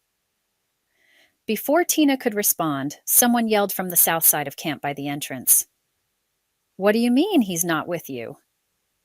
The guard who had been with them all day circled the group of 6 bruised and battered men as they made their way through the enclosed opening to camp. Where is he? Sadie stood, staring at the much smaller group than had left that morning. Had Perry not made it? And Bailey wasn't with them. As if he'd heard his name, Perry pulled up the rear, but where everyone else stumbled and walked in a weird zigzag, Perry was steady and calm, almost too calm. Who is that guy yelling about? Sadie mumbled, unwilling to pull attention toward her just yet. Call her a coward, but she wasn't ready for a beating. Not again. Not so soon. Maybe she could actually understand where the women were coming from when they stopped fighting back. His brother isn't with the group. They're mean and vindictive, but they're family. They always have each other's back. I'm surprised he even stayed to guard today. Tina's answer was barely whispered, as if she too didn't want to break the stillness that was waiting for the coming explosion. He didn't make it, man. There was let's just say that old Dusty's house blew up and took a few of us with it. Perry didn't even look at the man as he walked by and spoke coolly. He didn't care. He'd never cared. Why didn't the others see that? His indifference had to affect the people there. Why did they do what he said when he didn't care about them? They were expendable to him. How did he still have their loyalty? Ellie moved to stand beside Cady, searching with her arms folded tight across her chest. I don't see him. Where is he? Her murmured words caught on the last word. Cady realized that Ellie's hopes didn't stand a chance if the man she'd counted on hadn't survived. Would Ellie be able to help Cady if she believed she didn't have a chance? Or would she redirect her hope toward the plans and steps Cady wanted to lay out for the women? She could only hope that things would turn in their favor. All of their survival counted on it. Cady! Perry's yell split through the calm of the camp, making her chest hurt in anticipation. Now what? Would he let the rest of the men gang rape her out of frustration? Because he had to be frustrated. He'd lost men, and he didn't have Bailey. While that made Cady happy, it left her open to whatever his anger would spur. Rather than cower in fear, though, Cady straightened her shoulders as much as she could and strode. Okay, she limped to where he stood by the fire. What? She wasn't rude, but she wasn't subservient either. All those women watched her, and she couldn't drop the ball on what she'd started earlier that day. Perry glared at her as if she had caused everything wrong with the world. She inhaled and arched an eyebrow. What? I didn't do anything. She wasn't afraid, but she also wasn't rude. She had to be smart. If she was dead, there was nothing anyone would do to help any of them, least of all her daughter. She couldn't focus on why he didn't have Bailey, or the fact that Dusty's house had blown up. Had Bailey been inside when it did? Cady didn't want to think about that. She couldn't, because if Bailey was dead, then what was the point? She might as well give up right then and sprint to the cliff herself. Perry's scowl shifted into a cocky grin at her attitude. I forgot you're going to be a handful as it is. Okay, Cady. It's almost time for dinner. Why don't you help the other women and serve me? I'll decide what to do with you then. He smirked and turned away, as if he hadn't just promised to figure out some way to subdue her after eating.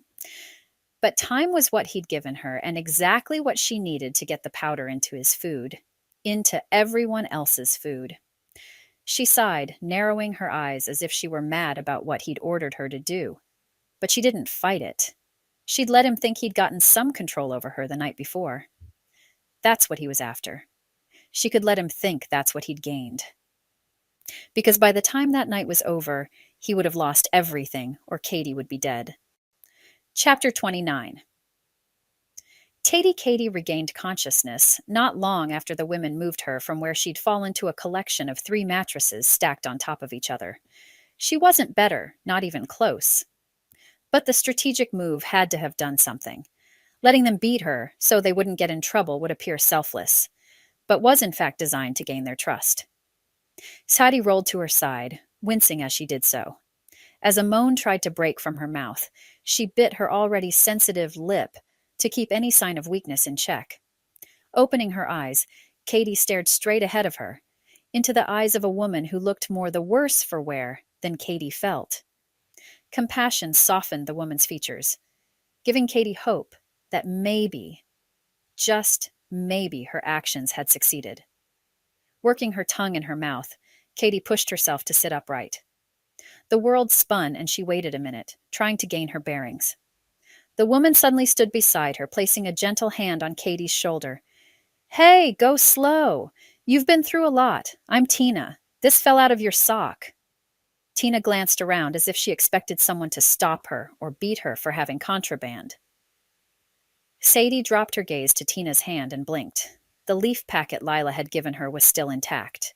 She carefully reached up and reclaimed it from Tina's dirty fingers. Thanks. I know that work. Have you met a woman named Lila? Tina dropped to her knees and tugged on something on the mattress as if she were doing an important task. Cady studied the woman, unsure of just how honest she should be. Would it get Lila in trouble? I'm hesitant to say too much. Why are you interested? Sometimes blatant honesty had to be the best option. Tina stopped what she was doing and lifted her gaze, staring into Cady's eyes.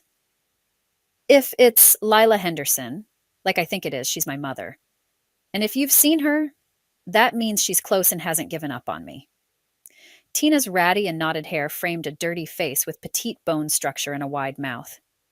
She wasn't pretty by conventional measures, but there was something arresting in the width between her eyes and the tilt to the end of her nose. Your mother? Lila's your mom? You're the daughter she was talking about. She'd been hit about the head too many times, or she would have put 2 and 2 together. Sadie glanced around, looking for anyone who might be trying to overhear their conversation. From the looks of things, Cady had been written off as harmless, which was exactly what she needed to appear to be. Tina attempted to blink back evidence of suspicious shine in her eyes, and she swallowed. Yeah, that's my mom. What has she... does she know what I do here? Cady reached out, softly gripping Tina's hand in hers, as she looked up at the younger woman. It's not what you're doing, Tina. It's what you're being forced to do. She's here, and she's given me the means to take back some control. Do you think you're feeling up to that? Cady studied Tina's face. Was Cady dealing with someone who felt similar to the ways Ellie felt? That there was no hope without a man's say-so? Can I see how much powder she gave you? Tina scanned the camp again, and then stood, moving her arms as if she were stretching. Cady carefully opened the leaf packet without staring down into her hands, like she had something in her lap. She held it out in front of her, showing the dark blue and purple powder in the bright green leaves folded just so. Tina peeked, and then turned around, then turned back. Put it away. There's enough there to harm the entire camp. We'll need to do it carefully. There are a few women who won't be on board with what Mom wants us to do. We have to be ready. Surprisingly, the streak of strength in Lila was easily identified in her daughter. While her daughter was in horrific circumstances, she wasn't acting like a victim. Victims stayed where they were. Fighters fought or died. Was that where Cady was headed? Was she willing to die for what she wanted? Her freedom and Bailey's? Okay, tell me when and what, and I'll make sure it happens. I can provide a distraction as well. Cady grimaced as she tried to grin. Honestly, I'm probably better at that than anything else. She sighed. Was she doomed to be the group's punching bag until they got out of there? Would she be alive when they succeeded? She refused to think they wouldn't succeed, but she couldn't help worrying that she might not make it out when they did. Perry's death didn't require her to stay alive. In fact, she was fully prepared to die when she killed him. At least as long as he was dead, then he couldn't get at Bailey. And that was the most important thing to Cady. Before Tina could respond, someone yelled from the south side of camp by the entrance. What do you mean he's not with you? The guard who had been with them all day circled the group of 6 bruised and battered men as they made their way through the enclosed opening to camp. Where is he? Sadie stood, staring at the much smaller group than had left that morning. Had Perry not made it? And Bailey wasn't with them. As if he'd heard his name, Perry pulled up the rear, but where everyone else stumbled and walked in a weird zig-zag, Perry was steady and calm, almost too calm. Who is that guy yelling about? Sadie mumbled, unwilling to pull attention toward her just yet. Call her a coward, but she wasn't ready for a beating. Not again. Not so soon. Maybe she could actually understand where the women were coming from when they stopped fighting back. His brother isn't with the group. They're mean and vindictive, but they're family. They always have each other's back. I'm surprised he even stayed to guard today. Tina's answer was barely whispered, as if she too didn't want to break the stillness that was waiting for the coming explosion.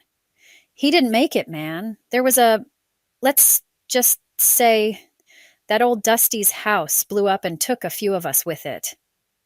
Perry didn't even look at the man as he walked by and spoke coolly. He didn't care. He'd never cared. Why didn't the others see that? His indifference had to affect the people there.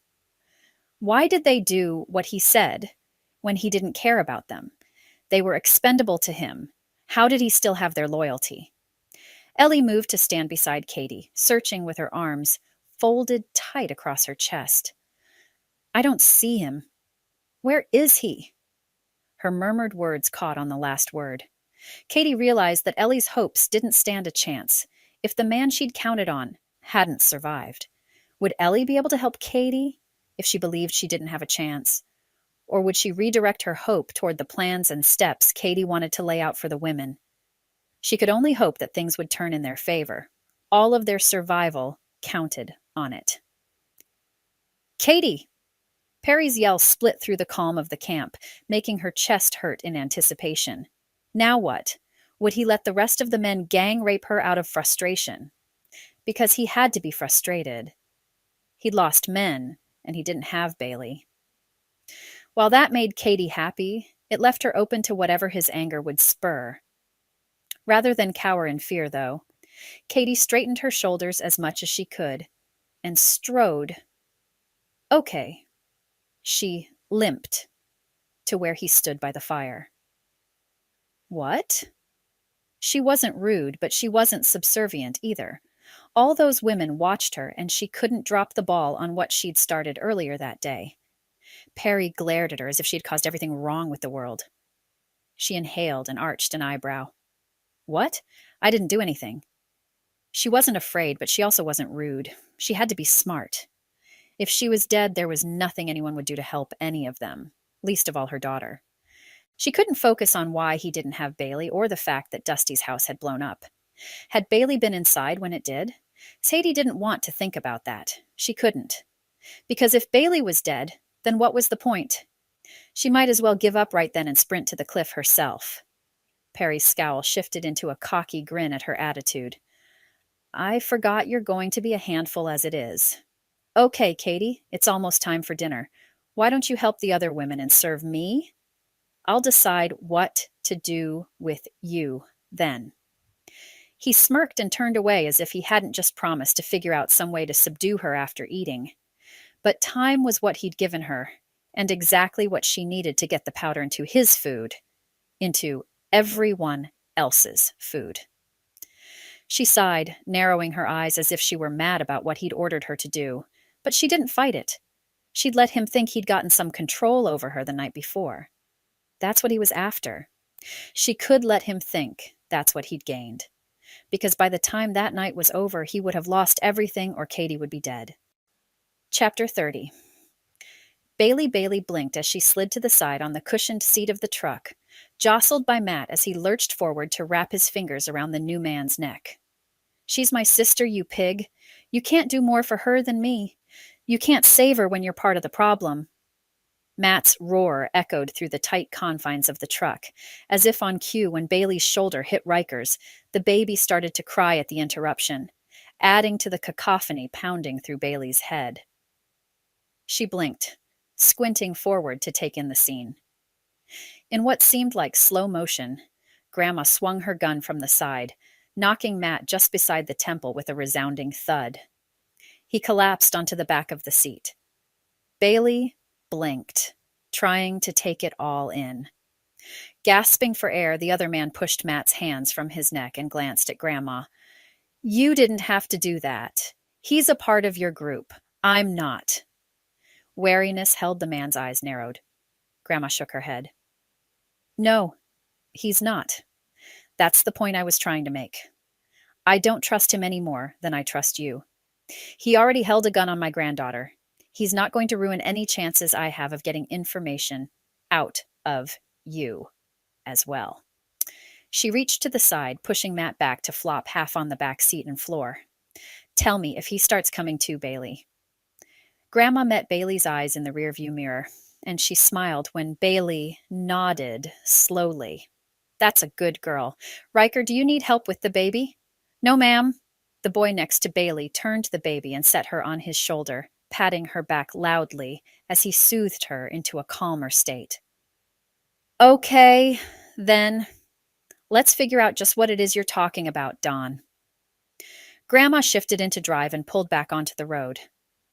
Let's get to my place and figure this out. We'll all be better equipped to deal with the situation, with a safer home base to work from. No one said anything as Grandma drove them over empty roads, clear bridges, and along steep ravines. Bailey remembered the drive from when things were normal. People rode their bikes and walked on the small-town roads, waving to each other and enjoying the sunny days. She closed her eyes to try to recapture some of the nostalgia of that time. But all too soon, Grandma parked the truck and called out, Okay, let's get inside. Come on, Bailey, girl. Let me see if I can help you out. Bailey opened her eyes and followed the boy from the truck, climbing over the inclined seat and almost falling from the doorway. Her grandmother stabilized her. Are you okay? She nodded, certain the world spun around her. She licked her lips. Grandma reached up, pressing the back of her hand to Bailey's forehead and then cheek. You feel really warm, but not as warm as when I first got to Dusty's. Do you think the vaccine can help me get over it faster? Bailey had to find a silver lining for taking the vaccine. Her mom had said it was untested, but that didn't mean anything. It could be a placebo, or it could do something to actually help Bailey. I don't know enough about that type of thing, honey. Science was always your mom's thing. Grandma led Bailey up the steps into her home as she scanned the surrounding area. Mom and I fought over it, you know? I wanted her to take it, and she waited until I was asleep, and then she gave it to me. Bailey sighed as she realized they'd fought for nothing, since the vaccine hadn't protected Bailey like her mom had wanted. Nothing had ended up the way she wanted. Do you think we'll get Mom back, Grandma? Bailey stopped at the stairs leading up to the bedrooms. She'd been at her grandparents' house many times over the years, and she knew where she would need to go to get more rest. She just wasn't ready to be alone just yet. What if she started going crazy like Jason? What if she tried to hurt the boy with the baby? What if she did something to Grandma? I think we need to try. That's all we can do, you know? Grandma patted Bailey's shoulder and turned her toward the stairs. Come on, I'll get you tucked in. I think a little bit more rest will do you wonders. I'll bring up something for you to eat in a bit. Food? Bailey hadn't realized how hungry she was until Grandma mentioned eating. Was Mom hungry when she'd been sick? Maybe Bailey was getting better than she thought. Or maybe her symptoms were different than other people. Mom had said that was possible and very likely with such a novel virus. As Grandma tucked Bailey in, Bailey couldn't help wishing she could wake up with everything back to normal. Normal was nice. She needed normal. Chapter 31. Margie getting. Bailey settled in the room she'd always used when she'd come up to visit her grandparents with her mom and dad. Margie hurried back outside to get more of a lay of the land. Even if nothing had changed, everything had changed. Callahan had said that a member of the group checked the community homes once or twice a day. He'd elucidated more on the fact that the gang wasn't using the homes to stay in because they were the perfect bait. The homes were known in the community as being prepared and stocked for an occurrence like the virus. They were prepared in ways most people hadn't comprehended before they discovered just how bad things could get. Margie hadn't argued with Dawn, but she couldn't help the incredulity rushing through her mind. Why would someone want to harm others that badly, that they would leave prime goods unused just to catch more victims? Why would anyone do that? Why did that make sense to one person, let alone a group of people? It didn't make sense, which made Margie that much more suspicious about Callahan's reasoning. Perry was crazy, but that didn't mean he was stupid. What was he hiding that he wasn't letting his group stay in the homes? Why was Margie's home empty?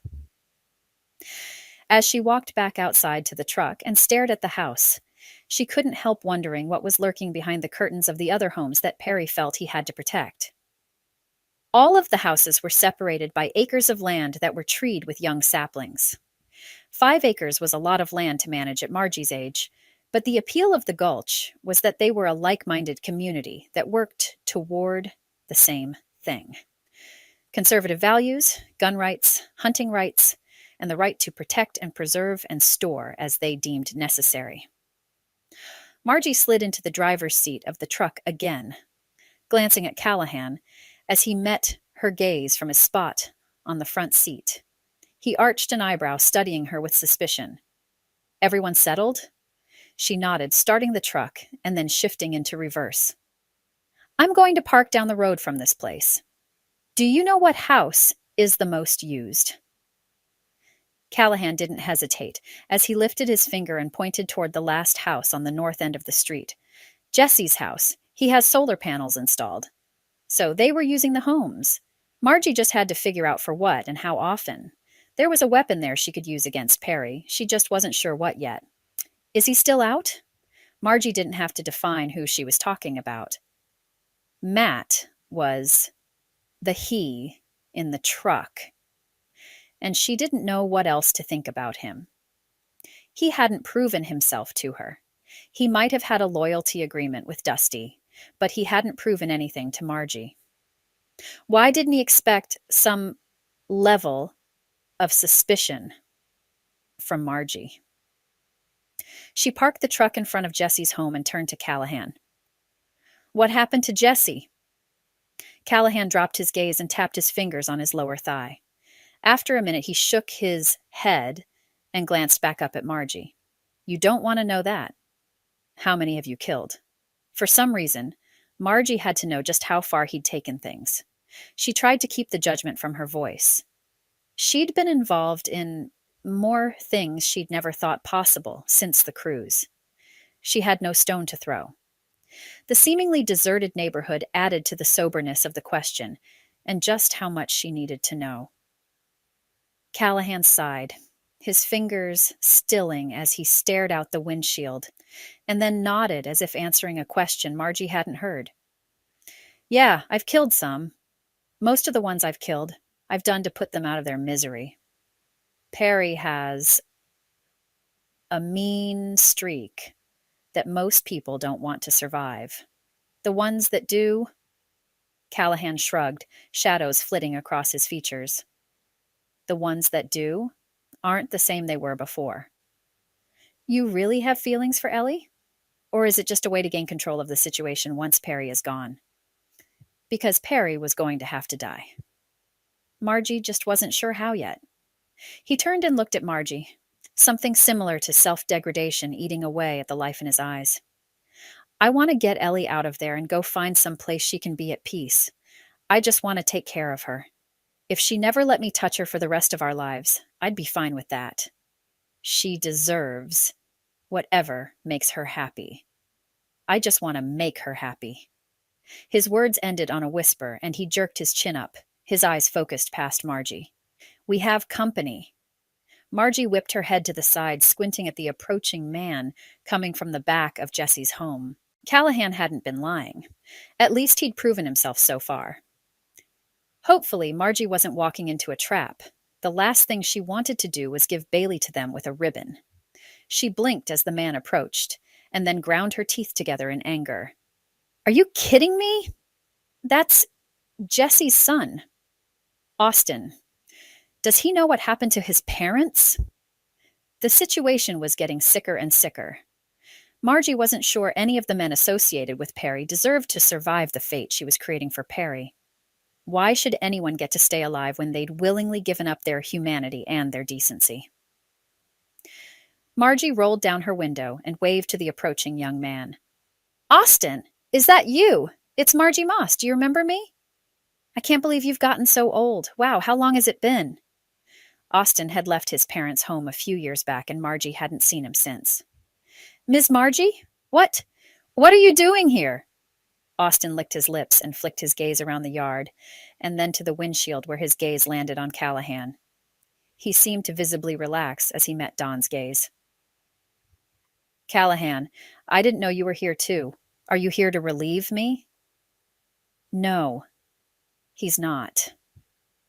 Margie opened the truck door and slid from the high seat.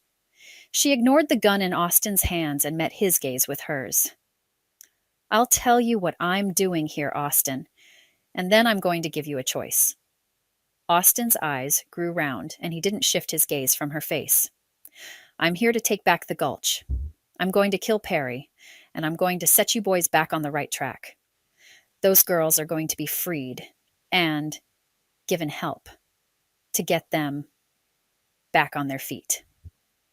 Margie took a deep breath and tilted her head to the side.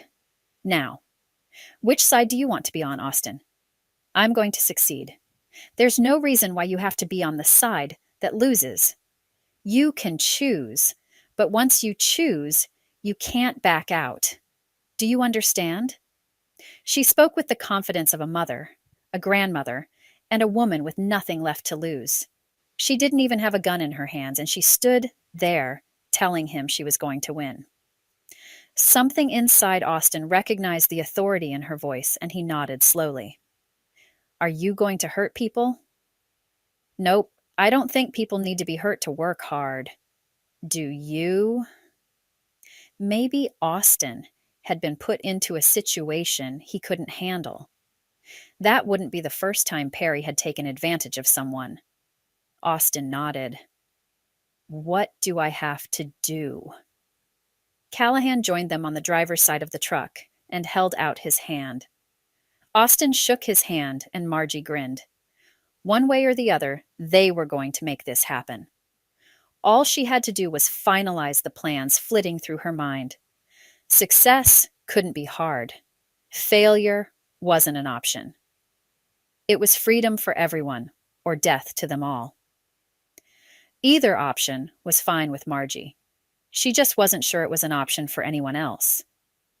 Chapter 32. Matt's head hurt like he'd run into a brick wall, except backwards. He blinked and tried to move his arm, which was pinned beneath his side, and his legs were bent at an awkward angle. Had he been shoved into the back seat of the truck? Folded like origami. Margie had hit him. She'd knocked him out, as he'd been going after Callahan. Who did she think she was? She wasn't the sheriff or the law, or even anyone with any authority, and yet there she was striding into town like she owned the place, like she knew what was best. He pushed himself out of the corner of the truck. Where had Margie gone? Was the truck being watched? Carefully, Matt raised himself from the place he'd been crammed in, ignoring the bite and pinch in his muscles from being so long in an uncomfortable position. Margie and Callahan were working together. They wanted to save Ellie themselves. Ellie would think Callahan cared more about her than her own brother. Matt couldn't allow that. What kind of a person would let that happen? Failing at things in life seemed to be par for the course for Matt. Well, not anymore. He would get to Ellie. He would get to her, and he'd rescue her. He'd do what he hadn't been able to do the last few months. Shame coursed through him as he scanned the empty street around the truck. He'd seen numerous reconnaissance missions into the gulch for Perry. For some reason, he'd kept the community fairly unmolested, except for the main house where they were parked. If there was no one in sight for the moment, it wouldn't stay that way for long. Inclining the seat ahead of him, Matt reached forward and pulled the door handle and then slid from the cab. He continued searching for any sign of Margie or any of Perry's men as he softly shut the door and crouch ran from the street. No one ever checked between the houses, where the fences stretched out in an attempt to protect the back acreage from sight of passers-by. On one of his trips to see what Perry was doing in the neighborhood, Matt had stumbled upon a home that was more like a model home for the area. Fake plants decorated the counters and cabinet space, while plastic fruit hung from a banana hammock hooked to the wall beside the sink.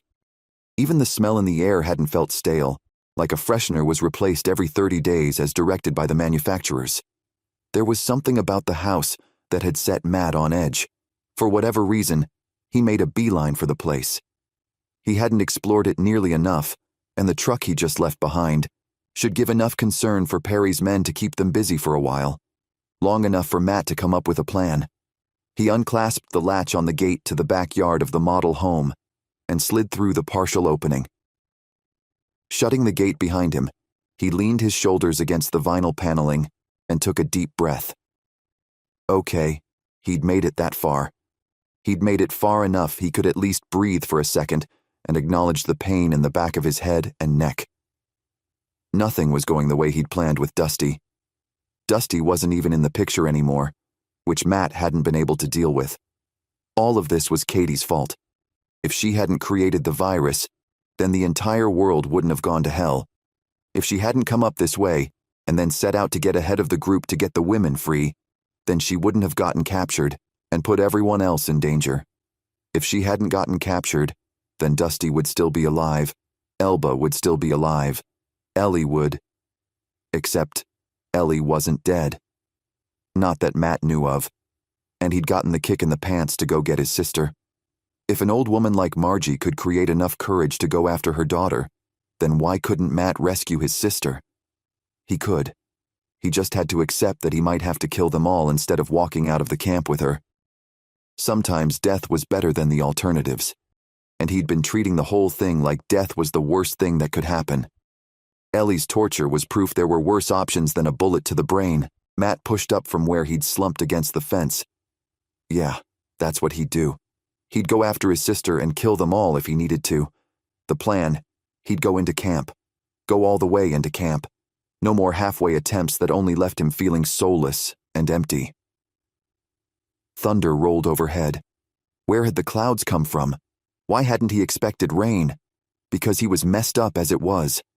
Nothing was like it should be, and even the presence of clouds was something that seemed insignificant when there was so much more going on. The best way to get to Perry's camp from where he was ended up on a trail that led behind the community and crossed a couple open fields. He could get there by going through the acreage on the model home.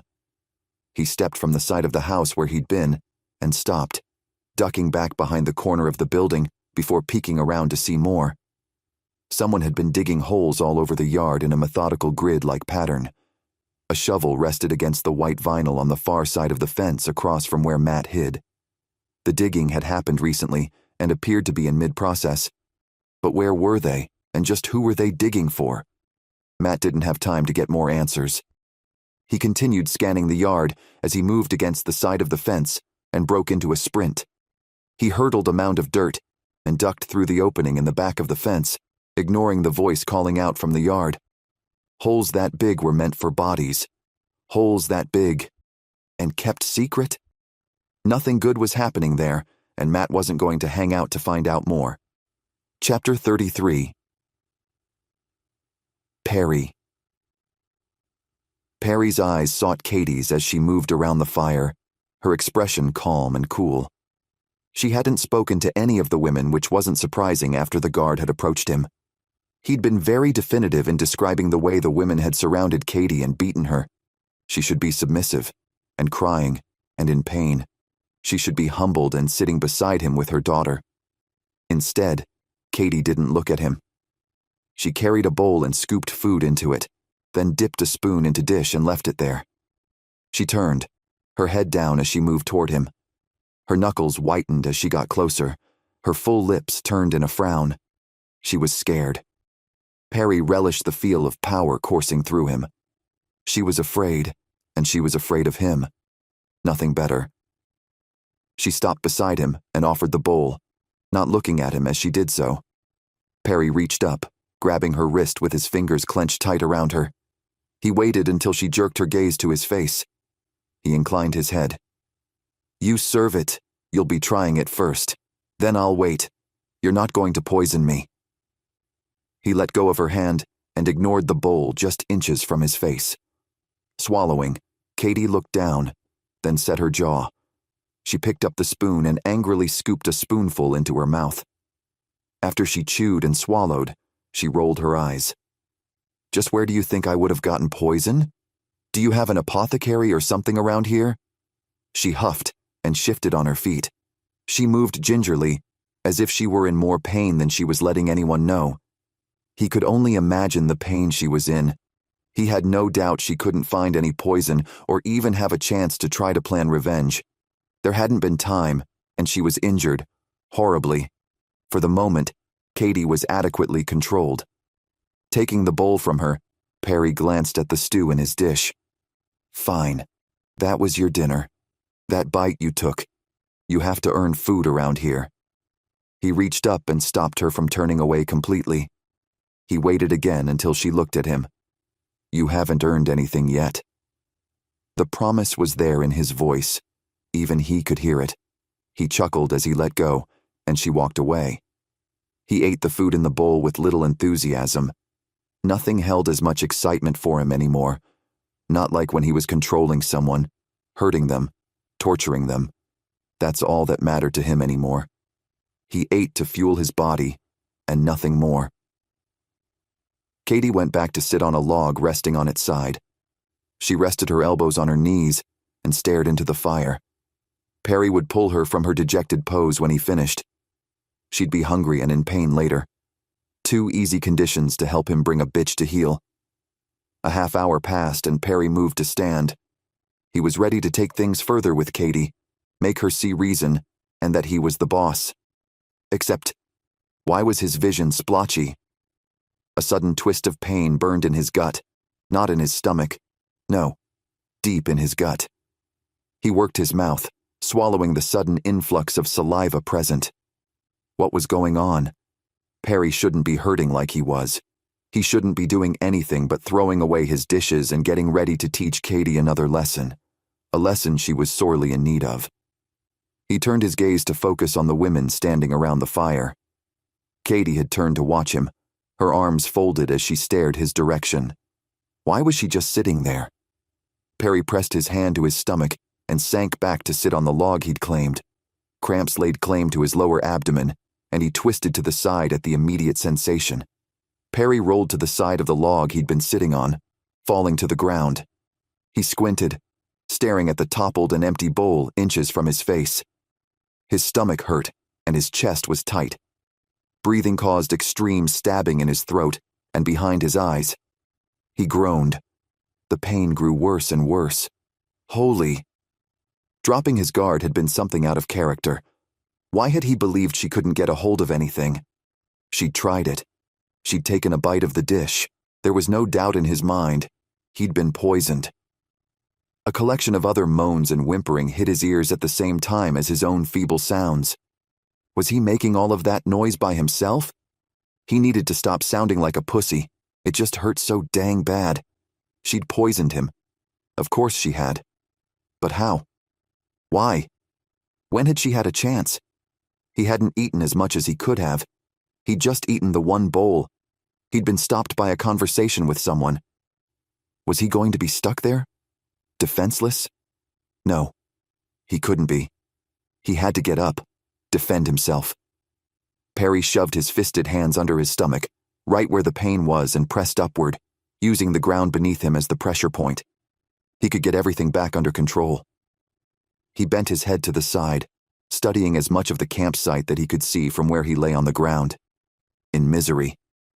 Fury twisted in his blood, curling around the pain and condensing it. He wouldn't give in just yet. He wouldn't give in because he was going to survive just for the chance to kill that stupid witch who had been dumb enough to try to kill him. He wasn't going to sit down and take it. Not if he could help it. No. He was going to get his revenge, and he was going to enjoy it. Chapter 34. Bailey. Was she dreaming? She reached out, grabbing onto someone's hand. Maybe her grandmother's? That's the only thing that seemed right. That seemed possible. Bailey turned her head to the side. I'm dead, right? Maybe they were all dead. Maybe that's the thing that made the most sense. Her skin didn't hurt anymore. Her head was pounding, and she was so tired. But maybe that was part of death. She just wanted all of it to go away. Her mom probably wasn't alive anymore. Why was Bailey even holding on? A deep voice, deeper than her grandma's, interrupted her morbid thoughts. You're in your room in Bonner's, so who is the baby? The baby. The baby? What baby? Bailey was too young to have a baby. Except she wasn't. A memory of before she got sick flittered across her mind to take root. Her words came out as if an afterthought, and she sighed. Scott's niece. He saved her and then brought her and his nephew home with him. His nephew, Jason, died. Bailey sobbed, her eyes still closed. Actually, he didn't just die. I grabbed up Jessica and then, after escaping him, I killed him. He died because of me. He wanted to kill me. I wish I was dead. I'm sure it wasn't your fault. The voice was kind and soft. Bailey forced her eyes open, the light not as painful as she thought it would be. She swallowed the tears back. The young man that had been with Grandma sat on a chair beside Bailey's bed. He held a sleeping baby, the baby Bailey recognized as Scott's niece. You shouldn't be nice to me. I'm not a good person. Look at what happened to me. Obviously, this is karma or something. Bailey sniffed because of her tears. The boy laughed, rocking the baby as he startled her. He glanced at Bailey and shook his head. I don't think karma works like that. You don't? Bailey tried to ignore the pain in her body. She was more aware of the pain. Things were getting clearer, and she wasn't sure she liked it. Yeah, my mom was a good person. She used to make extra sandwiches and give them to some of the kids on the bus she drove. They didn't have enough money for food, and she would tell them she accidentally made too many sandwiches for me and she didn't want them to go to waste. He smiled, staring past his knee as if the floor were entertaining. My mom was a good person. She had the virus, and then she died. Do you think she deserved it? Bailey furrowed her brow and curled her fingers into the edge of the blanket. No, of course not. But your mom didn't kill anyone, right? I have. I killed him, and he was innocent. The boy glanced at the ground, his words coming slower and more evenly paced. Actually, my mom went to my grandparents' house and they were really sick. She held a pillow over her mom's face and then shot her dad while he slept. She didn't do it to hurt them or ruin them. They were starting to get sick, and she'd already seen some of her neighbors die from it. He shrugged, looking at the baby and avoiding Bailey's suddenly focused gaze. I don't know if that means she's a bad person or not, but I do think she didn't deserve to die like she did. I couldn't put her out of her misery when she needed me to. I wasn't strong enough. He offered a soft smile that didn't reach his eyes. Bailey studied him. He wasn't the type of guy she checked out at school, but that was months ago. Had it really only been months since life had fallen apart? She felt like she'd aged 10 years since the virus hit. I'm Bailey. She coughed, her throat still rough and sore. At least it felt like her fever had broken, but she had no real idea what that was exactly. I'm Riker. And you said this little girl is Jessica? He pulled back enough to study the baby's face, a true smile on his mouth this time. Bailey nodded. Yeah, she's the only good thing I've done, I feel like. Well, you helped give your grandma purpose. She helped me, and I'll forever owe her, you know? He quirked his eyebrow as he studied her further. Let's get some rest. Your grandma said she'd be back later. He stood and glanced back at Bailey. You know, she doesn't seem like a grandma. She hasn't always been like that. Bailey sank heavier into the pillow and mattress. She was tired, but relieved. There was something in the way he tried to console her. She'd take all the comfort she could get. And he was right. Grandma was different. But weren't they all? If Bailey survived, she had no doubt she'd never be the same girl she'd been. Chapter 35. David Schumer. When David started the Provo City Market, he'd been thinking of the infamous Pike Street Market in Seattle, Washington. He'd been longing for the creamy taste of Ivar's chowder, the excitement and amazement of men tossing full-sized fish across a public space. He'd been hoping to recapture the magic of a community place like that in the aftermath of hell. He'd tried, but instead of magic, he'd met a need. That was probably going to be good enough for him at that point. Jerking his chin up at Tulison, David strode past his Samoan neighbor's booth. All of the Tulison's 9-member family had died around him from the virus. Honestly, it was nothing short of a miracle that Tulison himself had agreed to come out of his home. Almost ready to open, people. Are you ready? David ran the market with an iron fist. No one got away with breaking any of his 10 rules, which were basically the 10 commandments. As long as people followed those rules, they should be fine. Should was the operative word there. As David approached the cage-covered doorway, he glanced over his shoulder one last time. The sense of anticipation in the air weighted everyone's shoulders. Everyone needed the market to do well. Even the people waiting to come in needed the market, and not just for the opportunity to trade and survive that it gave. No, there was something humane about getting together in a safe space and trading. The sense of community was strong, and everyone needed that right then. At the door, David bent and lifted the cage, the links clinking and rattling as they went up the wall like a garage door. He then reached out and flicked the lock on the double doors and pushed them open. Standing outside, a long line of about 80 people shifted and shuffled as they waited for their turn to get inside. The week before, It had only been 30. More and more people made their way to Provo to trade and hopefully work on rebuilding. Market is open. Remember the rules. If you need any help, ask someone with one of these. David held up a baseball bat painted bright green. The display of the weapon was a reminder to those who might be there to cause trouble, and to those who were looking for some kind of sanctuary. David was willing to do what it took to protect the small space he'd created, as well as anyone who wanted an honest piece of it. The line filed in, excitement and relief evident in the faces of each person. After half of the line had made it inside, David traded off with one of the guys he worked with and started patrolling the perimeter and walking amongst the almost 50 vendors. Soraya, with her knitted hats and scarves, would be the most popular this week. She'd run out of products the week before. With the weather taking a turn, everyone needed to stay warm, and the bright colors she used seemed to make everyone feel a little more hopeful. And then Jason and his jerky.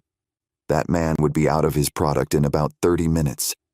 David had no idea how he was doing it, but he traded his smoked jerky for almost nothing, taking anything in trade as long as it wasn't garbage. Then he turned around and gave it to the other shop vendors.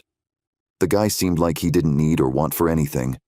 Every time David saw him, Jason was showered and dressed like he had a day-to-day job like everyone else 6 months before. For Jason, it appeared nothing had changed with his clean-shaven jaw and well-kept haircut. David didn't covet, but he'd like to know the man's secret. Not all of the booths were occupied yet. David had planned on opening up more as the need warranted. In fact, he'd initially thought he'd only have enough vendors for 5 of the booths. When he put handmade flyers around Provo a couple weeks before he was ready to start, he'd been surprised by the 20 or so possibilities who had shown up inquiring. Any vendor had the choice of staying in the loft of the warehouse David was using or just keeping their things protected there. David and his friends were all honest men who had lost their families or were trying to provide for what they had left. David had no one, and that was fine. He didn't want to replace his wife, Julie, or their 4 children. He just wanted to try to make things bearable for those who were left. There was no money used at the market. Money had no value with no government to back it. Instead, goods were traded, not services. That was a hard and fast rule David had established from the beginning. The trading of services would turn into something unsavory, and he wanted no part in pushing any more iniquity onto the people. I said I'm not interested. Jason's raised voice pulled David to return to his booth. Furrowing his brow, David glanced quickly between Jason and the man with a young girl. The man was dirty and unkempt, but David's eye was drawn to the girl. She looked so much like his youngest daughter, Rachia, except this girl was dirty and looked like she hadn't eaten well in a while. There was a hollowness in her eyes that wasn't caused by hunger and bruises on her bare arms that looked like finger marks. David stepped up to the booth and cocked his head, careful to keep his bat within plain sight. "What's going on, gentlemen?" Jason lowered his voice, but his disgust was readily apparent as he motioned toward the man standing defiantly in front of them. "This creep wants to trade me his daughter for some jerky. I'm not interested." Trade his daughter? For what? David set his jaw and narrowed his eyes. "Are you selling your daughter for sex, sir? We don't tolerate that here." The man splayed his hands in front of him, his darkly edged teeth and the red rim of his eyes attesting to some hard times. "Look, I don't care what you do with her. I can't feed her. I can't keep her warm. The few men that I did trade her to didn't give me much for an hour of her time, and I'm running out of options. You give me a bag of food and she's yours. You can keep her and do whatever you want with her. I don't care." He shrugged, avoiding looking at the young girl at his side. Large crocodile-style tears rolled from the girl's eyes, and she folded her thin arms over her chest and looked toward the ground. The thing she'd had to endure already didn't bear dwelling on. David clenched his jaw, making sure everyone within reach could hear what he said, so it was very apparent why he was breaking one of his own rules. "You're not trading services, is that correct?" He continued at the man's nod. "I will trade you a bag of food for your daughter, but once the trade is made, you'll get off these premises and never come back. Do you understand and agree to these terms?" The man's eyes widened, and he thrust his daughter closer to David. Yes. He held out his arms as he waited with greedy hunger for the items. David reached back, grabbing one of the backpacks he kept stocked with non-perishable items for the big trades he liked to make in the warehouse. He handed it to the man and motioned toward one of his friends to escort the man outside. The girl sniffed beside him, but didn't say goodbye to her father. David knelt down beside her and waited for her to look at him. He didn't say anything, just waited for her to get used to his presence. Are you going to hurt me too? The girl jutted her chin upward, as if she had to get the answer so she could be brave. David shook his head and smiled. He then pointed at the booths around them, where the vendors and other people pretended like they weren't listening or watching to the situation. See these people? David waited for the girl's answering nod before continuing. They all work and trade for their work so they can be happy and healthy. They follow rules we have and they all get along, well, as much as we could hope for. Do you understand that? No one here hurts anyone else. The girl studied the people carefully, nodding when she understood. Okay. No one is hurting anyone. Okay. Would you like to be a part of this? David wasn't sure what to do with her if she said no. He wasn't sure how damaged she was, or if she was a liability, but he couldn't let a father like hers potentially destroy one of the last people left in the world, and a child at that. She nodded gravely, and then blurted, "But I don't have anything to trade." And she blinked her shiny eyes, as if fighting the disappointment was more than she was capable of. David nodded. I understand. How about I give you a boost this week, and then next week, you'll have figured out what you want to do for your own booth. Pick out which one you want, and I'll help you get it set up. He smiled as she straightened her shoulders, and then pointed at the booth near Jason's. She smiled shyly at him, and he returned the look with kindness. I'll give you a bag of stuff too. You make trades the best you can. No one will take advantage of you, okay?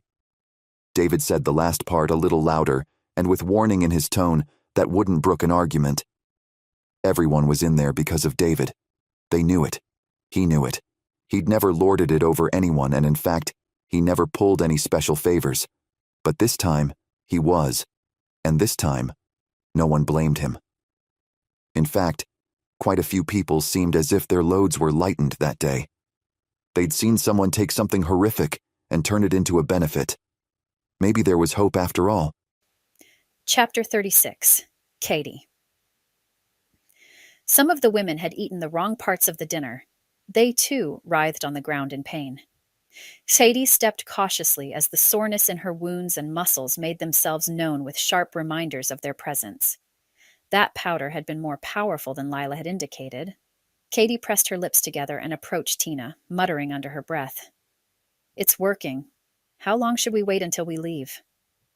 There were no guarantees the men would die. The women who had accidentally taken the poison might not make it either. Cady didn't want to be around for that. She wasn't interested in the deaths or the pain of others. She really just wanted out. She wanted to make sure her daughter was safe. Since Bailey most likely hadn't made it, maybe Cady just needed to give up herself. I honestly don't know what to do. I didn't think we'd get to this point. They're usually more suspicious than this. Tina narrowed her eyes as she stared toward the southeast side of camp. Wait, maybe we missed one. Cady snapped her gaze in the same direction Tina stared. Someone crept along the edges of the clearing, moving slowly as if they didn't want to get caught. Cady glanced at the man nearest her on the ground. His hands clenched over his stomach as his lips slowly turned purple. Without hesitating, Cady bent over and yanked the gun from his holster, ignoring his moans and whimpers. No one had stopped him from doing what he did to those women or anyone else. Sadie wasn't about to help him, no matter what kind of a person that made her. She held the gun in steady hands. She was tired, beat, but she wasn't down, and no sneaking man was going to get the drop on her. She narrowed her eyes. The figure looked smaller than a man. Was it another woman who had somehow made it out of camp without anyone knowing about it? I don't think that's a guy, Cady, Tina whispered, moving to stand beside Cady, shoulder to shoulder. I think No, that's impossible. She gasped, pressing her fingers to her mouth as she lurched forward. Mom? I don't. Mom? Is that you? Lila stepped from the edge of the clearing, hesitantly, glancing side to side as if someone were after her. The moaning men didn't faze Lila as she strode across the campsite, her confidence growing and growing until she was running the last few steps to Tina. Wrapping her daughter in her arms, Lila rocked her side to side while Tina ducked her head against her mom's shoulder. I missed you, Mom. I've been here, watching. I promise I never left you. I just didn't know how to get you out. Lila smoothed her daughter's hair from her face and patted her back. I'm sorry. I'm so sorry. She met Cady's gaze over her daughter's back, tears in her broken eyes. Thank you so much for. Her words choked, and she shook her head and ducked her face into her daughter's hair. Cady couldn't help the emotion edging up her chest. She pressed her lips together and turned away. She couldn't stop. She couldn't be complacent. There was no way she could pull back. Too many aches and pains kept her on edge. She gripped the gun in her hand, the metal almost warm in her cold hands. She couldn't remember the last time she'd been warm and comfortable. Her teeth chattered softly, not enough like she stood in the snow. No, this was from an overload of adrenaline. Because honestly, Sadie knew what she had to do. She knew what was left. She knew she'd planned on doing it. But she hadn't understood just what it would mean. She tightened her fingers around the grip of the gun, careful to keep her finger off the trigger. Not yet. She couldn't do it yet. Not yet. She had to hold herself together. She couldn't let herself start shooting everyone in sight. Cady gritted her teeth, her nostrils flaring as she hobbled forward, unsteady on legs shaking from pain, fatigue, and more endorphins than she was used to dealing with.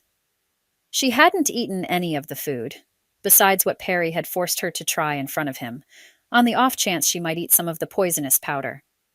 She'd carefully marked with the spoon where the powder had fallen and sunk when she dished up Perry's bowl. Without that meal, her body was starved.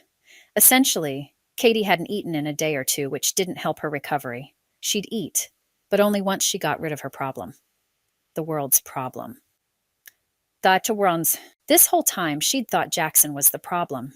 No, it was men like Jackson, men like Perry, who couldn't let anyone be free or happy. They had to push their control onto others weaker than them. They controlled with fear, and Cady wasn't afraid.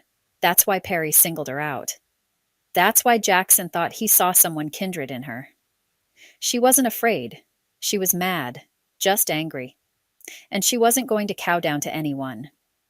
Things would seem so much more justified if only Perry were healthy and not down on the ground. Sadie would feel vindicated as she approached him with the heavy gun in her hand. She would feel brave and strong as she killed him when he was threatening. Killing him while he was weakened by pain didn't seem noble. But then again, she might not get another chance like the one presented before her. She might not get a chance to rid the world of one of its cankers at another time. This was it. She had to take what she could get. And no one in that clearing would judge her. No one there, even the other pain-riddled men, would think she was in the wrong for killing him. Not one person. He'd hurt all of them or encouraged their pain and captivity. Everyone there would probably be grateful for his death. She could do that. There were some things that just needed to be done. Cady's strides lengthened. She could kill him. It wouldn't take long, and she already knew it wasn't hard. Hadn't she watched others do exactly that? How hard could it be? Chapter 37. Margie Austin joined them. He didn't seem too broken up about going against Perry either. They followed him to the base point that was set up behind Jesse's house. He crossed himself as they passed a small memorial-looking area with wilted flowers listing to the side in a mayonnaise jar. Margie kept her lips clamped shut. She had no doubt there was even more she didn't know about the situation. She wasn't going to stir anything up. All she wanted was to get her daughter and put Perry out of commission. Those were her two goals: get Cady, kill Perry. Once Perry was gone, there would be less fear in the area. She wasn't a leader, but she had no problem stepping into that role until things were in hand and people could start to thrive again. Government wasn't needed to control things as long as the people were good and understood there were consequences for doing bad. Do you want me to go back with you? Austen shifted his gaze from Margie to Callahan and back, his eyes wide. Margie couldn't tell if it was with hope or fear. The young man was hard to read, with a persistently stoic expression that rivaled many of the Englishmen she'd met over the years. If Margie left him there, chances increased that he'd find Bailey and Riker with the baby. Margie didn't know what kind of a person Austen was. Not really. He might say he was on their side and working to free himself from Perry, but that didn't mean anything until he'd proven himself. Taking him into the camp would prove that, at least, while keeping him from the homes where Margie's family was trying to recover. Yeah, why don't you come with us? Hold on. I need to make sure Matt's still out. We might need to tie him up or something. He's pretty volatile. Margie led the way back to the truck. She didn't want to restrain Matt, but he was out of control. She couldn't chance him running. She ran around the area with the intention of killing sick people and those she was trying to use to get closer to Perry. It just didn't work that way. With Callahan joining them, Margie could keep her eye on him. She had no doubt he could overpower her if he wanted.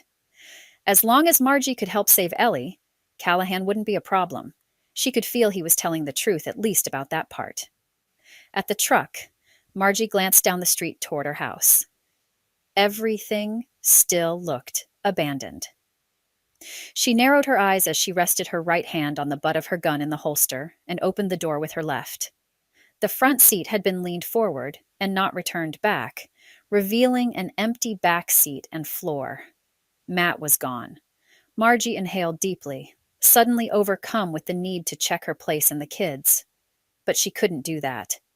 She'd give away their position to both Matt and Austen, neither of which were solid where they stood.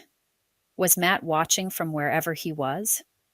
Margie jerked her chin toward the other side of the rig and pulled herself up into the driver's seat. Let's go. He's gone. Callahan jerked an alarmed gaze toward Margie's face, and she shook her head the smallest amount. They didn't want to get into it right there in front of Austen. That wouldn't do anyone any good. They needed to focus on the biggest problem at the moment. Perry and getting Cady and Ellie and whoever else wanted to be free out of camp. That was the most important thing. Margie started the truck. Certain Matt might have sabotaged the rig, but it started right up.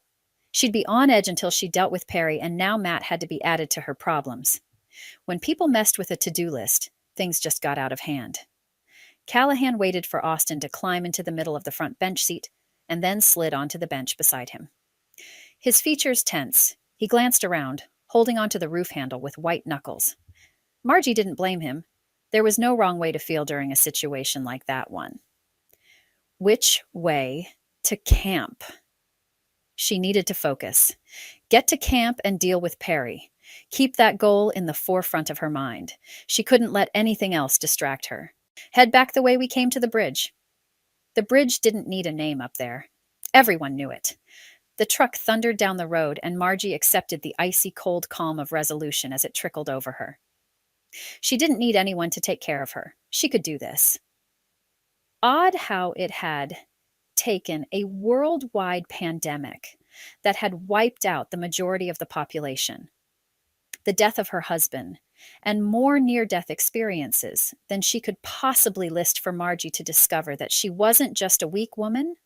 Her capabilities weren't wrapped up in being a mother and a grandmother, although the things she'd learned doing those jobs had helped her over the last few months. No, she was stronger than people wanted her to believe, and she wanted to make sure her daughter and granddaughter understood the same, hopefully before they died or had to encounter anything else that was traumatic. Following Callahan's directions, Margie drove the truck to the bridge. and then turned onto a grassy, overgrown dirt road with tree snags every 10 feet or so. The truck bumped and bounced, the items in the back jostling as they moved. If Margie had had the time, she would have emptied whatever was in the back into the garage of her place. But time was of the essence. Once she got Cady back, she could take the time she needed to get settled in. Winter would be there before she knew it, and they would need to do everything they could to get ready. You're going to want to go slower. Callahan dropped the volume of his voice as if he were wary of being heard. Why do I need to slow down? Margie did, but only incrementally. Unless there was a cliff up ahead or something, she wasn't going to stop and do what Perry wanted. She was done being controlled by fear. That wouldn't happen anymore. The road turns, and then we usually go by foot. It's not a requirement, but Perry made us go by foot, so he didn't have to put more guards at the entrance. That made sense. A vehicle would be able to barrel into the camp as protection against being shot. Margie considered the options. Then she set her jaw and squeezed the steering wheel. She took a deep breath. Tell me how to get up there. We're driving the whole way in. Callahan's direction continued as they moved further into backwoods country. Gone the system of a tra ko shirkegra korshidak. Mat agirfbat. Diki they said sars, but they sure that I was sin. The basic acids walk by maintenance by question arms. So that's all Margie needed to worry about. Just around this curve is the entrance to the camp. There are bushes on either side, but it's about big enough for the truck to fit through. I have no idea who will be where, but about 20 yards into camp is the large fire pit. You'll be stopped there because the truck isn't high enough to get over the rock walls of the pit. Callahan pressed himself back against the seat cushions, as if bracing himself for impact against a brick wall. Got it. Get ready. What Margie wasn't saying was, get your guns out, get ready, because I have no idea what's on that other side, and we're just going for it. Look for Ellie as soon as we get through, David. We don't want to take any chances that they push them out, or that they killed them to keep Margie and Callahan from rescuing them. Perry was a sick individual. Anything was possible, and Margie had definitely learned that the worst thing imaginable wasn't actually as bad as it could get. The road took on a well-worn look, as that of a footpath. Margie followed the dirt trail around the corner, and then pressed the gas harder to barrel into camp. Where Margie expected a huge reaction to their sudden appearance, no one even seemed to notice. She put the truck in park and studied the scene for a split second. Cady walked toward a downed Perry, determination and hatred hardening her features. A handful of dirty, poorly clothed women followed a few steps behind her, their faces equally resolute and unforgiving, not to mention black and bruised and bloodied in spots. What had these women gone through? The metal of a gun glinted in Cady's hand. Not one man stood. They all rolled on the ground or were inert where they had fallen.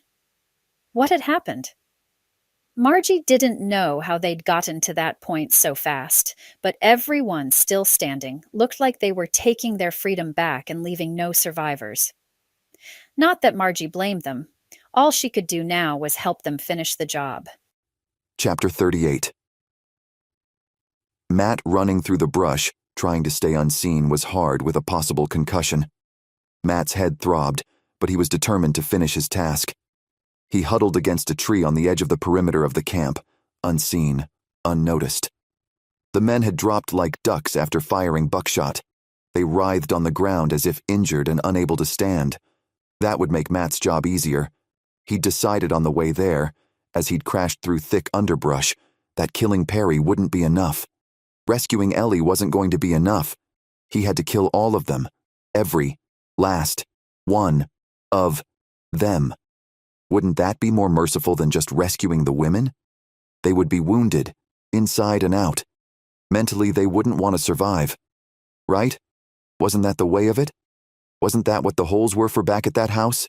A large grave site? At least that's what Matt had gathered as he'd studied each hole dug at least 6 feet deep. The sizes were different. But if the people were expected to just fall into the holes when they were shot without a casket or anything helpful like that, then size wouldn't matter. Only depth. Matt had hightailed it out of there before he'd been discovered. He'd picked his way across the yard, hoping not to get discovered as he escaped out the back and got to the trail. Matt had stayed off the trail as he'd run just parallel to it. It was easier to stay hidden when no one saw a glimpse of him. As quietly as possible, he caught his breath. He couldn't lose his focus. He had to be steady as he went through and shot everyone. They would start to freak out, but the men needed to go first. Except, watching the men in pain, maybe he could kill the women first. They'd be easier to pick off from the tree line while the men were immobilized on the ground. Matt had no idea how that had been accomplished, but he wasn't going to complain. Whatever kept things easiest for him, he'd go for. Suddenly, Margie's truck barreled through the opening to the site, and Matt sidled backwards, tucking himself behind the tree he leaned on. The truck came to a stop, and no one seemed to care that it was suddenly in the middle of camp. The women approaching Perry on the ground were determined. That much was obvious. As Callahan, Austin, what was he doing with Marige? And Margie climbed from the truck. A woman cried out from the crowd and broke free, running toward Callahan with tears streaming down her cheeks. Ellie. Ellie was Matt's sister, and yet there she was running toward Callahan, one of her captors. The situation couldn't be worse as she threw herself into his arms, and he rocked her back and forth, murmuring incoherently into her ear. Matt couldn't compete with that. She couldn't be happy with Matt. He'd failed her over and over. She wouldn't be able to be happy with Callahan. There would never be an equal footing between them. He was her captor, and she would always fear him. Matt believed that. He couldn't recover from failing her before, but he could put everyone out of their misery now. He could save Ellie in the only way Callahan wouldn't, because the honest truth was, Matt was no better than Callahan. He hadn't stopped what was happening up at that campsite. He hadn't gone in with guns blazing, even risking his own life to save anyone else's. That made him a coward. He couldn't fix that. Margie and Cady had been in the area for a couple days, and they had decided to stop the atrocities, even so much as for Cady to become a captive. What did that say about Matt? What could he do to fix it? He could kill them all.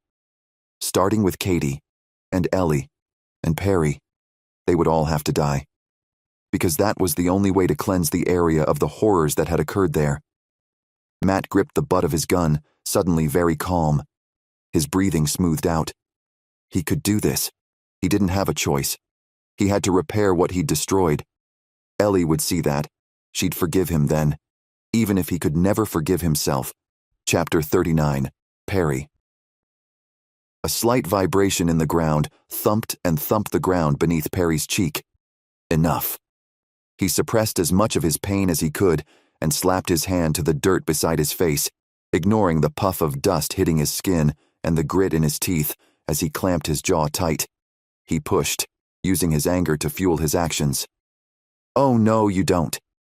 Something struck him from behind between the shoulder blades, and the meager strength he'd been able to muster disappeared beneath the increased onslaught of pain through his body. He oomphed as his chest thudded to the ground again. Feet moved into place by his shoulder, and he blinked at the leather hiking boots. He allowed his other shoulder to roll to the side so he was on his back, staring up. The sky was light around her, making her hard to distinguish at first. As Perry's eyes adjusted, he started to chuckle, and then to cough. He blinked his eyes and shook what he could of his head. "You won't shoot me." He coughed again, wincing at the pain in his ribcage from his actions. Cady stood over him with a gun in her hands pointed at his chest. Her eyes were hard, and her expression tight.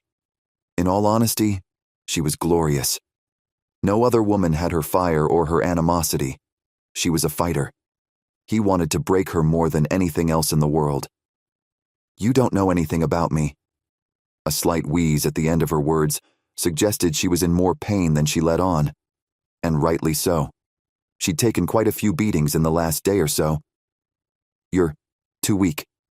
You can't do it. Just a girl." He left his head resting on the ground. No point in standing up. Cady might be fiery and strong, but she was still just a woman. They nurtured. They didn't do anything offensive, not when they knew they were inferior. He glanced around, catching glimpses of some of the men he'd returned with who had survived the blast. He didn't care that they were dying or down. Honestly, he was planning on killing them at some point anyway. Jareth back at the compound would have had the holes dug and ready in the next day or so. Perry would have been able to kill each person, one by one, eliminating the need to feed them through the winter. Then in the spring, he could find more people to take their places. He'd heard about a beekeeper that did that every year. He'd buy nukes in the spring and get them into strong hives. At the end of the season, wipe out the bees and keep their honey for himself. Then start over again the next year. Perry had thought Cady would be fun to keep around during the cold months for entertainment. The girl, too, but the woman was proving to be higher maintenance than he'd expected. Cady lifted her chin, keeping her gaze directed his direction. A slow smile spread across her cracked and bleeding lips. A purple bruise burst across the corner of her eye, leaving the white part red with burst vessels. Her hair stuck out in tufts around her face, and her outfit was stained with drying blood. Had he lost? Had he really reached a pivotal point in his existence where he had to accept that he was no longer in charge? Yeah, Perry was going to go with anything but that answer. He was in charge. He just had to take a second to flip the script, get himself back in the game. Cady's smirk alarmed him. What exactly did that mean? She tightened her hold on the gun, and her finger slid into place on the trigger. Oh, Bam! Chapter 40. Bailey's breathing softened. She didn't feel like she was fighting against rocks in her throat to get air to her lungs. Things were getting clearer, at least they seemed to be. Bailey couldn't tell if she was actually getting better or if she was getting crazier.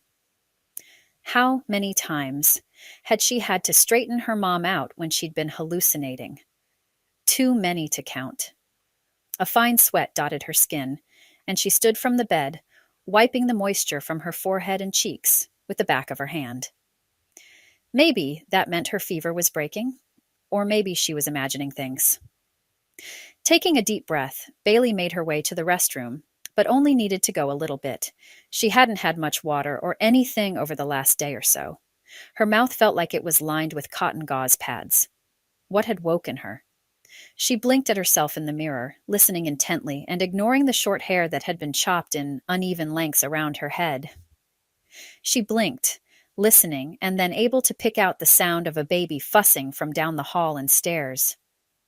Patting down the carpeted floor, Bailey took the steps cautiously, one at a time. She took a deep breath, grateful she could actually breathe normally again. If she was dreaming, she didn't want to wake up. The relief from the pain and other symptoms, well, except for the fatigue that seemed permanent, was massive. She held onto the railing, careful not to put all of her weight on the handrail. Grandma's house was well lit without any lights on. The windows had been placed in strategic locations to help during times of power outage, and to take advantage of the sun in the southern part of the sky. Bailey blinked at the sight of the teenage boy half slumped to the side of the couch, with a baby padded into place on the cushions beside him. The infant's hands flailed in the air, and small sounds and bursts of cries created a cadence that had woken Bailey. But the boy, Riker, he'd said his name was Riker, didn't budge. He must be extremely tired to sleep through the baby moving and fussing beside him. Bailey didn't bother him as she moved quietly up to the couch and reached down, picking the baby up and grabbing the diaper bag at Riker's feet. She left the living room, cooing to the baby as she held the girl to her chest. In the kitchen, Bailey set Jessica on the counter, careful to set her down slowly on the blanket. She unbundled her and changed her diaper as well as rearranged her clothing. The baby shoved her closed fist into her mouth and sucked, her eyes wide as she turned her head side to side. Bundling her back up, Bailey set about making a bottle. Her grandmother's water was from a well, and the well was powered with solar panels. She'd proudly announced that a couple winters back, when Bailey had been visiting, and Grandpa had been showing off the things they'd been working on, Grandma had jumped in and declared nothing mattered like water, and they were set up just fine, thank you very much. The water wasn't warm, though, but that was going to have to be okay. She mixed in the powdered formula from the bag and shook the bottle over and over and over and over. Finally, the formula looked like it had been mixed well enough, and Bailey picked up Jessica and took her outside, sitting on the swing on the back porch of her grandparents' place. You'd never know the world had ended from where she sat on the porch. She used her toe to gently swing them back and forth as she settled Jessica into the crook of her arm and on her lap. She pressed the nipple of the bottle to the baby's lips, and the infant greedily responded, sucking like she'd been hungry for a long time. Bailey sighed. How long had they been barely surviving? How long did it feel like it had been since she was going to school, texting her friends, worrying about the way she was dressed? Months? Could it have really been only months? There was no normal anymore, and Bailey couldn't fathom just what they were supposed to do to find normal again. There weren't enough people alive anymore to set up school. She had no idea if any of her friends were still alive, or any of the boys that she'd liked. Even kids from her rival school probably hadn't made it. What if she and Riker were some of the only ones who had survived? A slight panicking welled inside her. She couldn't be alone. No friends. She blinked back tears at the thought that her friends had suffered through the same thing Scott had. Scott had been her friend. He'd been Mom's friend, too. Mom didn't even know he was dead. Was Mom dead? Bailey tried not to dwell on her mom's situation too much. She ducked her face to the side, rubbing her should on the side of her cheek to remove as much of her tears as she could. What if her mom didn't come back? Was that something Bailey was ready to cope with? She'd suffered through her dad dying, her grandpa dying, men she didn't know dying around her house. That psychotic man. Dominic? Jackson? Dying. So many had died. Elba, that sweet woman. Tears flowed freely down Bailey's face by that point. She had no way of keeping them in check. She hadn't had a chance to fully grieve for the devastation that life had become, and to appreciate and be grateful for the life she'd been allowed to keep. While her throat still hurt, and she was extremely tired, she felt so much better.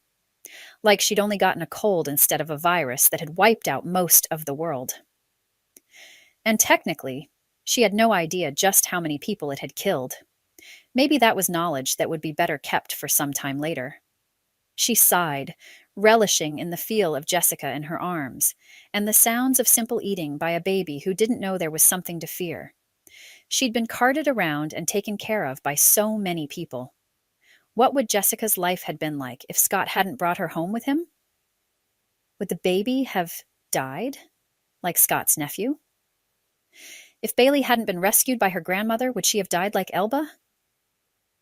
What was out there for Bailey now that things had been so severely altered? She couldn't ask herself what she wanted to be anymore. That option was moot. What she needed to ask herself was, how did she want to live? That would be one to figure out with her mother and grandmother, if they made it back to her. If not, she had to figure out how to raise a baby with a boy she didn't know. Definitely not something school had set her up for. Chapter 41. Adam Moores. Adam had a strong sense of survivor's remorse. There was no other description that fit quite as well as that. One of the first things he remembered when he came out of the hospital was the sheer number of dead people lying in the hallways and on gurneys. The nurse had been pale as she'd unhooked his IV and smiled weakly as she'd sent him on his way without discharge papers, or even having him sign payment instructions. Nothing. She'd literally unhooked him and then gone back to sit at the chair at the nurse's station. Confused, Adam had slowly gotten dressed in the clothes he'd been admitted in, and he stumbled from the hospital room, making his way past rooms with doors closed and dim lighting. No one seemed to care that he'd made it out. Cars weren't running outside, just randomly parked in various places. No one walked around the normally busy streets of Portland, Oregon. Had the rapture happened, and he'd missed it? Adam had wandered aimlessly, checking for others who might still be out and about. The few people he'd seen he didn't recognize, and they'd immediately ducked out of sight. What had he missed? Somehow, he'd made it back to his house. As a pastor, he'd searched far and wide for a wife. He needed to be married to set a good example for his parishioners, but he'd finally had to accept the fact that he wasn't finding anyone. No one. He had to get back to serving his flock. Maybe one day he'd get married. But he returned to his empty home and sat on the couch, staring at the dead TV and wondering just what had happened. Where did he go from where he was? He'd fallen, and he could feel it. Did he just give up? Did he just roll over and take care of himself? No. His vocation wasn't just a job. It was a calling. He'd known he wanted to serve the Lord's people since he was 10. So what? Now that the world was coming to an end, it was time to stop? No, no matter how tired he was. Adam had pushed himself off the couch and not returned. He'd packed a backpack full of food and decided he'd make a trek through the neighborhoods of his parishioners and then return to his home, restock, and head back out again. He grabbed a map and a list of the people in his congregation and started out. That had been weeks ago. He'd made one full pass through all 200 homes before he'd stopped back at his house and cried. He'd slept and he'd cried. Out of all the homes, only 4 had any survivors. 4. And of those survivors, only 3 remembered him. The 4th was an older man who had once been the liveliest chorister of the church, leading the singing with active arm movements and a deep melodic bass. He hadn't remembered Adam, chasing him off with a shotgun brandished in the air. The man's eyes had been haunted. Adam had no doubt he'd been through some horrific circumstances. Judging by the things Adam had seen on his trek, heaven was filled with people who had suffered in their final days and hours in unimaginable ways. So no, Adam suffered from real survivor's remorse. Why had he survived when so many of his beloved neighbors and friends hadn't? What had he done to deserve to stay? Or maybe what had he not done to make it so he'd stay? What if this was a form of the rapture in a twisted and sick way? No, because those who were lifted up wouldn't have done so after dying from the painful symptoms of a virus that no one knew about. He needed to break out of the prison of his thoughts. But where could he go? The only place that promised any peace was the only place he hadn't been.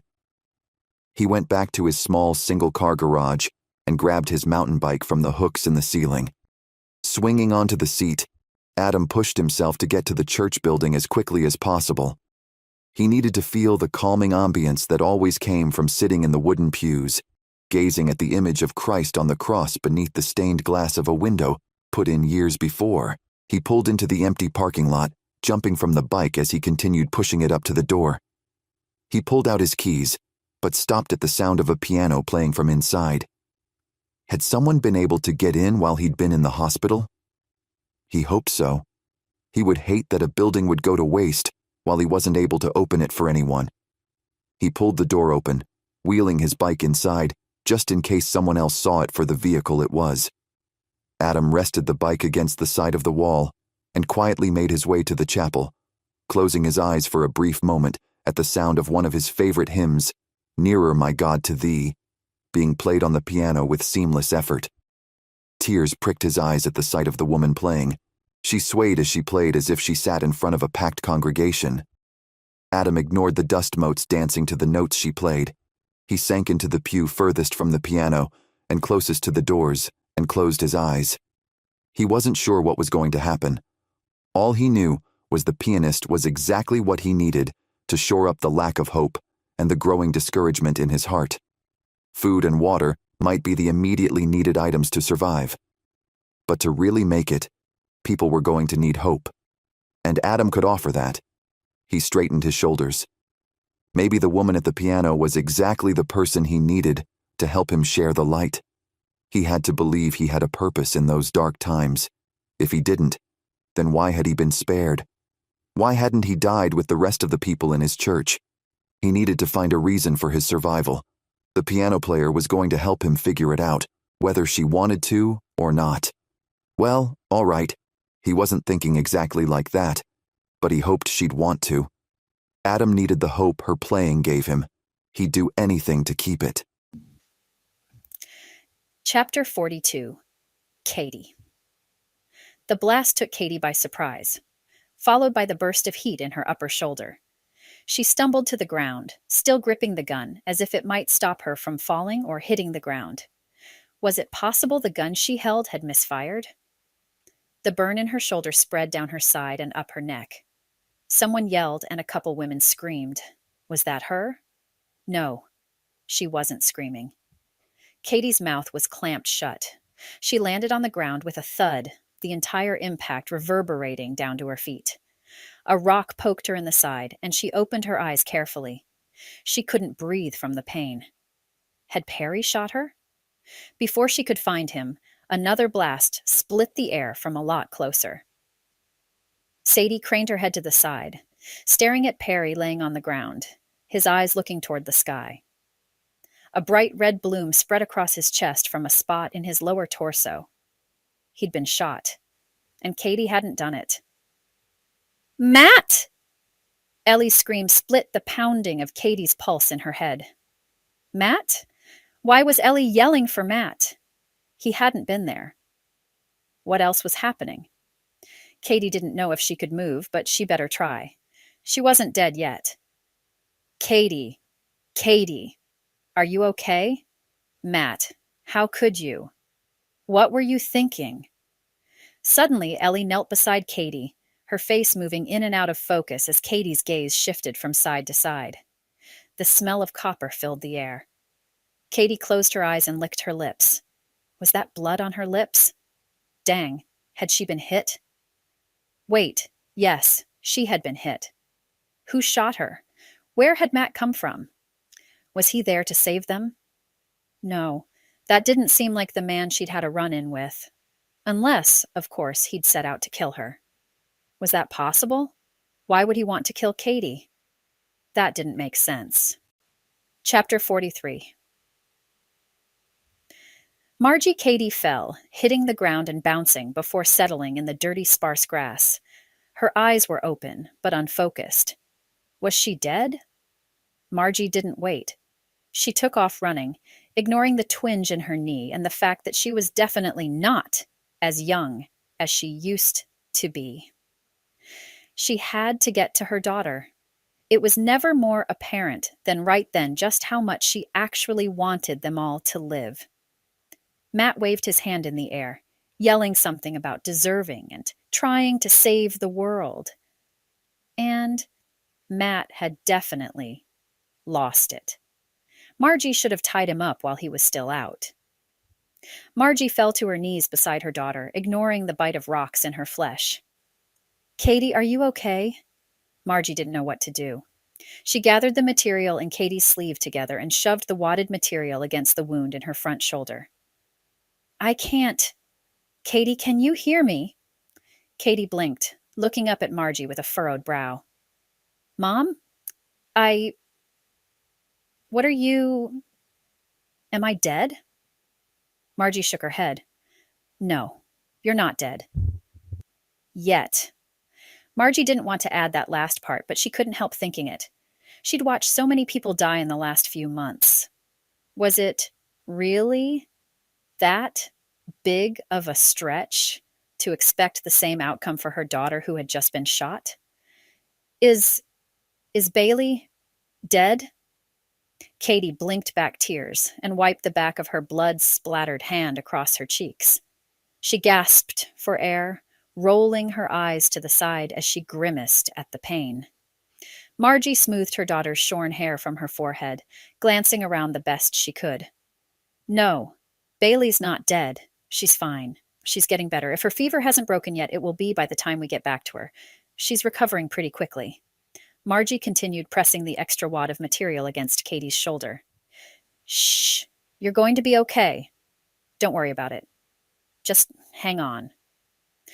I don't deserve to be fine. This is my fault. Did you know that? I'm part of what started this, Mom. All of this. Sadie shut her eyes and turned her face toward the ground, her nose hitting the dirt. Hey, no. Come on. Margie reached down, grabbing Cady's arm on her uninjured side. Get up. We need to get you somewhere we can treat that. Margie helped Cady to a sitting position, continuing to scan the area around them as if someone was going to jump out and shoot all of them. What had Matt been thinking? He'd frozen, staring at Cady and Margie with bewilderment and fear in the lines of his features. What are we going to do? Nothing will ever be the same again. A woman off to the side slumped onto a nearby log and bent forward, resting her face in her hands. That wasn't necessarily a bad thing, was it? Hey, that's good. We don't want things back the way they were, do we? We needed a reset. You'll see. This might be the best thing that happened to us. Margie wanted to comfort the women there, but she also needed to offer hope to herself and her daughter. But Cady didn't reply. She bent over, as if she needed to retie her shoe, but instead she stood, holding a gun Margie had missed. Margie blinked at the handpiece. What exactly was Cady doing? No, Cady, what are you doing? How did she have energy to do anything but hold it together?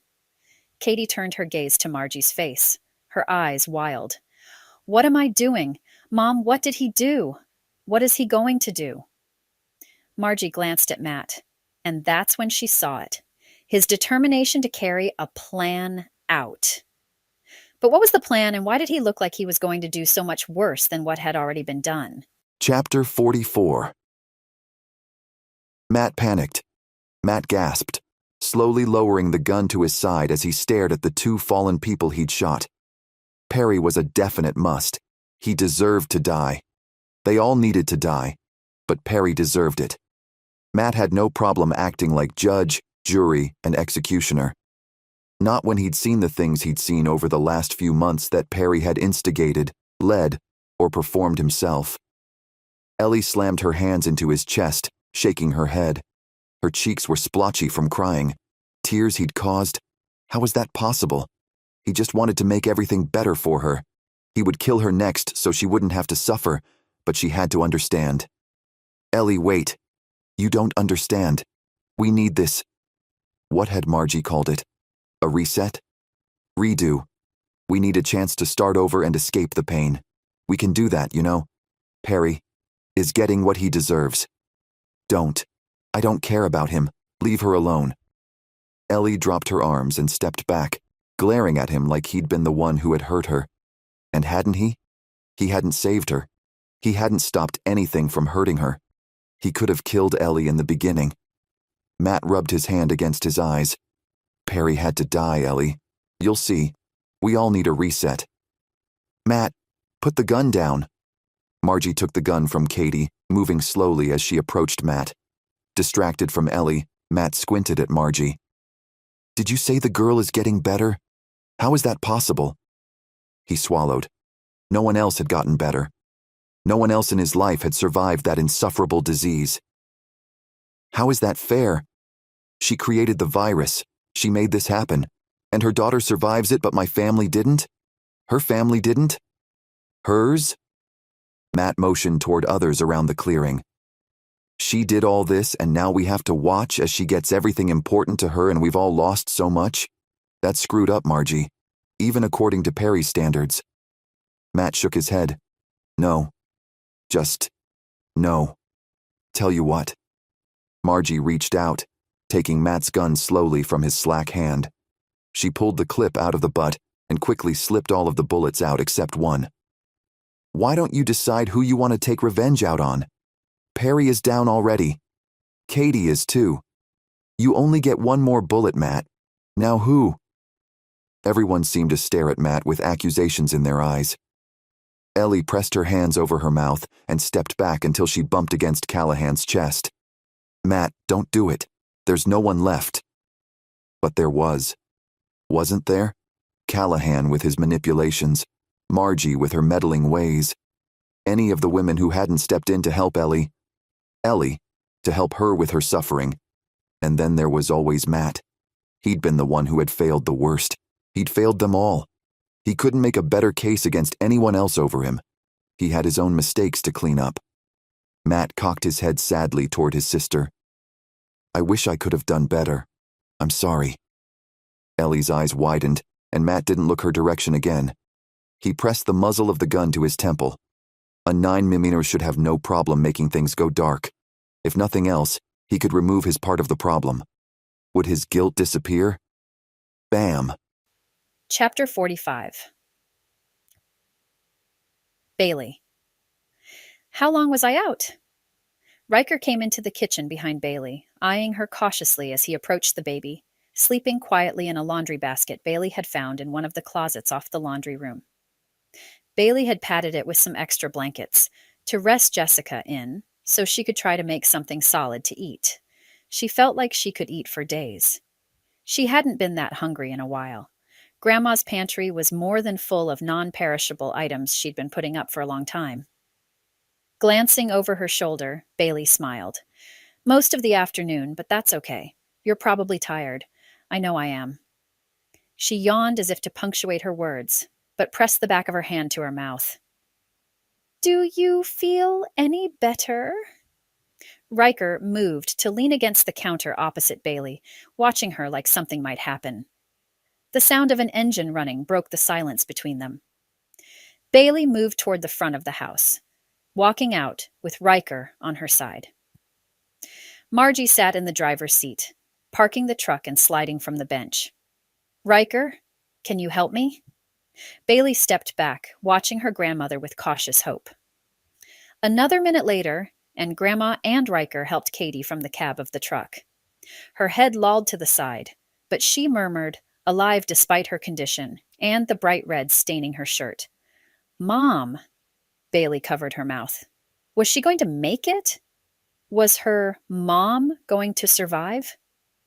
Why did bad stuff happen only when Bailey caught a glimpse of something that might have passed as acceptable as normal?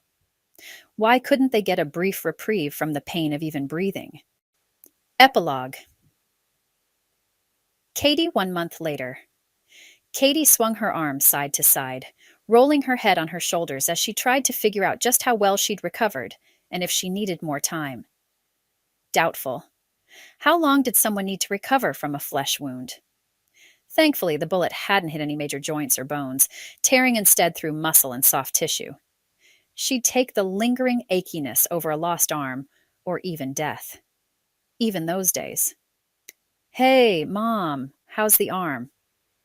Bailey strode into the living room, grinning at Cady, with shadows lurking in her eyes. The teenager knew good moments were fleeting. She didn't expect more than the present, but that seemed to be good enough. It's getting better, thanks. Are you going for a walk with Riker again? The kids were adamant they were just friends, but Cady wouldn't put a budding romance past them. They were at a hormonal age, and the only ones they could be interested in for the time being. Cady wouldn't blame them either.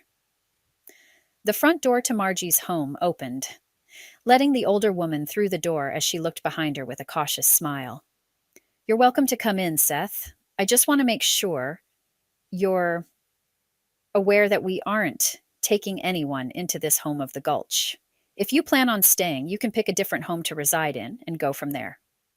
A man with a black hat came in through the door, his eyes scanning the living room, and the rest of the house he could see from where he paused in the doorway. Thank you, ma'am. I just wanted to stop in and let you know that there are other groups gathering. There's talk of government forming. I was sent out to report to any groups I could find what was happening. He nodded at Cady and Bailey, respectfully returning his gaze to Margie. A reform? Someone is trying to get things done now? Cady sighed, dropping to the couch behind her and tucking her hands under her thighs. Could it really be possible that someone was going to fix things?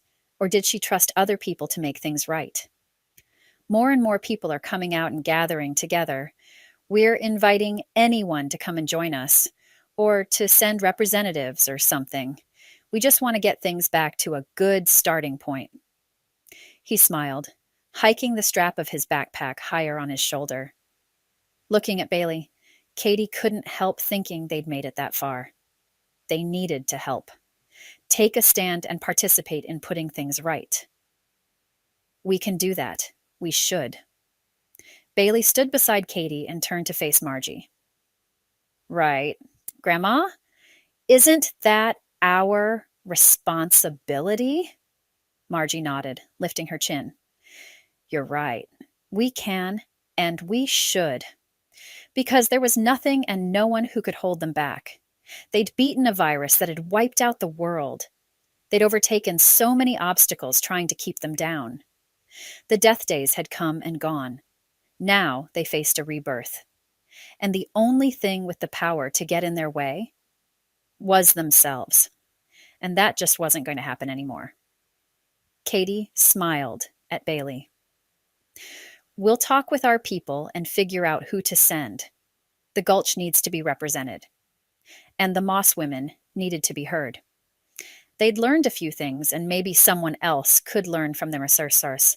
On their mistakes and experiences. How not to lose hope, even in the darkest of times. How to believe in yourself, even when faced with certain death.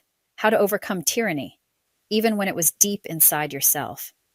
And last, how to lean on others, even when you have a hard time trusting. Because that's what surviving was all about. Holding on to the hope for a chance to live and thrive.